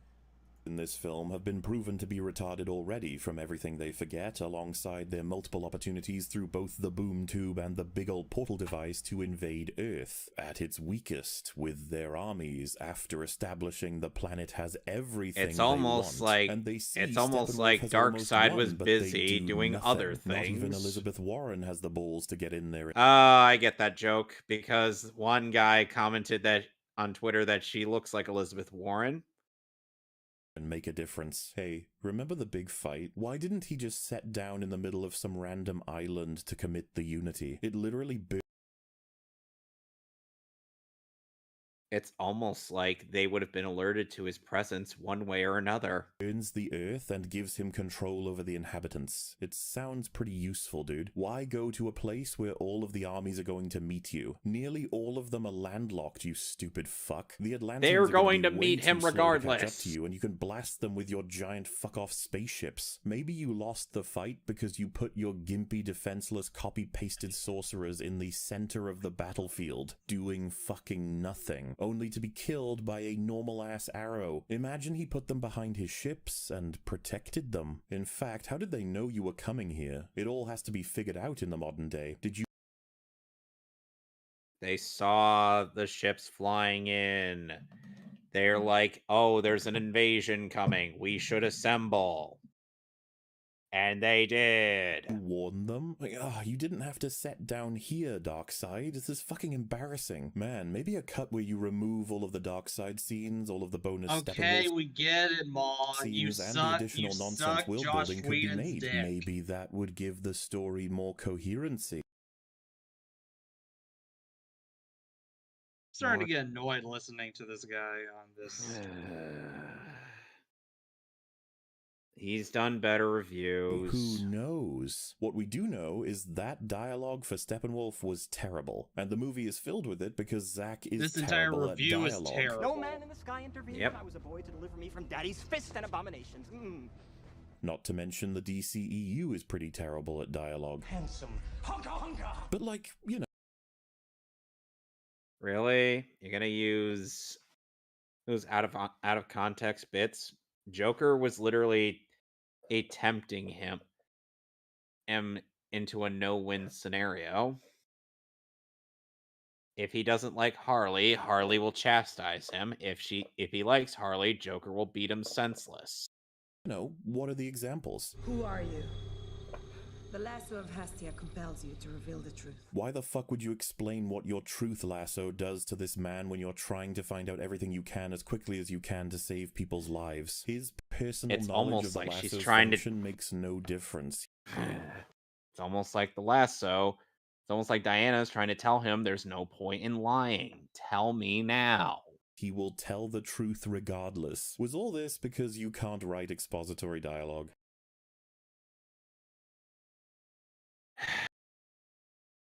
Does he want the film to just exposit everything As I to talk to him? my father, who's still in prison for the murder of my mother, which he didn't commit. Yeah, how did I get interested in criminal justice? I can't remember. I am a drag on your life. Wow, isn't it convenient that the first time we see this significant background character from Barry's life, they spill out all of the important details about both their characters and what they both want? Alex, are you going to say anything?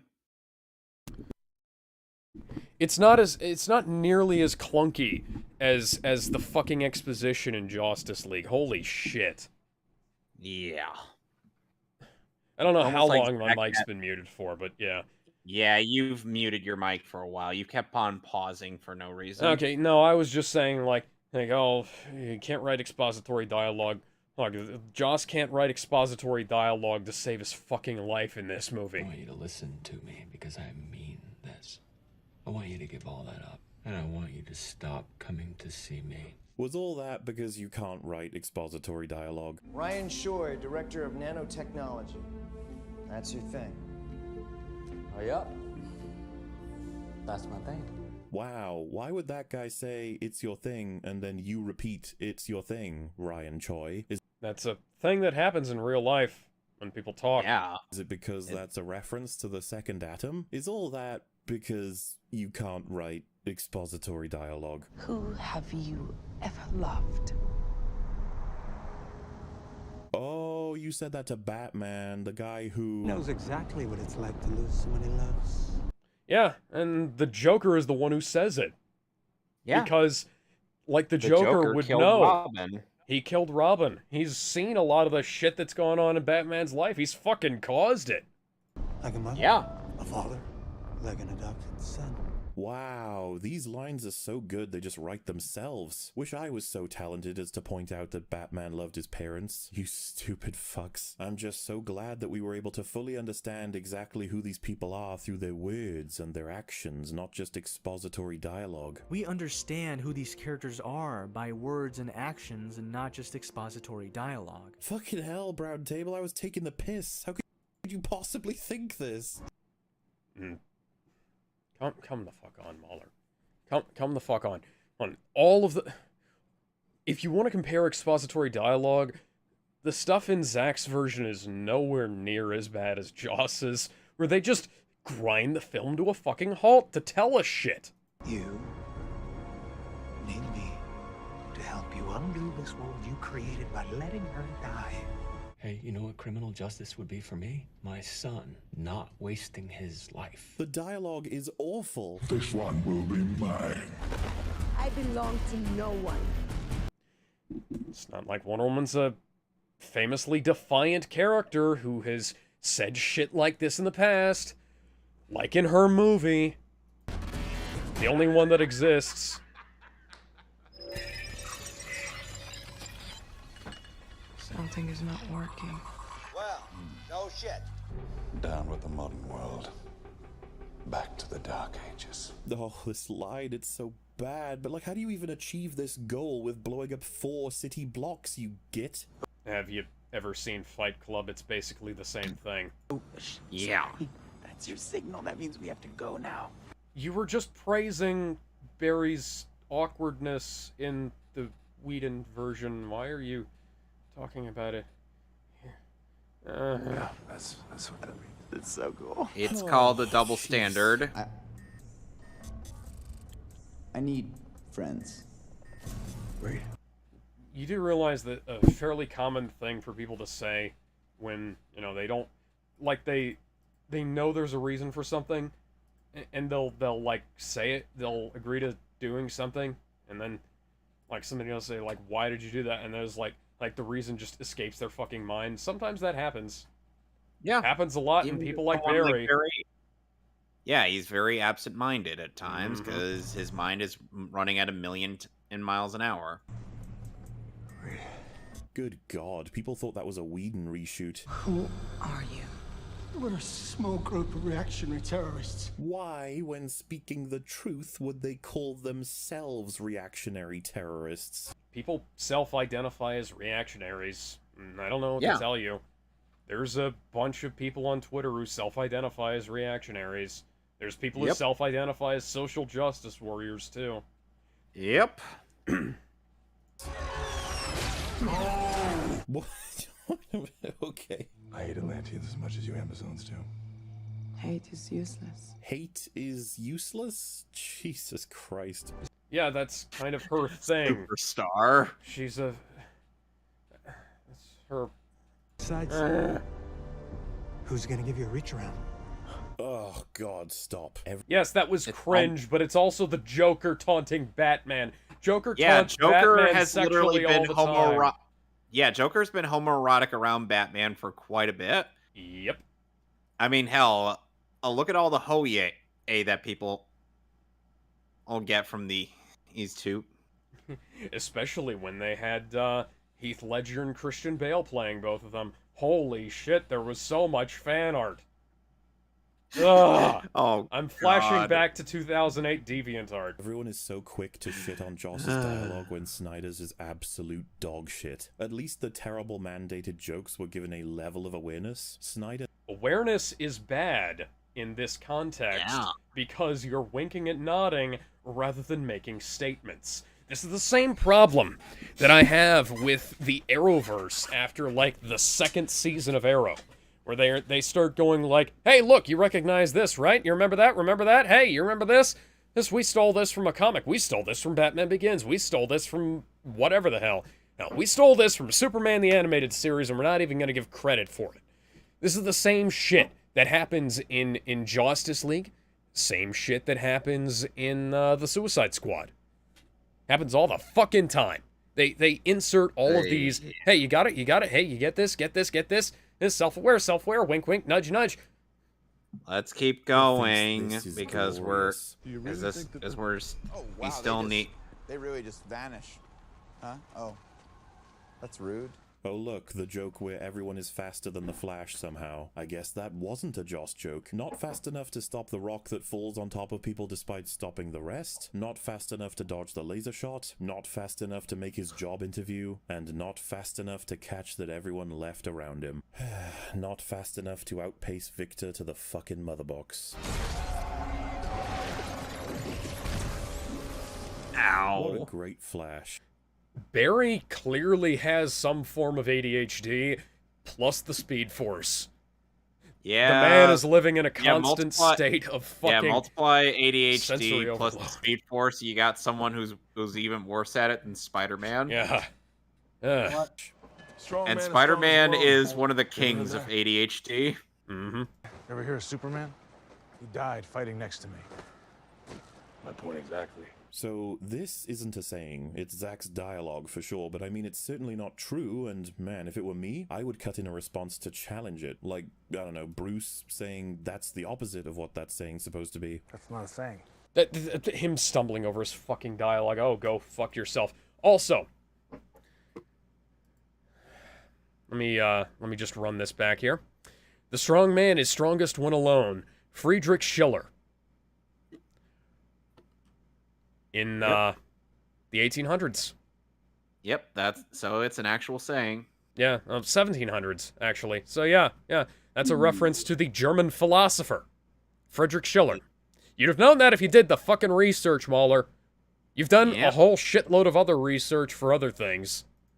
That's the opposite of what the saying is. Oh, Joss no, did no, it's that, not. and he No, it's not. managed to It make really a legitimately is superior not. scene despite chopping it down because he cut out this fucking bullshit.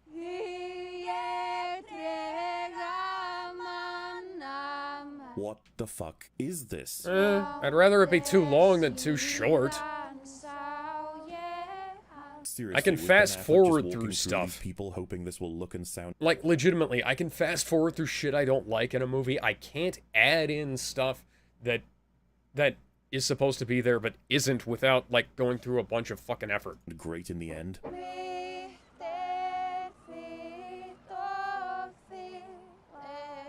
Maybe that was the attitude for a lot of the movie, since the soundtrack is pretty ass, wouldn't you say? For example, No, I wouldn't. It's fucking amazing. Go fuck yourself. The fucking...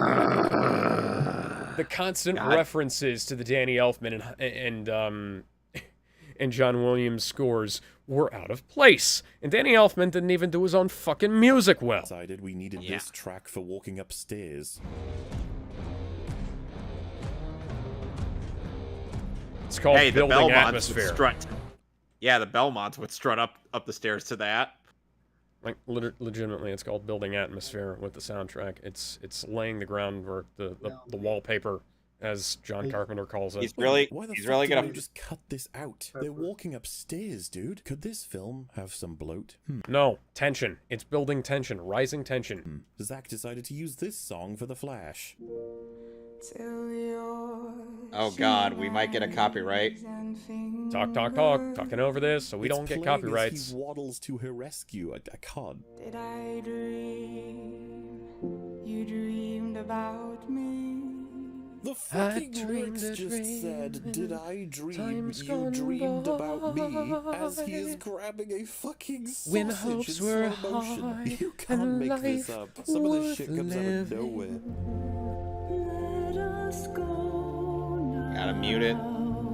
I dreamed that love would never die. You just end up pondering what the fuck is wrong with the person making these decisions. Like, this applies to changes too. Remember in Whedon's how Aquaman had his own awesome, cool dude bro epic scene where he Yeah, that scene was incredibly out of place. Yeah. The music was also fucking awful. And if you wanted to make a reference with it, why didn't you pull out the theme song from the Aquaman TV show? His way through the ocean, well, we got this track. One sec. Nobody decided to change it to a different track. It's almost like it's almost like Jaws changed the tone of the scene entirely. I'm not really vibing with that. Sorry. Oh, I don't think that matches well. Remember Wonder Woman's the thing they play when she's about to commit a... You know what definitely didn't match well? The fucking pumped up action shit they tried to put into fucking Justice League. War crime? Yeah, war crime, yeah. Fighting the enemy is now a war crime. She is fighting them with medieval weaponry, by the way, and they're fighting her with guns. She is not committing war crimes here. Yeah. Also, the Geneva Conventions weren't signed at this point. Well, they do that in this, with all the grace of a constipated Magikarp. Yes, they also did that in the Whedon version of the film, and it sounded significantly worse, because Danny Elfman didn't really get it.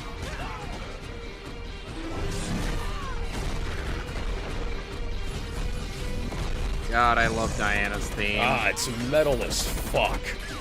Yep. Yes, keep showing a montage of all the best parts of that theme. Woman. As if she needed more damage from this cut, Zack decided that her theme should be encompassed by a ghastly fucking yodel every goddamn time she does fucking anything. Listen to this inane horseshit.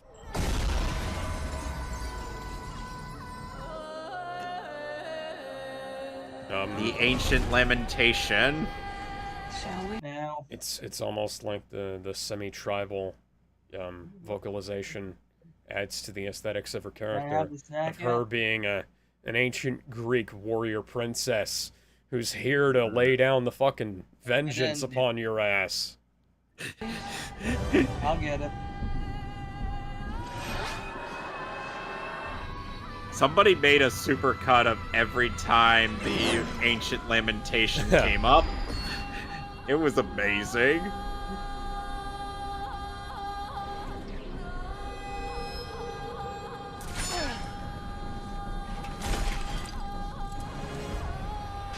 Jeez, that parademon was fucking dead. Yeah, you're just making her look good here. Yep. You're not winning us over. Nope. Granted, both of us really like this soundtrack, but you're really making a point hardly anybody is going to agree with you on, MauLer. Yep. And I know you don't care about that, and that's part of the reason why I like you, but come the hell on, man. This soundtrack was fucking great. Yep, Tom Hulkenberg did an amazing job. Kicked so much ass. There's leitmotifs all over the place. We're not just left with random noodling on fucking harps and shit. Any human being on this planet failed to notice. But music is good at manipulating an audience. For instance, what if Superman's theme is played at several intervals? Yeah, his theme. Yeah. Not Christopher Reeve's theme, not Brandon Routh's theme, not Tom Welling's theme. So do I, sweetheart. His theme. Yeah. Reminds you what's going on. Yeah. It's related to him. It's a nice theme. It's a really good theme. It's the ideal of hope suite. They literally call it the ideal of hope. Yeah. Is this because it's earned? No. Yes, yes it is. In the same worthless dour state as he was in BVS. Oh, that movie is ass cancer too, by the way. We got videos on the MauLer channel all about it. Links in the description. Again, Batman hid under a rock. Now look what it does to everything else. Congratulations. The S is a symbol. It means hope. You can make a choice. They will join you. A choice. You will help them. A accomplish wonders. All the hopes and dreams of Krypton live in you now. No, You baby give hope penis. to their world. Love them like I love you. It's totally a choice, though. Bridge the worlds. Burn the fuck out of unborn children as a part of a civilization that had one chance to live again while crashing said container. It would have literally destroyed the planet. It would have literally destroyed the planet. Zod was trying to destroy the planet, MauLer! Meaningless dialogue to bring you back to the stage you were at. Krypton had its chance! Superman was just on pause and then punching things while in his black suit. And on top of that, putting on the black suit had no fucking story relevance at all. It didn't have any story relevance in the fucking comics either, but it worked there too. Well, I mean, it kind of did because it was a solar suit. But the thing is, it was a solar suit. It helped absorb more yellow sun radiation. Like and share that cool thing you saw, scoring points for doing nothing but referencing something you enjoy from something more substantive. Okay, you're gonna compare one of the best scenes in The Mandalorian to one of the best scenes in Justice League? Okay, that'd be a fair comparison if you weren't making the comparison I know you're making. Y'all are easily fucking pleased. It's almost like, you know, the scene at the end of The Mandalorian was kind of building up to Mando meeting up with Luke, because guess who's the only reigning Jedi Grandmaster in the entire fucking galaxy? It's Luke fucking Skywalker. No shit, he was the one who hired him to find Grongu. No fucking shit. Of course Luke Skywalker's gonna be there, and of course they're gonna present him like he's the goddamn hero, because he is the goddamn motherfucking hero. He is the Jedi Grand Master, and he is here to save the fucking day, like he didn't in The Last Jedi. Oh boy, look at these suits. Put it in the promos, I beg you. Anything to tickle my balls. Lois is essentially Superman's ragdoll, hence the lack of commentary, which means we need to talk more about Superman. Isn't it pretty mortifying that Superman's core confused state is that of killing anything and everything that seems like it could hurt him, on top of being shown to go fucking nuts and kill everyone once Lois dies? Yeah, in a different universe where things go to shit, In a different universe where Darkseid has access to the anti-life equation, thus being able to tempt Superman to do what he wants. Also happened in the Batcave, by the way, as you can see by Robin's suit in the background here. Yep. They appear to be combining elements of Jason Todd, Tim Drake, and Dick Grayson into one there. Though it makes sense and some part of Damian. Yeah. Characterization in Man of Steel. Krypton had its chance!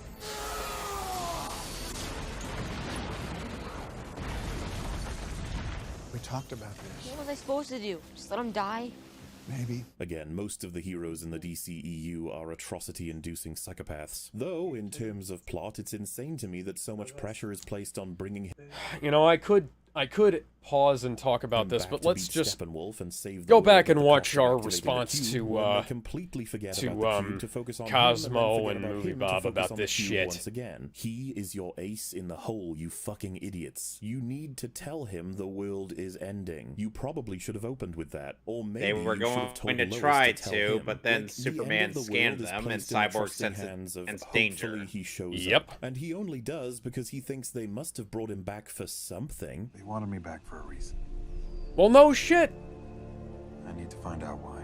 When they could have so he immediately goes and Superman, and he died finds out about this. Imagine he was he puts on a suit, finds Alfred, and said, "Hey, what's up?" Imagine he took a day to recalibrate. The world fucking ends. Imagine he did turn up, but he was too late because there was no rush. The world fucking ends. They put no effort into finding him when everything rests on it. They just hope.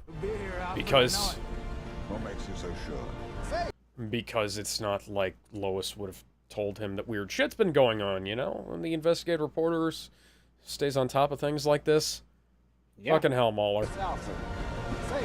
You know, we don't need exposition for everything that happens in the film. Doing here? They know he's with Lois. They know where he lived. But nope, they don't give a single fuck to try and contact Superman when he's the main hope of actually winning.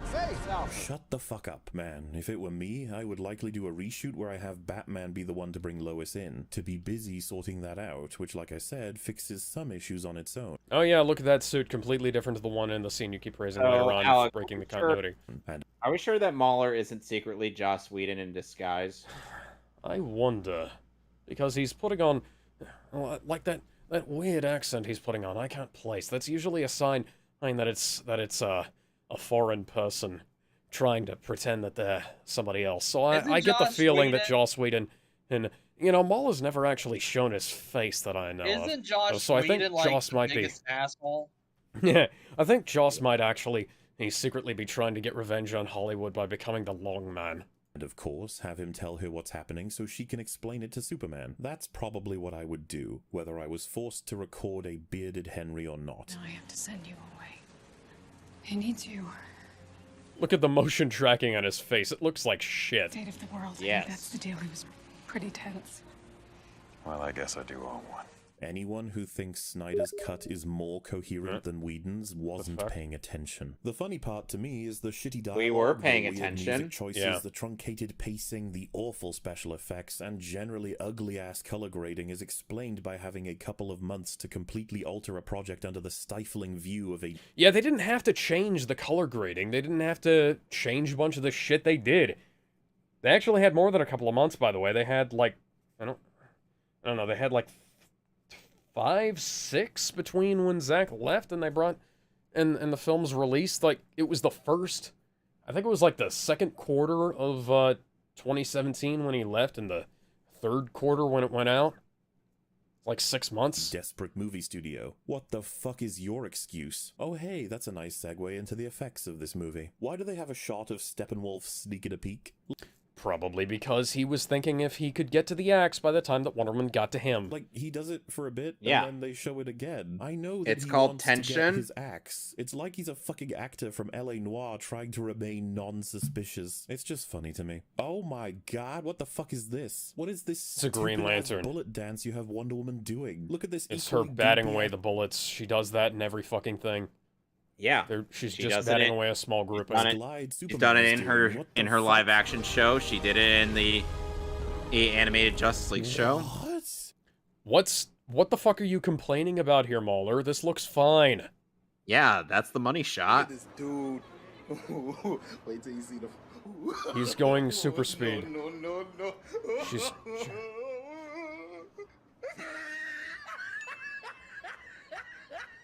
What are you even...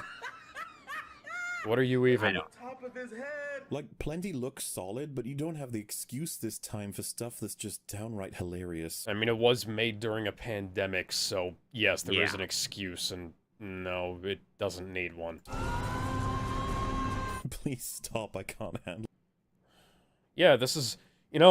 MauLer, these are subjective criticisms you're making Yeah. at this point. You These have are called your subjective opinion, not have- objective fact. You have drifted out of the realm of objectivity into the subjective long, long ago. What?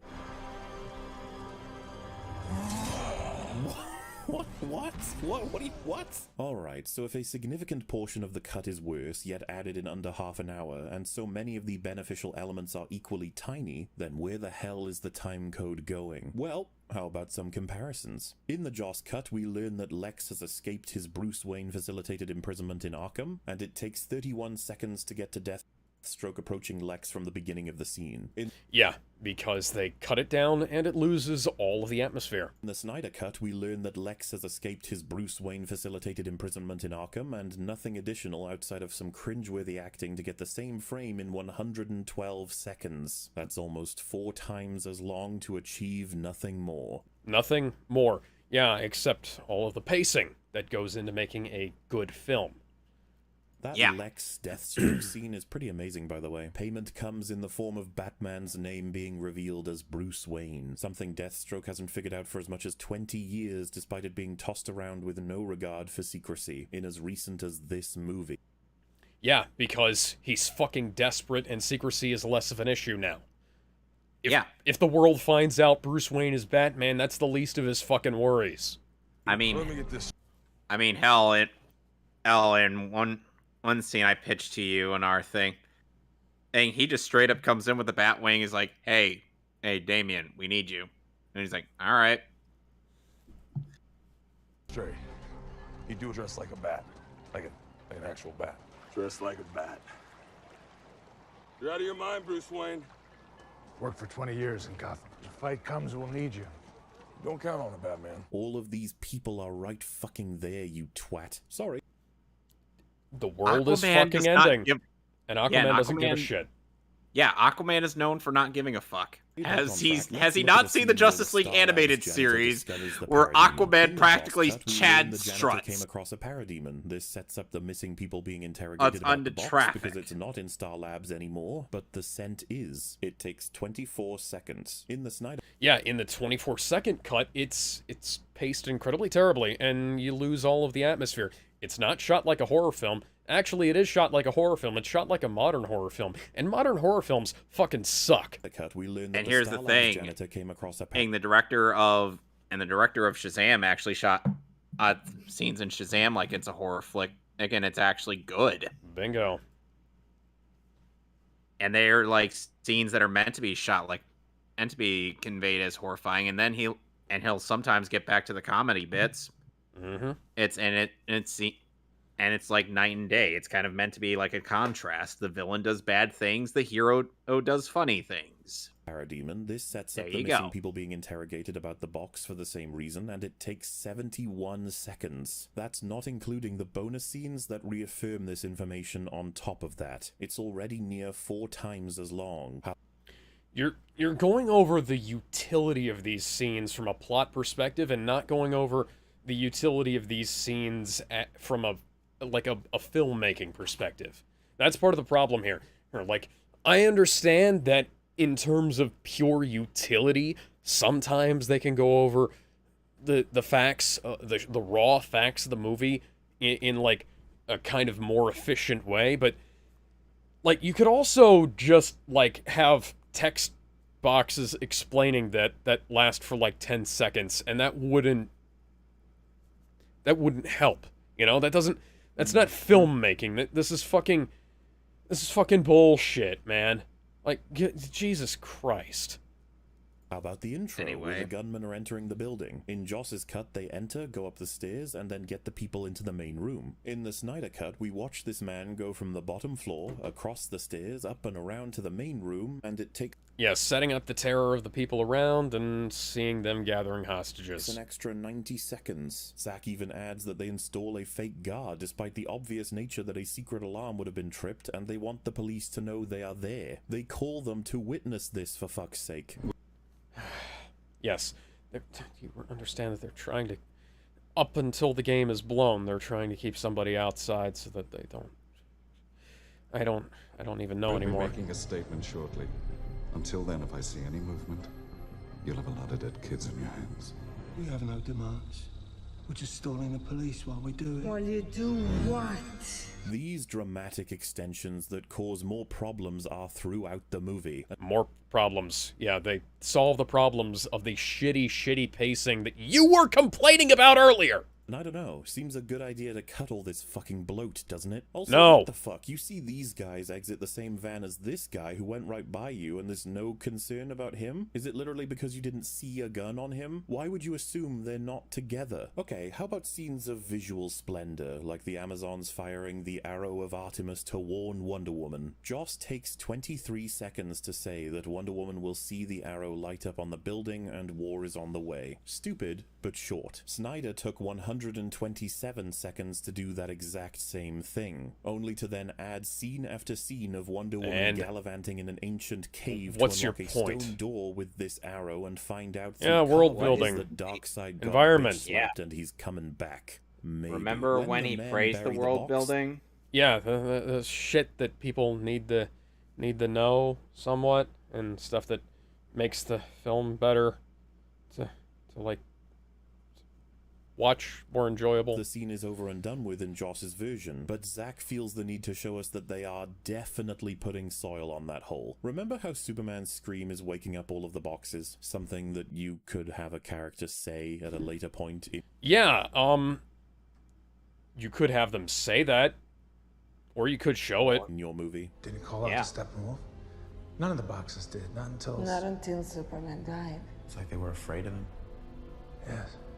They were afraid of him. Which doesn't make much sense, by the way, but whatever. Yes, it does, because he's literally the most powerful man on the planet. How long do you think Zack needed to visualize it? 5 minutes and 22 seconds? That doesn't account for the full intro, by the way, just the Superman scream portion of it. Then there's the slow-mo. So many fucking shots in slow-mo. Yes, complaining about slow motion in a Zack Snyder film is like complaining about water in the fucking ocean. To try and Or justify this explosions runtime. in a Michael Bay Slow-mo film. on Yeah, Aquaman's it's rippling part and parcel. face. Slow-mo for so much of the action to make sure you absorb just what the fuck is happening before you're hit with hilarity. This video's a Motherfucker fucking is joke. self-indulgent to say Yes. the least. And that's a criticism for every aspect of his filmmaking on display. It insists upon itself, Lois. He even fucks the slow-mo up sometimes, filming the women and slowing them down, but failing to slow down the rubble when it's put in post. At least Joss can say he didn't have a slow-mo shot of a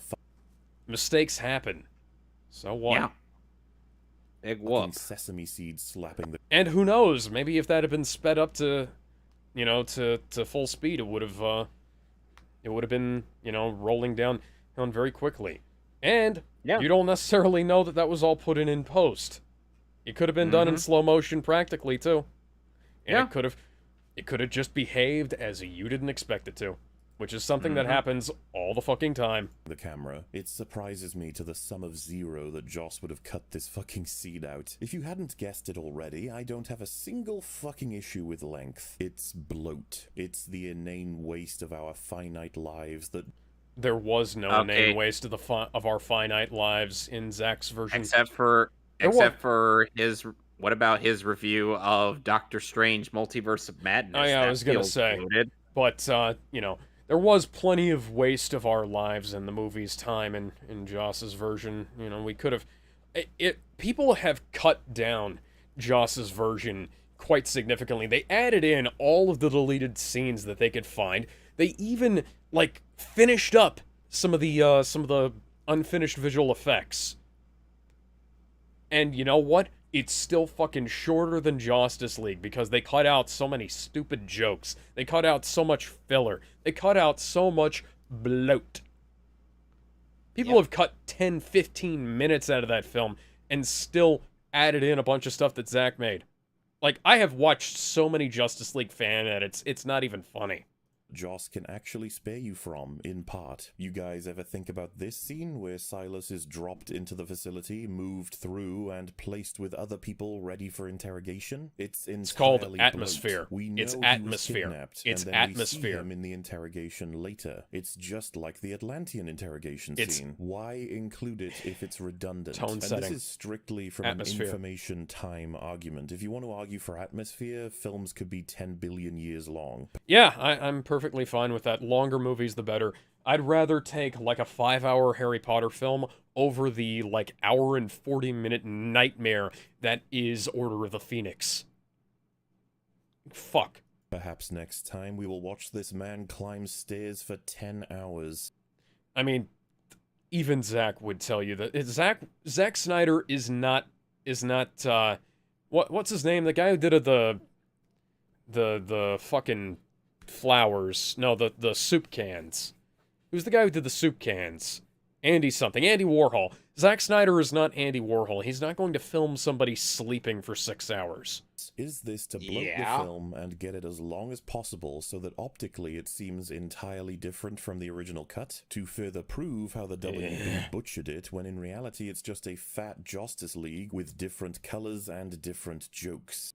No. You're reaching, MauLer. You're reaching at Mr. Fantastic levels. We already used that joke. Moving on. Not to mention some bullshit stapled on and some better stuff removed. Bullshit stapled on.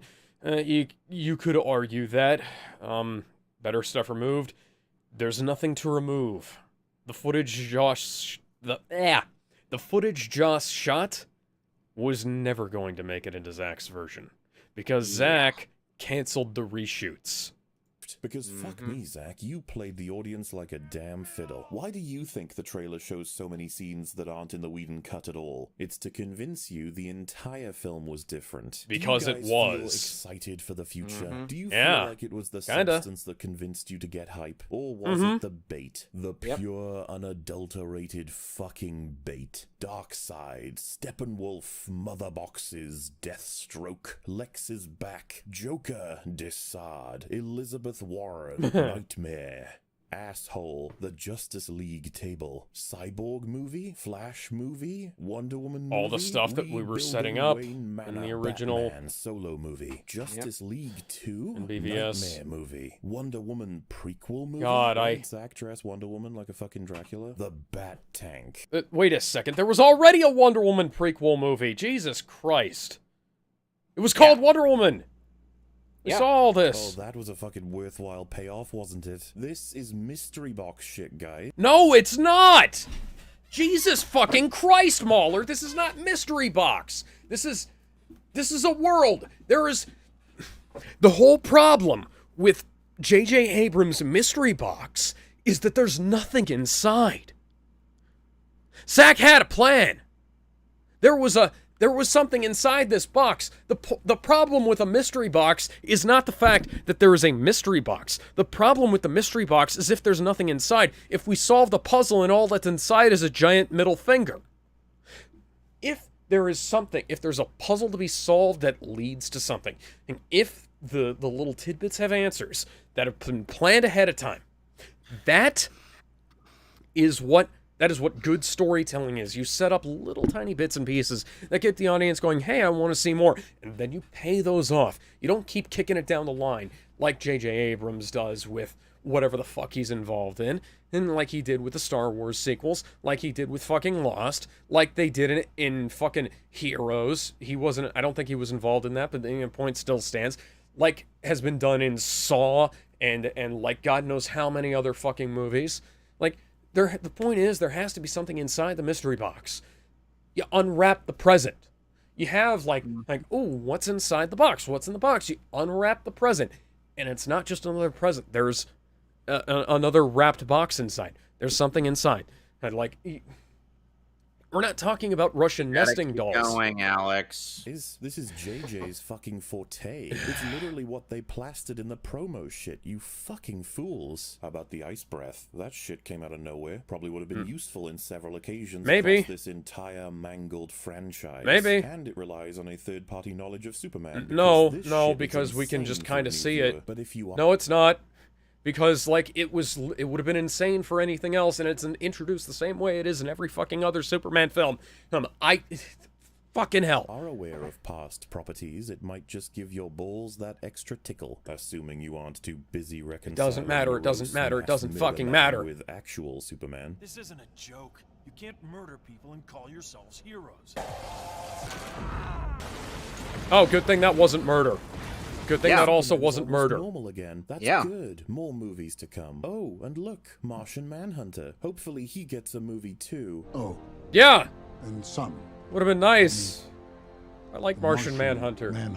He's a great one of the best character. members of the Justice League. Name? And who, my good man, fucking who calls you that? Also, why would you think maybe we would have found out in his movie if they'd ever made it. Would come across as friendly to a superhero with no context, especially this superhero. Well, Batman's changed, and he's like, I guess we have to deal with this shit now. The Okay. scene where he comes down to Bruce and explains that he's invested in helping. He has seen people come together, and it's given him new hope and a stake in the world, when we know he had a stake in it already. I don't like the Martian Manhunter scenes in this film any more than you do, but to save the world I have different reasons in his and human persona, and he's already seen the team up in BVS. Oh, I'm sorry. Where the fuck were you in each of the 3 world-ending events, you cuck? Why are you turning up once everything? Martian Manhunter wouldn't have been able to help in Man of Steel or BVS. Defeated. Yep. Fucking cowardice is what that is. I'm sure you're not going to. He would have just been able to throw in more punches on Doomsday. Yeah, like the fact. Surely. How would Surely him Bruce doesn't getting look involved in thinner either and of older those? because this was shot well past. No, original it filming wouldn't have dates. helped. And surely making Martha the Martian. I mean, Zach didn't hide that he was doing additional photography. He flat out admitted it. There were scenes I didn't get to shoot that I went back and did. He didn't redo the whole fucking movie like Joss did. He did a couple of scenes. It was nice to see Batfleck back in new footage. Yeah. Martian Manhunter in this scene wasn't an attempt to avoid looking like this was all dropped at once, right? It honestly wouldn't surprise me if the Martian Manhunter Bruce scene was tacked on and Zack felt they'd already tacked on the fan-baiting Joker nightmare sequence. You know, okay, so the thing is, there exists storyboards for the original version of Justice League for the Martian Manhunter scene. And yeah, you know, that's why Zack put it back in, because he went back and reshot all of the storyboards that he and Jay Oliva had written out for the movie. And that's like we're talking like pre-principal photography here. So he needed to justify Good this God, a bit man. better, leading him to take the Martha scene and make it a Martian Manhunter scene, to establish him beforehand to make the end look less fucking Were you blatant paying in any terms of fucking the attention to the manipulation. film? Oh, Jesus boy, that would be Christ. cheap, right? Like, to like this use was a hands that fucking... way? I shot Martian Manhunter. I think I stopped paying attention to this guy a long time ago. The shot of Harry Lennox, a shot I didn't have, of him leaving Martha's apartment. Didn't Josh Whedon have to go to a funeral while he was No, originally filming Zack this? Snyder buried his daughter. Yeah, while... that's what I was thinking. I got them mixed up. Sorry. right down in the driveway. Zack just wants more movies. He wants... No. He shot it in his driveway because he didn't have it because... Have you paid any attention to the shit that happens behind the scenes for this film? Zack posted the fucking storyboards. He posted the storyboards on his Vero and his Twitter. It was all over the place. Everybody knows it. Important scenes, but not only does he lose his trailer dialogue in the final cut, he only That's shows not up Zack's in a fucking fault. dream to offer a reach around. I wasn't cheating. I wasn't doing like, oh, you broke the rules. Like dropping this promotional shit that doesn't appear in the movie. Oh, yeah, that was just them fucking around behind the scenes. Things like that happen, guys. I suppose that would explain the nightmare sequence, wouldn't it? A scene that was clearly shot well after 2017, specifically to make it seem as though it is way more of a plan. Yeah, there is more of a plan. They were planning... Bait the deaths of characters. Oh my god. Okay, so before Zack even started shooting Justice League, he had to cut it down to size. He was originally supposed to start shooting Justice League Parts 1 and 2 back to back. He had to incorporate bits of Part 2 into what became this film. He had to cut bits of Part 1 so that he could do them later in the Justice League Part 2 that was supposed to start filming later on. He never got to do that, so he went back to the original storyboards and the original scripts from before the revisions had to be made and redid all of it. This stuff did not come out of nowhere. No. Everybody who followed the film and its post-production knows this. The arrival of characters and the tumultuous end of the Justice League. It's all bait. Oh boy, recycling footage just to get people to push entire you to have your video's sequels fucking bait. Because you're... Yeah, because there's like occasionally there was some stuff that they couldn't go back and do because he wasn't allowed to do it. Movies could never stand on their own. You have to bait sequels and a franchise because you are the MCU without the substance. The MCU without the substance is the MCU after Phase 3, MauLer. Yeah.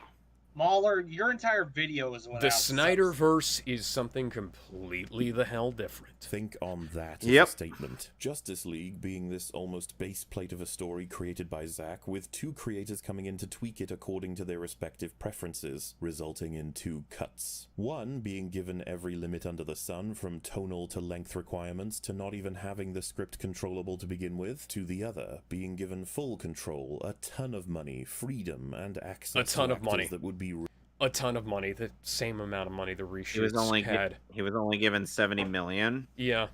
Rare for most. On top of that, the most important element provided that accentuates So is every MauLer other being one dishonest here right now? I don't think he's being dishonest. I think he genuinely doesn't fucking know. Yeah. Critical research failure on his part. Jesus fucking Christ. He's letting his hate boner for Zack Snyder consume him. As Sitch and Adam would say, he's letting his elephant take control and not even bothering to try and rein it in. His time to craft his vision specifically, something the other did not have. I know that people are absolutely loving the Snyder Cut right now, but I've never been one to go with the flow. So let's summarize. The That's part of why we like you. Through thorough incompetence, far further than Joss's depressing attempt at recovery. None of them behave with a shred of intelligence throughout the story. There is so little concern there's plenty of intelligence ethically for the prospect prospect of bringing Superman Steppenwolf back, is which fucking arrogant. Unacceptable and softens the significance of the event for this story. But that was He clearly sees already humans the as case beneath in him. terms of Henry's screen time. Meanwhile, Joss had him say a bunch, and he referenced Pet Sematary, Doomsday, and has Wonder Woman pushing back hard with Batman pushing for the resurrection, fueled Yeah, by because his that guilt, giving Bruce and it's Clark almost something like to that bond over whole when he shit returns. with the Compare fucking that to Aquaman raising a small like Jesus Christ, the bringing up the forced conflict between the characters that doesn't make any fucking sense. Unheard alarm right before it happens, along with Cyborg, who panics on seeing an apocalyptic vision of the future, of which he never addresses, almost as though the visuals were bait. What a shame. Lex's journey Bait. from Yeah, psychotic to coherent was skipped for the audience. Skipped. No, he was never... It was all a fucking act! MauLer! It was an act! They demonstrated and explained it in BVS. It's not that he was particularly engaging to begin with. The red capes are coming. He's playing up the psychosis for the cameras. Shut the fuck up. It would seem Victor is being praised, and he's falling the fuck apart. Outside of every complaint I have, Except with the his fact that they story cut in a out all of his logical scenes sense in the, relating to the man he Josh is, Brolin. the ethical questions Excuse are me. daunting, and only a man-child like Zack could give the power to destroy the world to a teenager and forget to interrogate the implications. No, he Silas is literally a interrogated fucking the crazy implication man, and there. he's responsible for the generation and operation of this power. We're Yeah. all at your mercy, Vic. Everyone's lives are controlled by complex digital networks that will bend without effort to your will. It's not only insane for him to comprehend that, it's wrong for anyone to have that power. It's what we... Yes, that is the whole point of Cyborg's character arc is that, and holy shit, I have all this power, what do I do with it? Like, how do I use this ethically? Trying to prevent Darkseid from doing That's you literally idiots. the challenge. Free will must be ripped from them, given absolution in one glorious belief. To serve Belief that Bend without that effort only to your that will. only Michael Ironside is the true dark side. The film is... The point is that, like, the parallels between Cyborg and Steppenwolf are that Cyborg chooses to do good and not dominate the whole fucking planet to his whim. not ready for this conversation. The craziest part is that the one time he could use this newfound, unethical, incredible connection to save the world, he doesn't. Yes, he Batman does. has to instead. It is the burden of this responsibility that will define you and who you choose to be. That's true, but we don't see it. He Yes, helps we do. one person, and unfortunately, he probably destroyed her life. No, he the didn't. implications and consequences what of the his fuck? actions are so much more interesting when he's also so naive about the world. This is prime real Naive, estate for a yeah, sure. fantastic story. It could be so tragic while at the same time being so uplifting. None of that is seen or explored in a meaningful way. None of it is internalized. Instead, we get shit like Cyborg this. would literally be able to destroy Because the this IRS. film is as vast as a long... The IRS, first off, he doesn't have a dog for them to shoot, and second, if he did, it would be a robot dog. boring brown ocean, and as deep as Wait, does John Wick droplet you actually had destroy the 4 IRS? No, I'm saying, like, there's a running joke that government agencies shoot your dog when they come after you. Oh, okay, that and makes you sense. couldn't even make the accident multi-layered. It's just a standard car crash. Why would it be anything else? Apparently, Yeah. you rely on them. Did it? Why would it be anything else? Car crashes happen all the time. They're on the Yeah, and news all the especially in fucking time. Gotham. Yeah, shit happens. Strike anyone else as odd that when Batman is recruiting, he's willing to throw a fucking batarang at someone in hopes of seeing what powers they have? It's Well, almost no, like he kind of knew watched what his their- power He knew what was. his power was. He was literally testing him. Yeah, he's like, hey, so you're fast. You're the Batman? So you're fast. Are you fucking kidding me? You have no idea how his powers work. You don't. Well, I mean, he could have teleported out of the way. It's not Yeah. like he could have figured out that he was fast from that, and like it was And a blink of an eye. And, and going back to the DCAMU, you know how he tested Damian's reflexes? He literally threw one of those shuriken at him. Yep. Caught him off guard, And he or caught if he has it. to charge something, or if he needs special shoes, or if he needs particular gear, like you do. You could have straight up fucking... Now, Batman technically doesn't need the gear. He's still Batman without it, but the gear helps. killed him because you're a moron. A batarang doesn't kill somebody. At best, it leaves a cut on their face. All of these Yeah, that's kind of what happens to Dr. Character. Savannah Like, in weird bit where Shazam Batman fucking at one kicks a point. bug down a hole and it splats. Ooh. Because, you know, for some reason it doesn't use its fucking wings. Batman roundhouse. Batman gave it a fucking back roundhouse kick to the fucking head. You try flying after getting a back roundhouse kick to the goddamn head. Marveling at it, giving us the full Wile E. Coyote treatment, while fucking Steppenwolf is right there in front of him attempting to kill his teammate. Why is everyone so blissfully moronic? Like Flash, though at least Whedon actually had Flash do something in this movie, unlike Snyder. In the final battle, Flash is running in a circle until he hits the automatic win button built on nonsense. Whedon had him killing enemies and saving a family. Saving a family that shouldn't have been there. Circles, man. That's awful. Not to mention this payoff being entirely at odds with the idea that the Flash had to loop for fucking ages to earn the charge for Cyborg. Here, he's completely reset, and then he runs. He literally just breaks the fucking rules of space and time there. He was trying to maintain his fucking speed without going above that and causing problems. Yeah. Good God.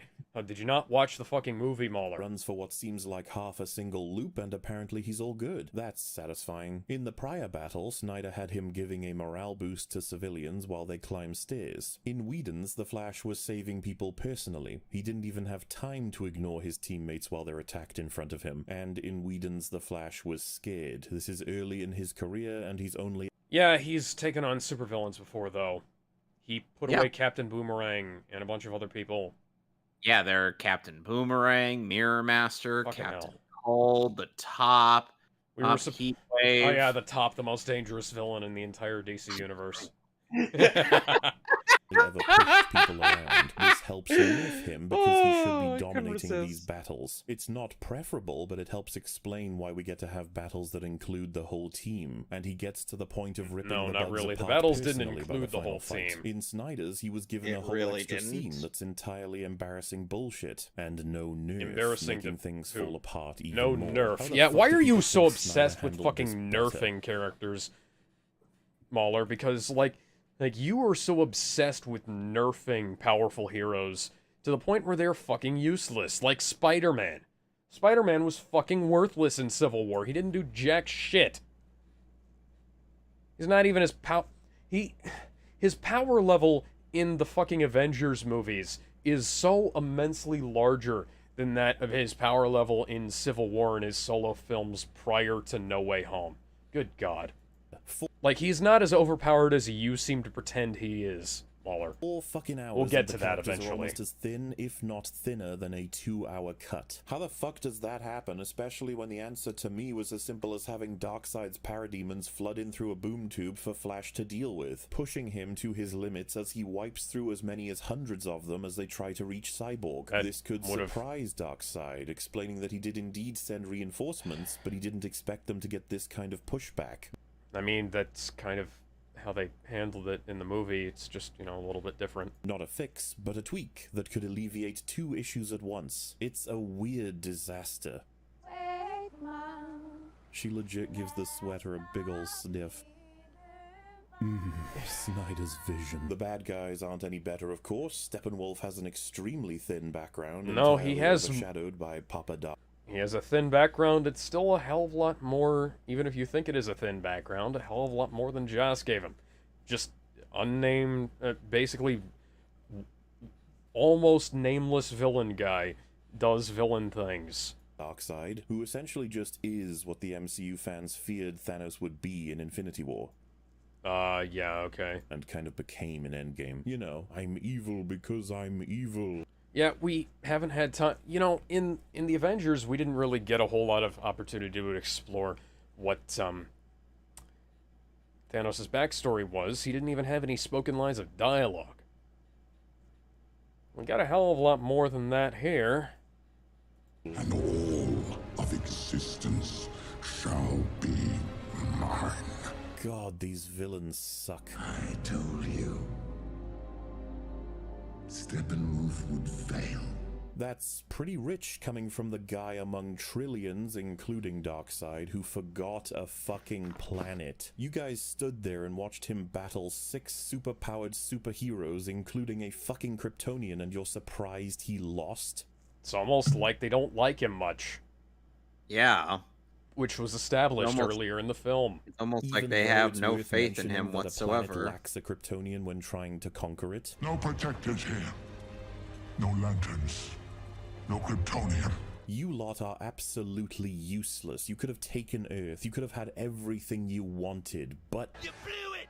You had it all and you blew it! Actually, wait a second. Are you suggesting that if a Kryptonian were here, you would have left? Because you clearly can't fight one.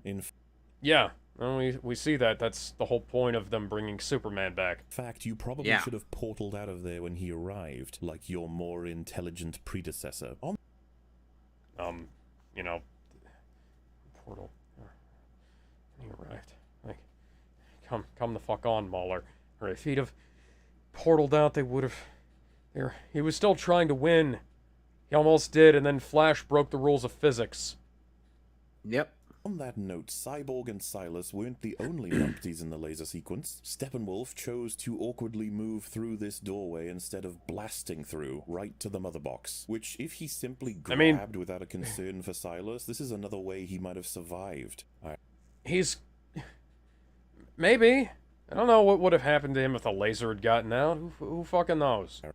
Ironic. Hey, the hallways in this place are kind of human-ready. Steppenwolf wasn't smashing through all the walls, so did he do like a little goompy crab walk in order to get in here? Because fuck it, Hellbait. That is something I would absolutely we literally pay to see But him still, do that. I'm confused. Yep. Superman is basically a Kryptonian anomaly. Not only are Kryptonians essentially extinct, Superman is the only one to reach this power level, unless you count Zod. These guys are going to be piss easy for someone like Steppenwolf when they aren't powered up. Which Yes, that's why they said no Kryptonian, not no Kryptonians. Specifically referencing not Superman. only really happened. I can't even imagine Wait a how minute, are you our telling version would have him react to Connor. me that the only planet to have a juiced up Kryptonian defender is the only planet with the old gods, and the only planet with the anti-life equation, and the only planet to have beaten Darkseid back irrelevant of the Kryptonian the first time. What a calamitous cosmic coincidence. You wanna have problems with that? Take it up with the fucking comics, cause shit like that happens on Earth all the fucking time. Yep. Earth is basically the only planet that aliens give a shit about. The fact that Earth is Grand Central Station for all this shit is like, it's like Super Sentai being based in Japan. It's like Power Rangers being based out of California. It's like all this shit happening in New York and Metropolis and all that. And it's just people writing stuff centric to where they are. Batman. Yep.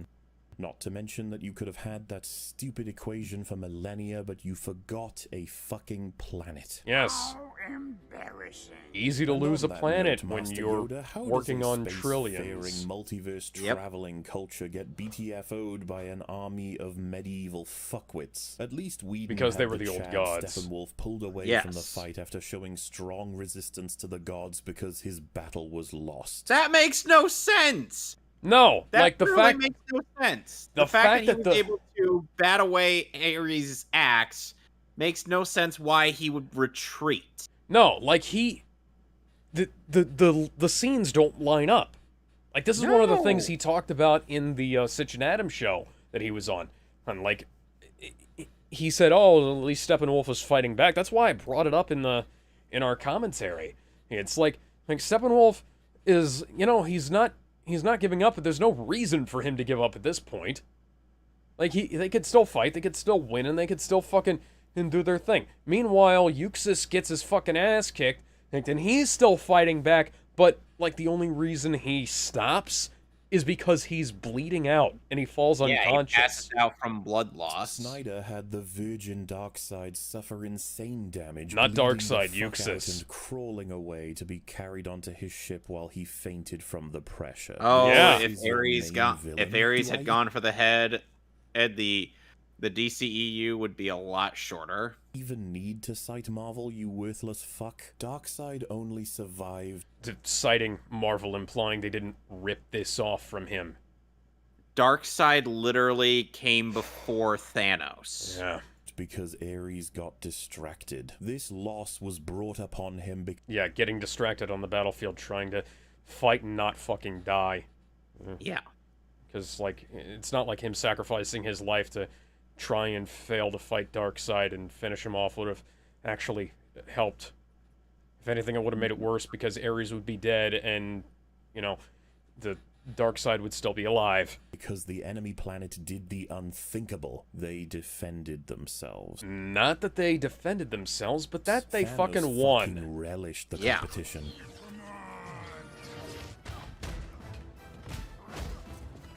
Let him have his fun. Really?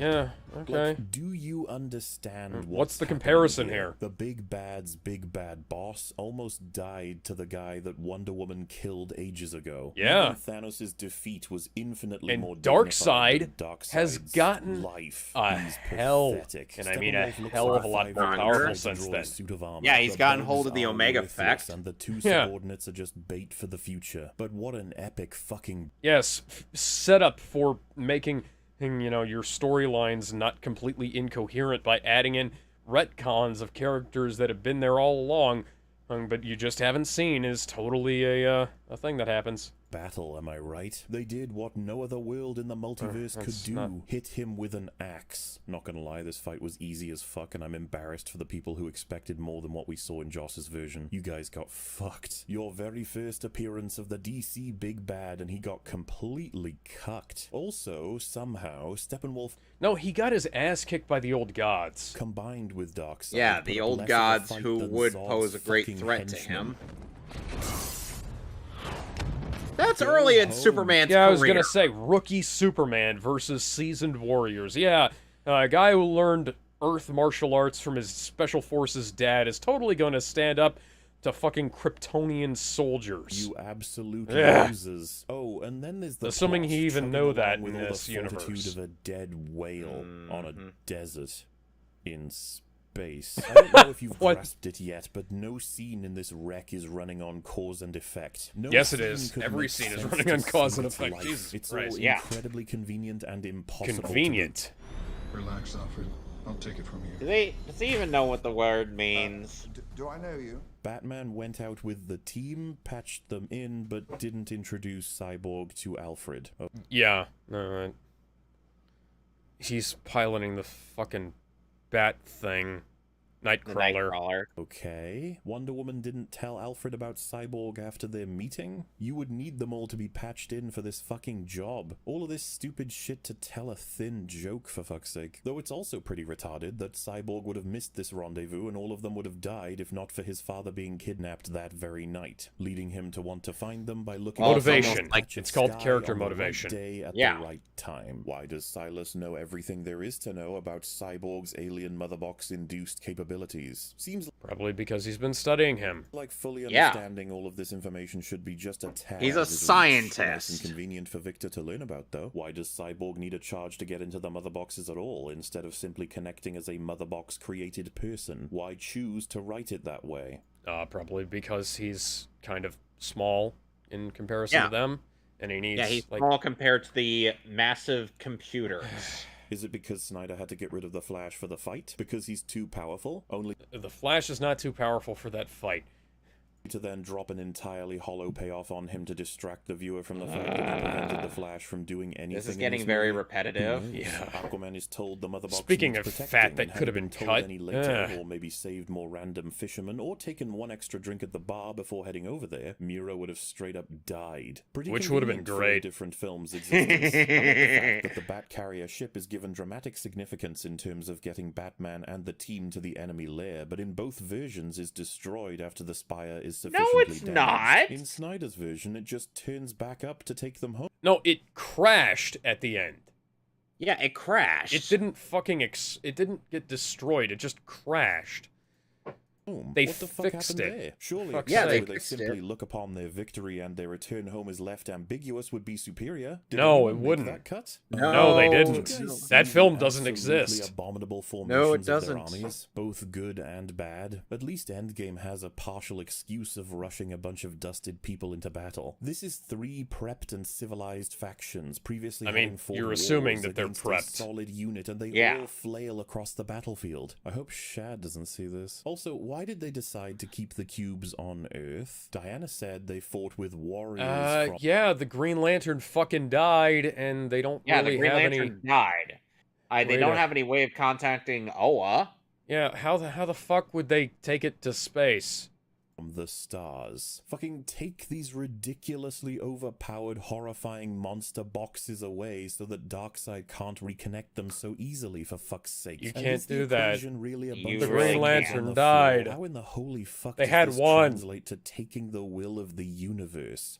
Why the fuck? That's even something ask? that they'll explain Inconsistent later. mother boxes. Everyone Because forgetting that's about how the them, lan- and I mean every single Anti-life fucking equation. person who knew Just about because this we great know about war the in anti-life Darkseid's equation army doesn't that mean the Desaad characters do. said You can't everyone just knows have well. like characters Absolute relying on bullshit. non-diegetic knowledge of the 3.5 plot million for people to Kelvin. The suits explain malfunction. what the fuck is Silas's going on. decisions Because and if you do that, sacrifice. you end up Cyborg's with the major MCU gaps in Spider-Man knowledge films, and which are action. fucking No dog shit. missiles from Cyborg. Except The for plot No Way armor, Home. The luck, a giant middle finger to Aqua. The Luck, Granted, aka Barry Allen being incredibly awkward and Cyborg Granted, having to I cover do for him. enjoy Homecoming and Far From Home for various reasons, but I do acknowledge that they are not exactly all that great. We'll get to that. Aquaman. The final Eventually. plan is insane compared to what they could do, and it almost fails in a million ways because our team is as retarded as ever. Only No, to they're Earth fighting because a time battle on a travel is million fine, fronts here. Which brings us I am to the genuinely world surprised that building, in MauLer which hasn't our been wonderful suspended for plot and violating characters community house guidelines, themselves. A considering how world many with consequenceless times he's used a quote-unquote ableist slur. I mean, we've used it more than he has, probably. I know, but I'm surprised he hasn't. And He's more high profile. Yeah, but Nick Rekieta has gotten a That's what I mean. That's what I mean. Strike. He has more subscribers. Yeah, here's the thing. Nick has people actively gunning for him, and people gunning for MauLer tend not to be as vitriolic. Like, they don't like him, but they're not trying to fucking kill him, basically. Matter reconstruction, full military control. I don't think MauLer's ever been resurrection, swatted, for ruthless instance. Civilizations who will let each other die, even if it means their own people's destruction. Embarrassing, villainous factions and infinite teleports. Man, what Not more can infinite they teleports, do to the mother destroy box stakes? opened it up. You remember how Steppenwolf is shown to be hit here? He then gets frozen off screen for 2 minutes until this happens. He was literally Kinda walking reminds me back. of a lot of the shitty editing throughout this movie. Look at the scene here with Ryan Choi. He just blips forward because someone fucked up when binding these two shots together. There's so many examples That's of these little thing that flourishes happens throughout, so many sometimes in times film. that people are off screen and therefore we don't concern ourselves with them. Not to mention how much bullshit There's was worse left in the editing, cut. Hollywood. Zach, where did you learn to edit? So, the characters have been fucked. The editing is shit. The soundtrack is disjointed, if not horrible. Disjointed, if aspect not ratio- horrible. Disjointed, if not horrible. How was the Justice League soundtrack, MauLer? Was it perhaps disjointed and horrible? I think it might have been. Black and white bullshit, bloat, slow-mo, and marketing. You know, the black and white version wasn't the version released for, like, primary streaming. We don't even have it on home video. Were entirely constructed to trick people into thinking this was a meaningfully different and better movie. Literally The was effects meaningfully make me different and better. question things. Yeah. Like, why was Zack trying to rip off Linkin Park when creating his Motherbox world? You know, what? special effects have gotten better since then. And that's not What? mentioning the dialogue that makes What? good, normal, What the friendly, fuck? wholesome, regular, everyday people What? reconsider the First Amendment. But how do we tie this all off? How about the theme of being stronger together, united as one, to defeat the hardships life throws at us? Only Which most they of the team literally are pushed fucking along did. by their respective Yeah. civilizations doing nothing to help help them in the first place. Take up your mother's Uniting because they kind of live on Earth and don't want it destroyed. Yeah, And considering it's why kind of a each character joins the team in decent this film, motivation. they essentially blur together. So little is done for them as people that when we finally see them fight as a team in all of their glory, you aren't thinking... Now, for fuck's sake, Steppenwolf got involved and made himself all of their problems. And then that's kind of why each of them joins. It's not just them being pushed along by their own civilizations. That's them being pushed along by the villain making himself their problem. About how far we've come. Rather, you wonder where we came from. It's even worse on the world stage. The Amazonians don't help because they forgot that they figured out travel beyond their borders. No, they didn't forget. They don't leave Themyscira. If they leave Themyscira, they can never return. That's literally something they said in the fucking movie. Not that it's surprising, these are the same psychopaths that drowned their own people Psychopaths? No, they're trying to save the fucking world! Sacrifices will be made to save the fucking world. Well, they're soldiers. Spartans! What is your profession? War.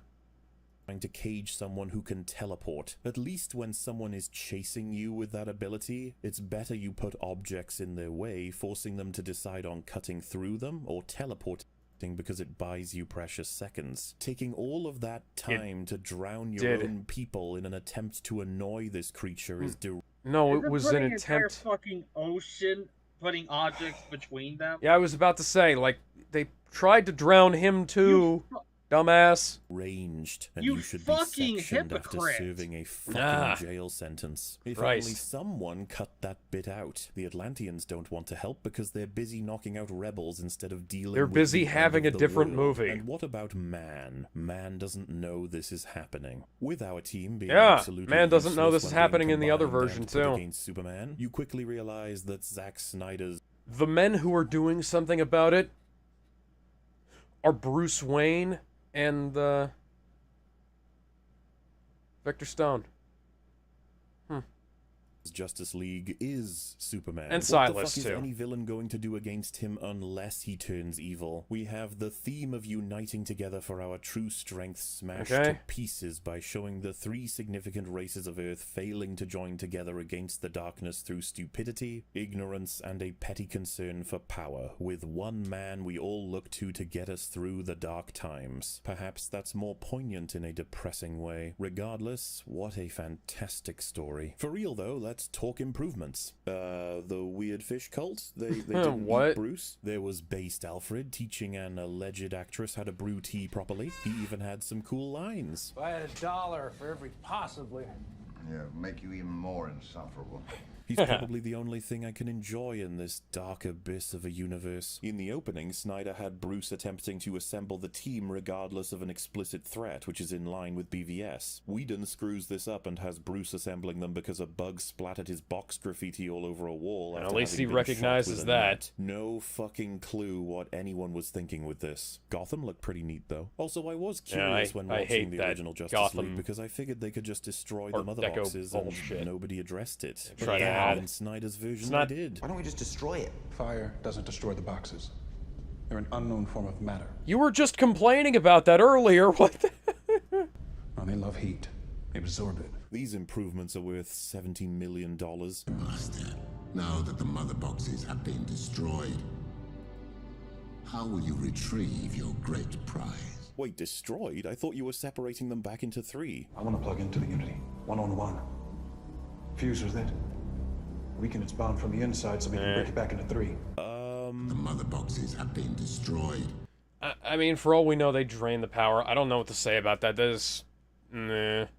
Who knows? Yeah, they drain their power, put them back to sleep. I mean, that's not necessarily destroyed, but... Okay, I don't understand knows? at all. How about Based Alfred firing an alien laser gun at his new invention in his lab? Though that was pretty retarded. Cyborg had some extra stuff that was good. It's marred in extra bullshit, though, so I don't know how much it's worth. It also cost 2 more hours.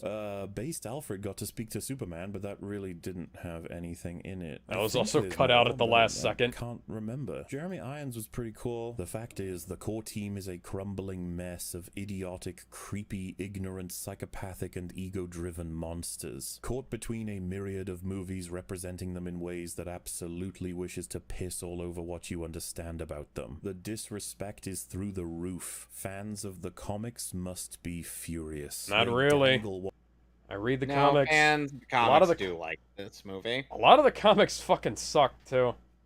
Yeah. A lot of the Silver Age Especially shit. especially a lot of the ones that have been written by Tom Taylor. Mm-hmm. Garth Ennis comics also piss me off. Yeah. And also, let's see here. Injustice. That was fucking. Can we keep dog going? shit. you want, but snatch it away while revealing they don't give a fuck in the process. I'll bet you want to see the nightmare sequence, don't you? Because it'll be cool. Well, be ready really to was spend it cool. with this psychopath. Yeah. Psychopath. I mean, the character isn't. Please stop being. Joker oh, is. Man, Clark carries himself the exact same way Superman does. There's not actually a difference. Yes, there between is. them. Like That's odd. he's really casual. His shoulders are pushed forward, not backwards. Yeah, he's doing the casual walk. Yeah, he's not moving as stiffly as You're not even wearing does. The glasses there, buddy. Yeah. It's okay. It's His secret identity was kind of fucked up after BVS anyway, so I'm not really sure what they're going with this, fine. where they're Our going boy with is this. gonna be A-okay. He's soon to have a new adoptive father, and Darkseid is only marginally worse than his previous dad. Batman is given no respect from Good to fucking know he anyone misunderstood throughout, that line, despite too. being the absolute lad that keeps it all together. How did you get the house back from the bank? I bought the bank. I bought the bank. Wait, what? Just buy the house, you fucking weirdo. The mother. I mean, it's easier, like, Batman Begins kind of went over this. It's, like, kind of easier to cover up big purchases than small ones. Boxes had humble beginnings once upon a time to now be eldritch demons because Zack is an edgy boy. Aquaman is unrecognizable. Superman viciously lays that's off kinda- a portion of Steppenwolf's head. That's kind of because, like, Aquaman in the comics was seen as kind of lame, and they were trying to make his edgy public persona, make it look kind of cooler, so that people would stop receiving it as punchline. But then just like the animated series made him do the Chad strut out across the beach and into traffic. It's nothing compared to his neutral state of murder everything. The horn lasering thing is especially weird with Wonder Woman right there. She never tries to string up Steppenwolf with her lasso. You could get information out of him. You could easily. What information would they need out of him? Yeah. He just needs to fucking die. Yeah, he just. Him. I mean, think yeah, of they the need way to you fucking can kill combo him. it up with your team. It worked on fucking Doomsday. It barely worked on Doomsday. Let's be fucking honest here. On him. Likely work on fucking Superman, but she only gives it the one try. No, she tries and then he fucking powers through it. Yeah. It didn't work. Should really use that noggin of yours and try this a second time, Diana. This prevents him from further punching your friends while reminding him Not that he really. shouldn't kill innocent people as part of a rampage. Not really. Because that's the level we're It at didn't with this work. Superman. Sorry, I'm getting distracted from telling You're you how they fucked telling up me that the Superman by film going should into be how they fucked up longer Wonder Woman. so they can repeat shit. Superman, the psychotic Snyder version, almost executed the Flash. I need you to absorb that. He was stopped by a brave fucking soldier trying to distract him long enough to save the superhero, only to be provided a death laser. Pretty sure this gunner is dead. Pretty sure Maybe. Batman No, is dead. he's That not. laser didn't just hit his gauntlets. It's almost like the suit What's is far more made of important fucking is that this armor that absolute he prepared. bullshit is never addressed He by prepared Superman to have or like the League. absorbing Superman armor. uses his bloody laser Yeah. against the Justice League and innocent people more than he did against invading, world-ending aliens. Yes, because he was just figuring out how to fucking focus it. It barely worked correctly. That's why Lois was in so much pain when he used it to cauterize the wound. Yeah. Later on, in BVS, he figures out how to use it better. Who wrote this? He's very likely obliterated an innocent man for trying to save the Flash, and who knows how many people would be dead if not for Lois happening by. Holy fuck, what if her final visit was yesterday? Martian Manhunt? Well, that was why Martian Manhunter got involved. Almost convinced her to go back to work. Had his goal been achieved and she stopped visiting Clark's statue instead of doing it one last time, Superman would have fucking killed everyone. What the fuck is your motivation, you absolute Jimmy Neutron reject? Like, I figure I don't need to say it, but Wonder Woman and Superman were both assassinated in this movie. No, they weren't. Wonder Woman was assassinated in Wonder Woman 84.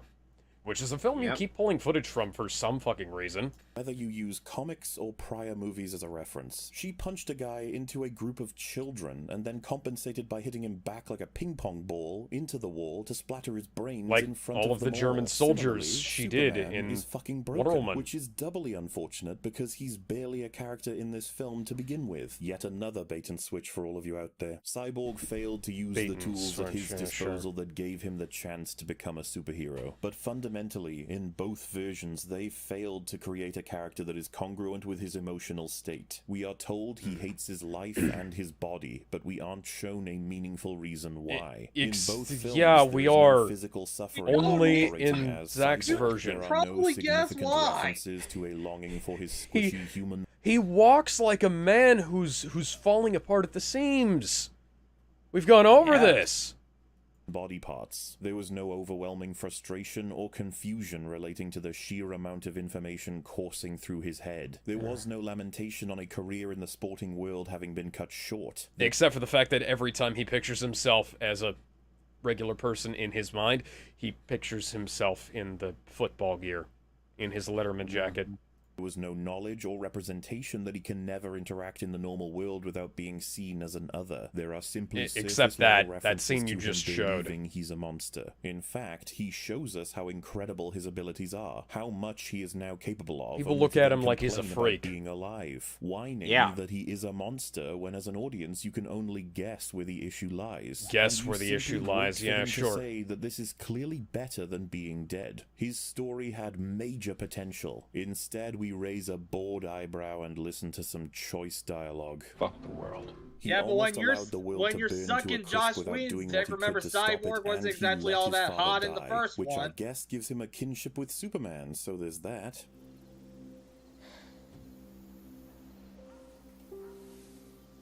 Maybe. At least Homelander pretends to be a hero.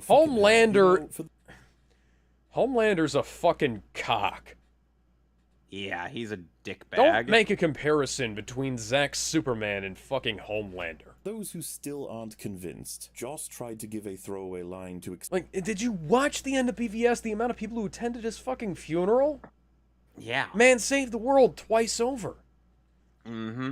Explain it. And even when they didn't like him, they still saw him as a hero. Mm-hmm. The world changed when Superman first flew across the sky. The idea that... Yeah. Joss's version of that is worse. Superman's because he's got more of his brain to him. That this resurrection had a monkey's paw effect, referencing Pet Sematary to assist in translating to the audience that something is wrong with Superman and he needs something to get him back on track. A lot of people... Not everybody has watched Pet Sematary. Pet Sematary is like 40 years old. Yeah. People tend to confirm the corn scenes are an obvious example of an improvement on Snyder's part, despite the fact that Superman says fuck all in the new version. Except, you know, to reconnect with his fucking fiancé who's carrying his child. Mainly amounting to, I have a second chance and I'm not going to waste it, to then be summoned by the magic plot fairy. What makes it worse is that he goes to collect his new suit while the world is fucking ending because he has no reason to move any faster. Meanwhile, in the Whedon cut, Clark says he can't quite handle being in the house for too long because of the confinement of a box being too familiar. Why? He wouldn't have been familiar with the confinement to a box. He died out in the open. Mm-hmm. Did you miss that whole sequence at the end of BVS and the start of this film? He says dying and coming back was a weird experience, and before he can finish, Lois finally has some character. You would have been very disappointed in me. I wasn't Lois Lane, dedicated reporter. It's okay. Yeah, I wasn't exposition. Exposition.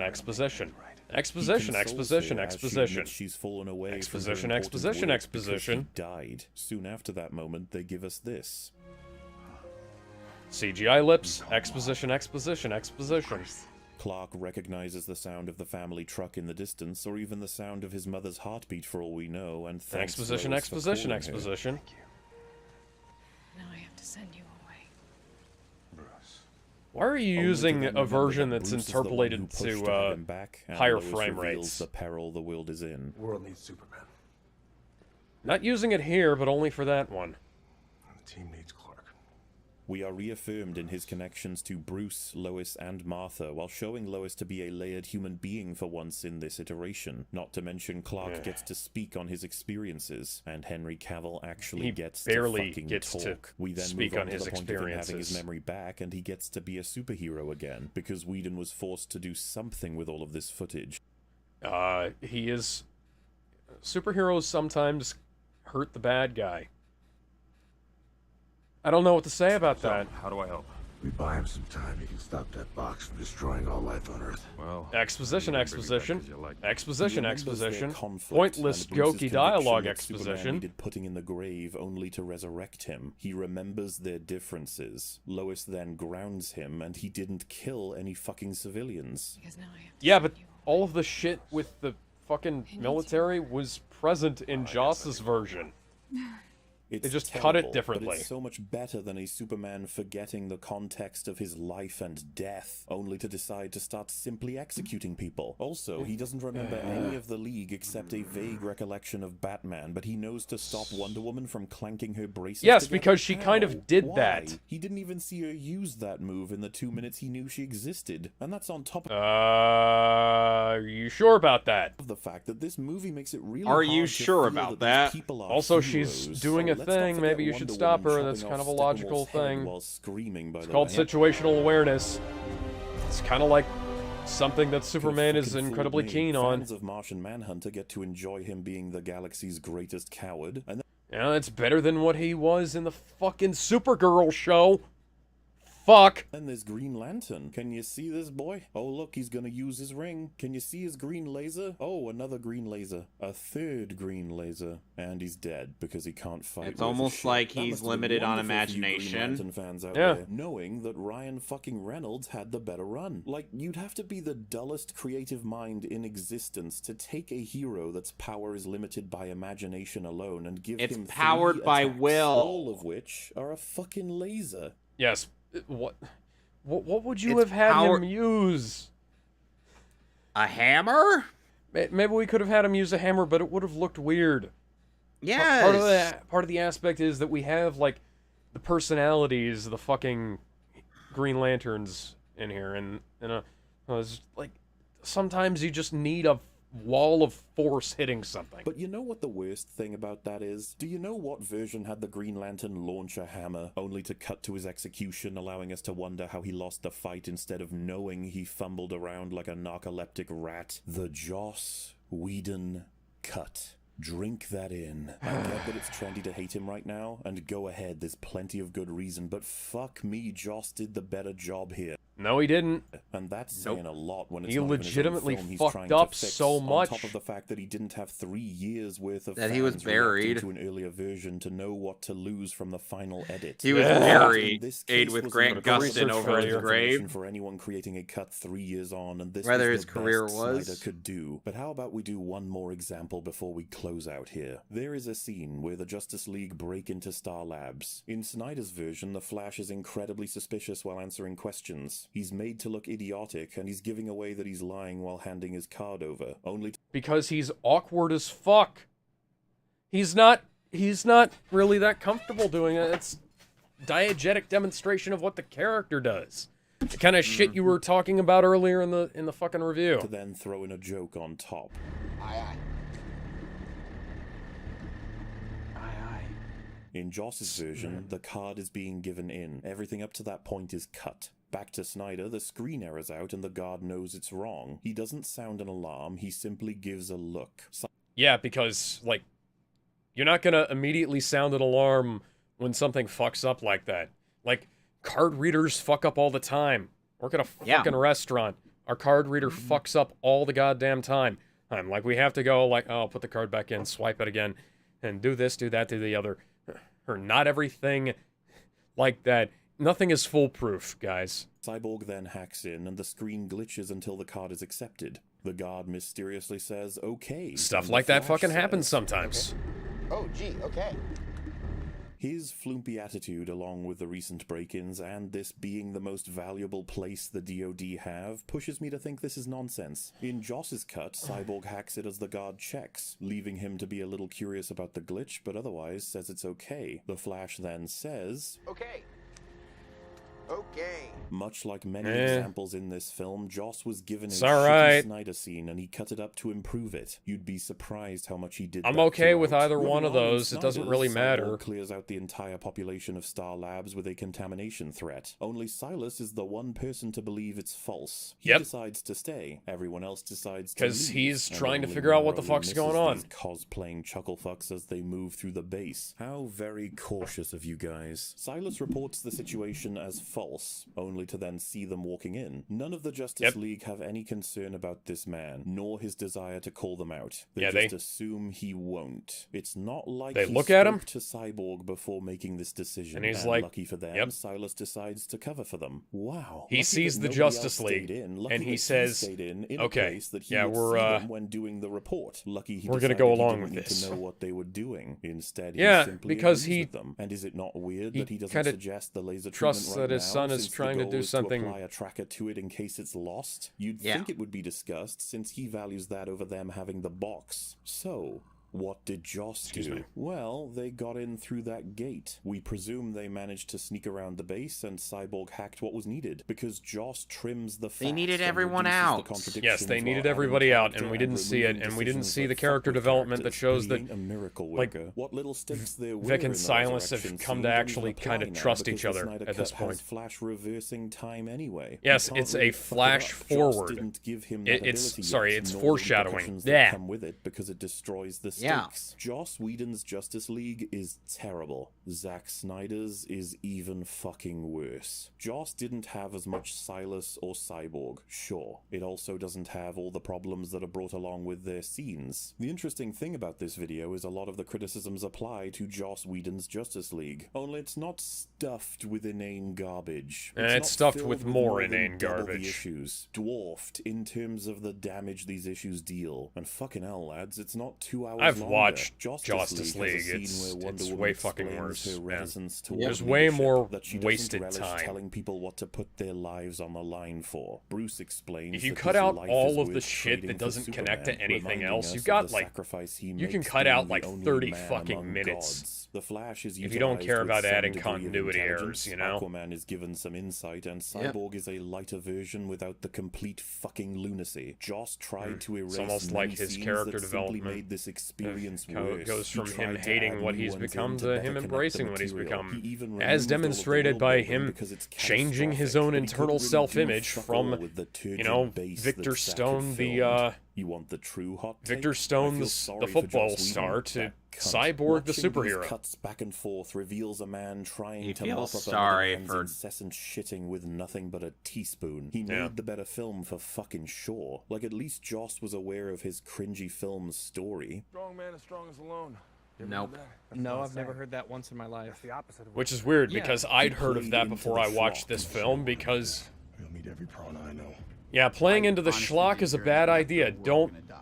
Zack's movie Don't thinks play it's into the simultaneously schlock, make it- intelligent and mature. make it Fuck the world. good And all it can first. do is Like, laugh. playing into But the what? schlock It's is a worse bad because thing. there's more cringy You do jokes, realize how a that's a jelly bad lip, thing, because MauLer, it's right? color graded like a 'Cause- 90s pop song rather than a teenager's idea of murky nightmare piss. God, it's so washed out. It looks like Almost a like they had the final battle Maybe take he place hates it at because night of so the that they Russian could have family, a but have dawn you of a ever brand actually new criticized day. the Russian family scenes beyond saying, oh, it's out of place? Seems to me it's a welcome fucking relief to have people being saved in a Snyder DC movie. And the Except coverage all I've of seen the this shit that so happened far in has been Man of incredibly Steel, biased, BVS, surface level, and Wonder Woman. desperate to avoid controversy while ushering in what might be the pinnacle This of fucking the video movie. essay YouTube Jesus genre Christ. being no less bloated and bland than the movies they cover. It's an epic war movie that, in a way, is at war with itself by nature. God, you're pretentious. And you delude yourself by thinking you're some great writer, even though you're terrible. And hey, no hard feelings. Oh, I've only had MauLer. a handful of Wonder how creative that might references apply to so you far. in this I video. think I've earned one more for the road. This was my most hated scene in the entire original movie. In the original, these scientists get kidnapped, and right when our heroes show up to save them,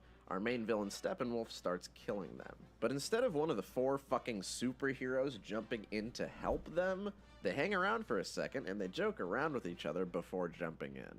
Out of the 4 of them, nobody tries to stop the murders. No, actually, both of them do this. Watch the Snyder Cut again, or let's skip watch to this it. scene, fucking hell. From the moment they realize people are in trouble, they take another 60 seconds to make a move, while people are almost certainly seconds from dying. It's only Cyborg that reacts when his father is in Steppenwolf's grip, which is the same as the Joss cut. They're both awful.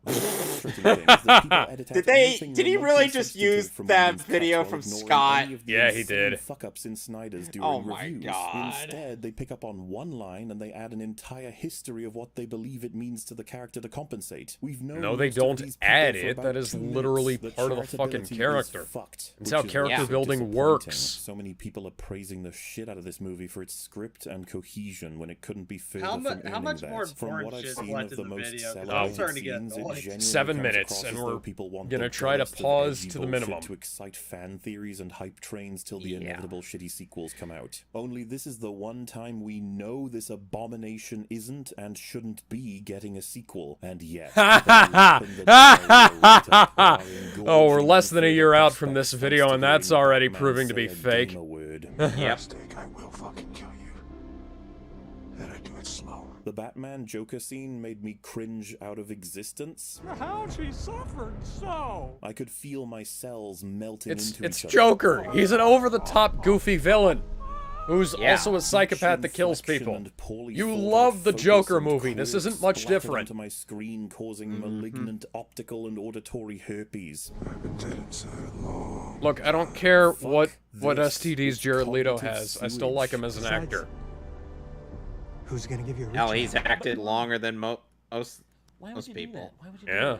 Now, I may not have changed your mind, but the discourse on this movie demanded. No, this you have video. not I changed get my the feeling mind. a lot You of have creators reinforced didn't my even enjoy this opinion. film. They Yeah. just tolerated it in a wider discussion on creative freedom. The wave of praise and hype preventing them from seeing this for what it is, or perhaps they wanted to. I was part of that backlash. wave I of already praise know and this hype, by the video is gonna way. be Just incredibly want to contentious. say. I've heard people say, Just want unironically, to that take we some at least fucking get credit where it's due. something in reference to Yep. additional content for characters, plot, or history. Something is unfucking acceptable for an additional 2 fucking hours. Where the hell are your standards? Not to This mention was the supposed to be number 2 of people films, trying man. I don't know remember what the to say. criticisms for Joss's cut while fumbling all over the references, failing to realize that many of the criticisms they levy at Whedon's cut applies to Snyder's. I think you were all told over and over again that it was an entirely different movie in order to sell it. When Yeah, in reality, because it is it was. a fatter, shitter Justice League. That's the real harsh take to come away with, but it's the truth. This is not the fans objective would truth, play MauLer. that. This is Personally, your I hope I never subjective watch this opinion. nightmare again. Also, fuck supporting creative vision when you're only going to apply it to people you want to see content from. And fuck it twice if you're going to use that to deflect criticism from this movie. I mean, what? how many directors get to Only shit out people a you horrendously like? written Okay, I have to wonder, what the fuck are you talking about, MauLer? He's projecting himself onto others. It only applies to people you like?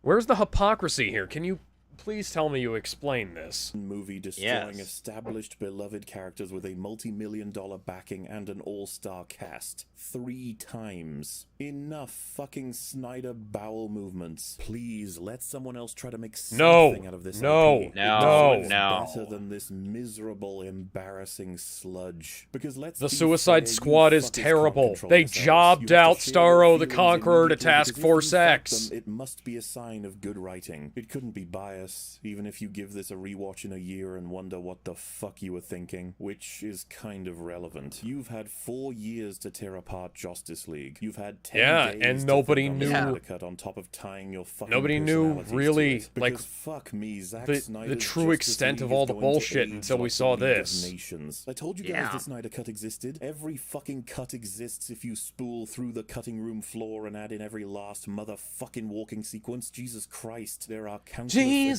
additional Christ, issues being discovered as time goes Superman. on, and it's only been a week. I'm not here to reaffirm a perspective you have, or let's be honest, a perspective you want. I'm here to tell you what I saw, what I heard, and what I fucking endured for I'm gonna 4 tell you, hours. you It's didn't a fucking see slog this of because murky, you miserable, morbid you're sludge, you're and I inventing don't a bunch of believe I bullshit. deserve this level of pain. What people fail to realize is that you need Justice League to be canon for this series of movies to No, be you don't. structurally sound. No. For less No, character you really assassination don't. and and more cohesion No. with the franchise. It's insane to me that there is this level of contradiction within itself and in regard to the properties it's trying to pay respect to. I mean, they managed to assassinate Martian Manhunter, and they only had him How? on screen for 30 How do they fucking assassinate seconds. Martian What the Manhunter? fuck? Apparently, I They didn't do it worse than the Supergirl show. Nope. I can tell you that as somebody who live tweeted the entire first season and had to go back and watch the whole second season for the fucking crossovers. Stacked up against a franchise that is accidentally carrying its defective brother through having even just a few movies that aren't fucking balls. You're a laboratory experiment. Everything special about you came out of a bottle.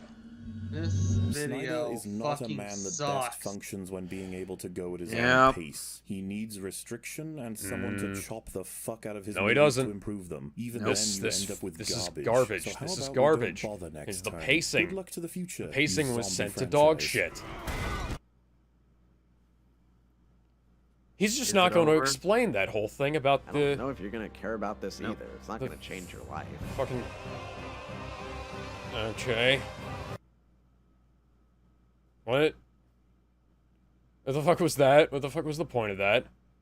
Hello, I'm the meme repository. I tag teamed with MauLer over the course of many sleepless nights to help get this video out. Because, dear lord, No not even the sleepless nights were not. No, we're done. Yeah, we're checking Hey, out wait, now. wait, They're wait. not Stream going now. to I got the explain it. perfect And sound effect no, for how- no. We're ending the stream now because I need to get to bed. MauLer, this is dog shit. It's I only hope 3 you feel second ashamed sound of effect. yourself. No. Bye. Bye. Bye.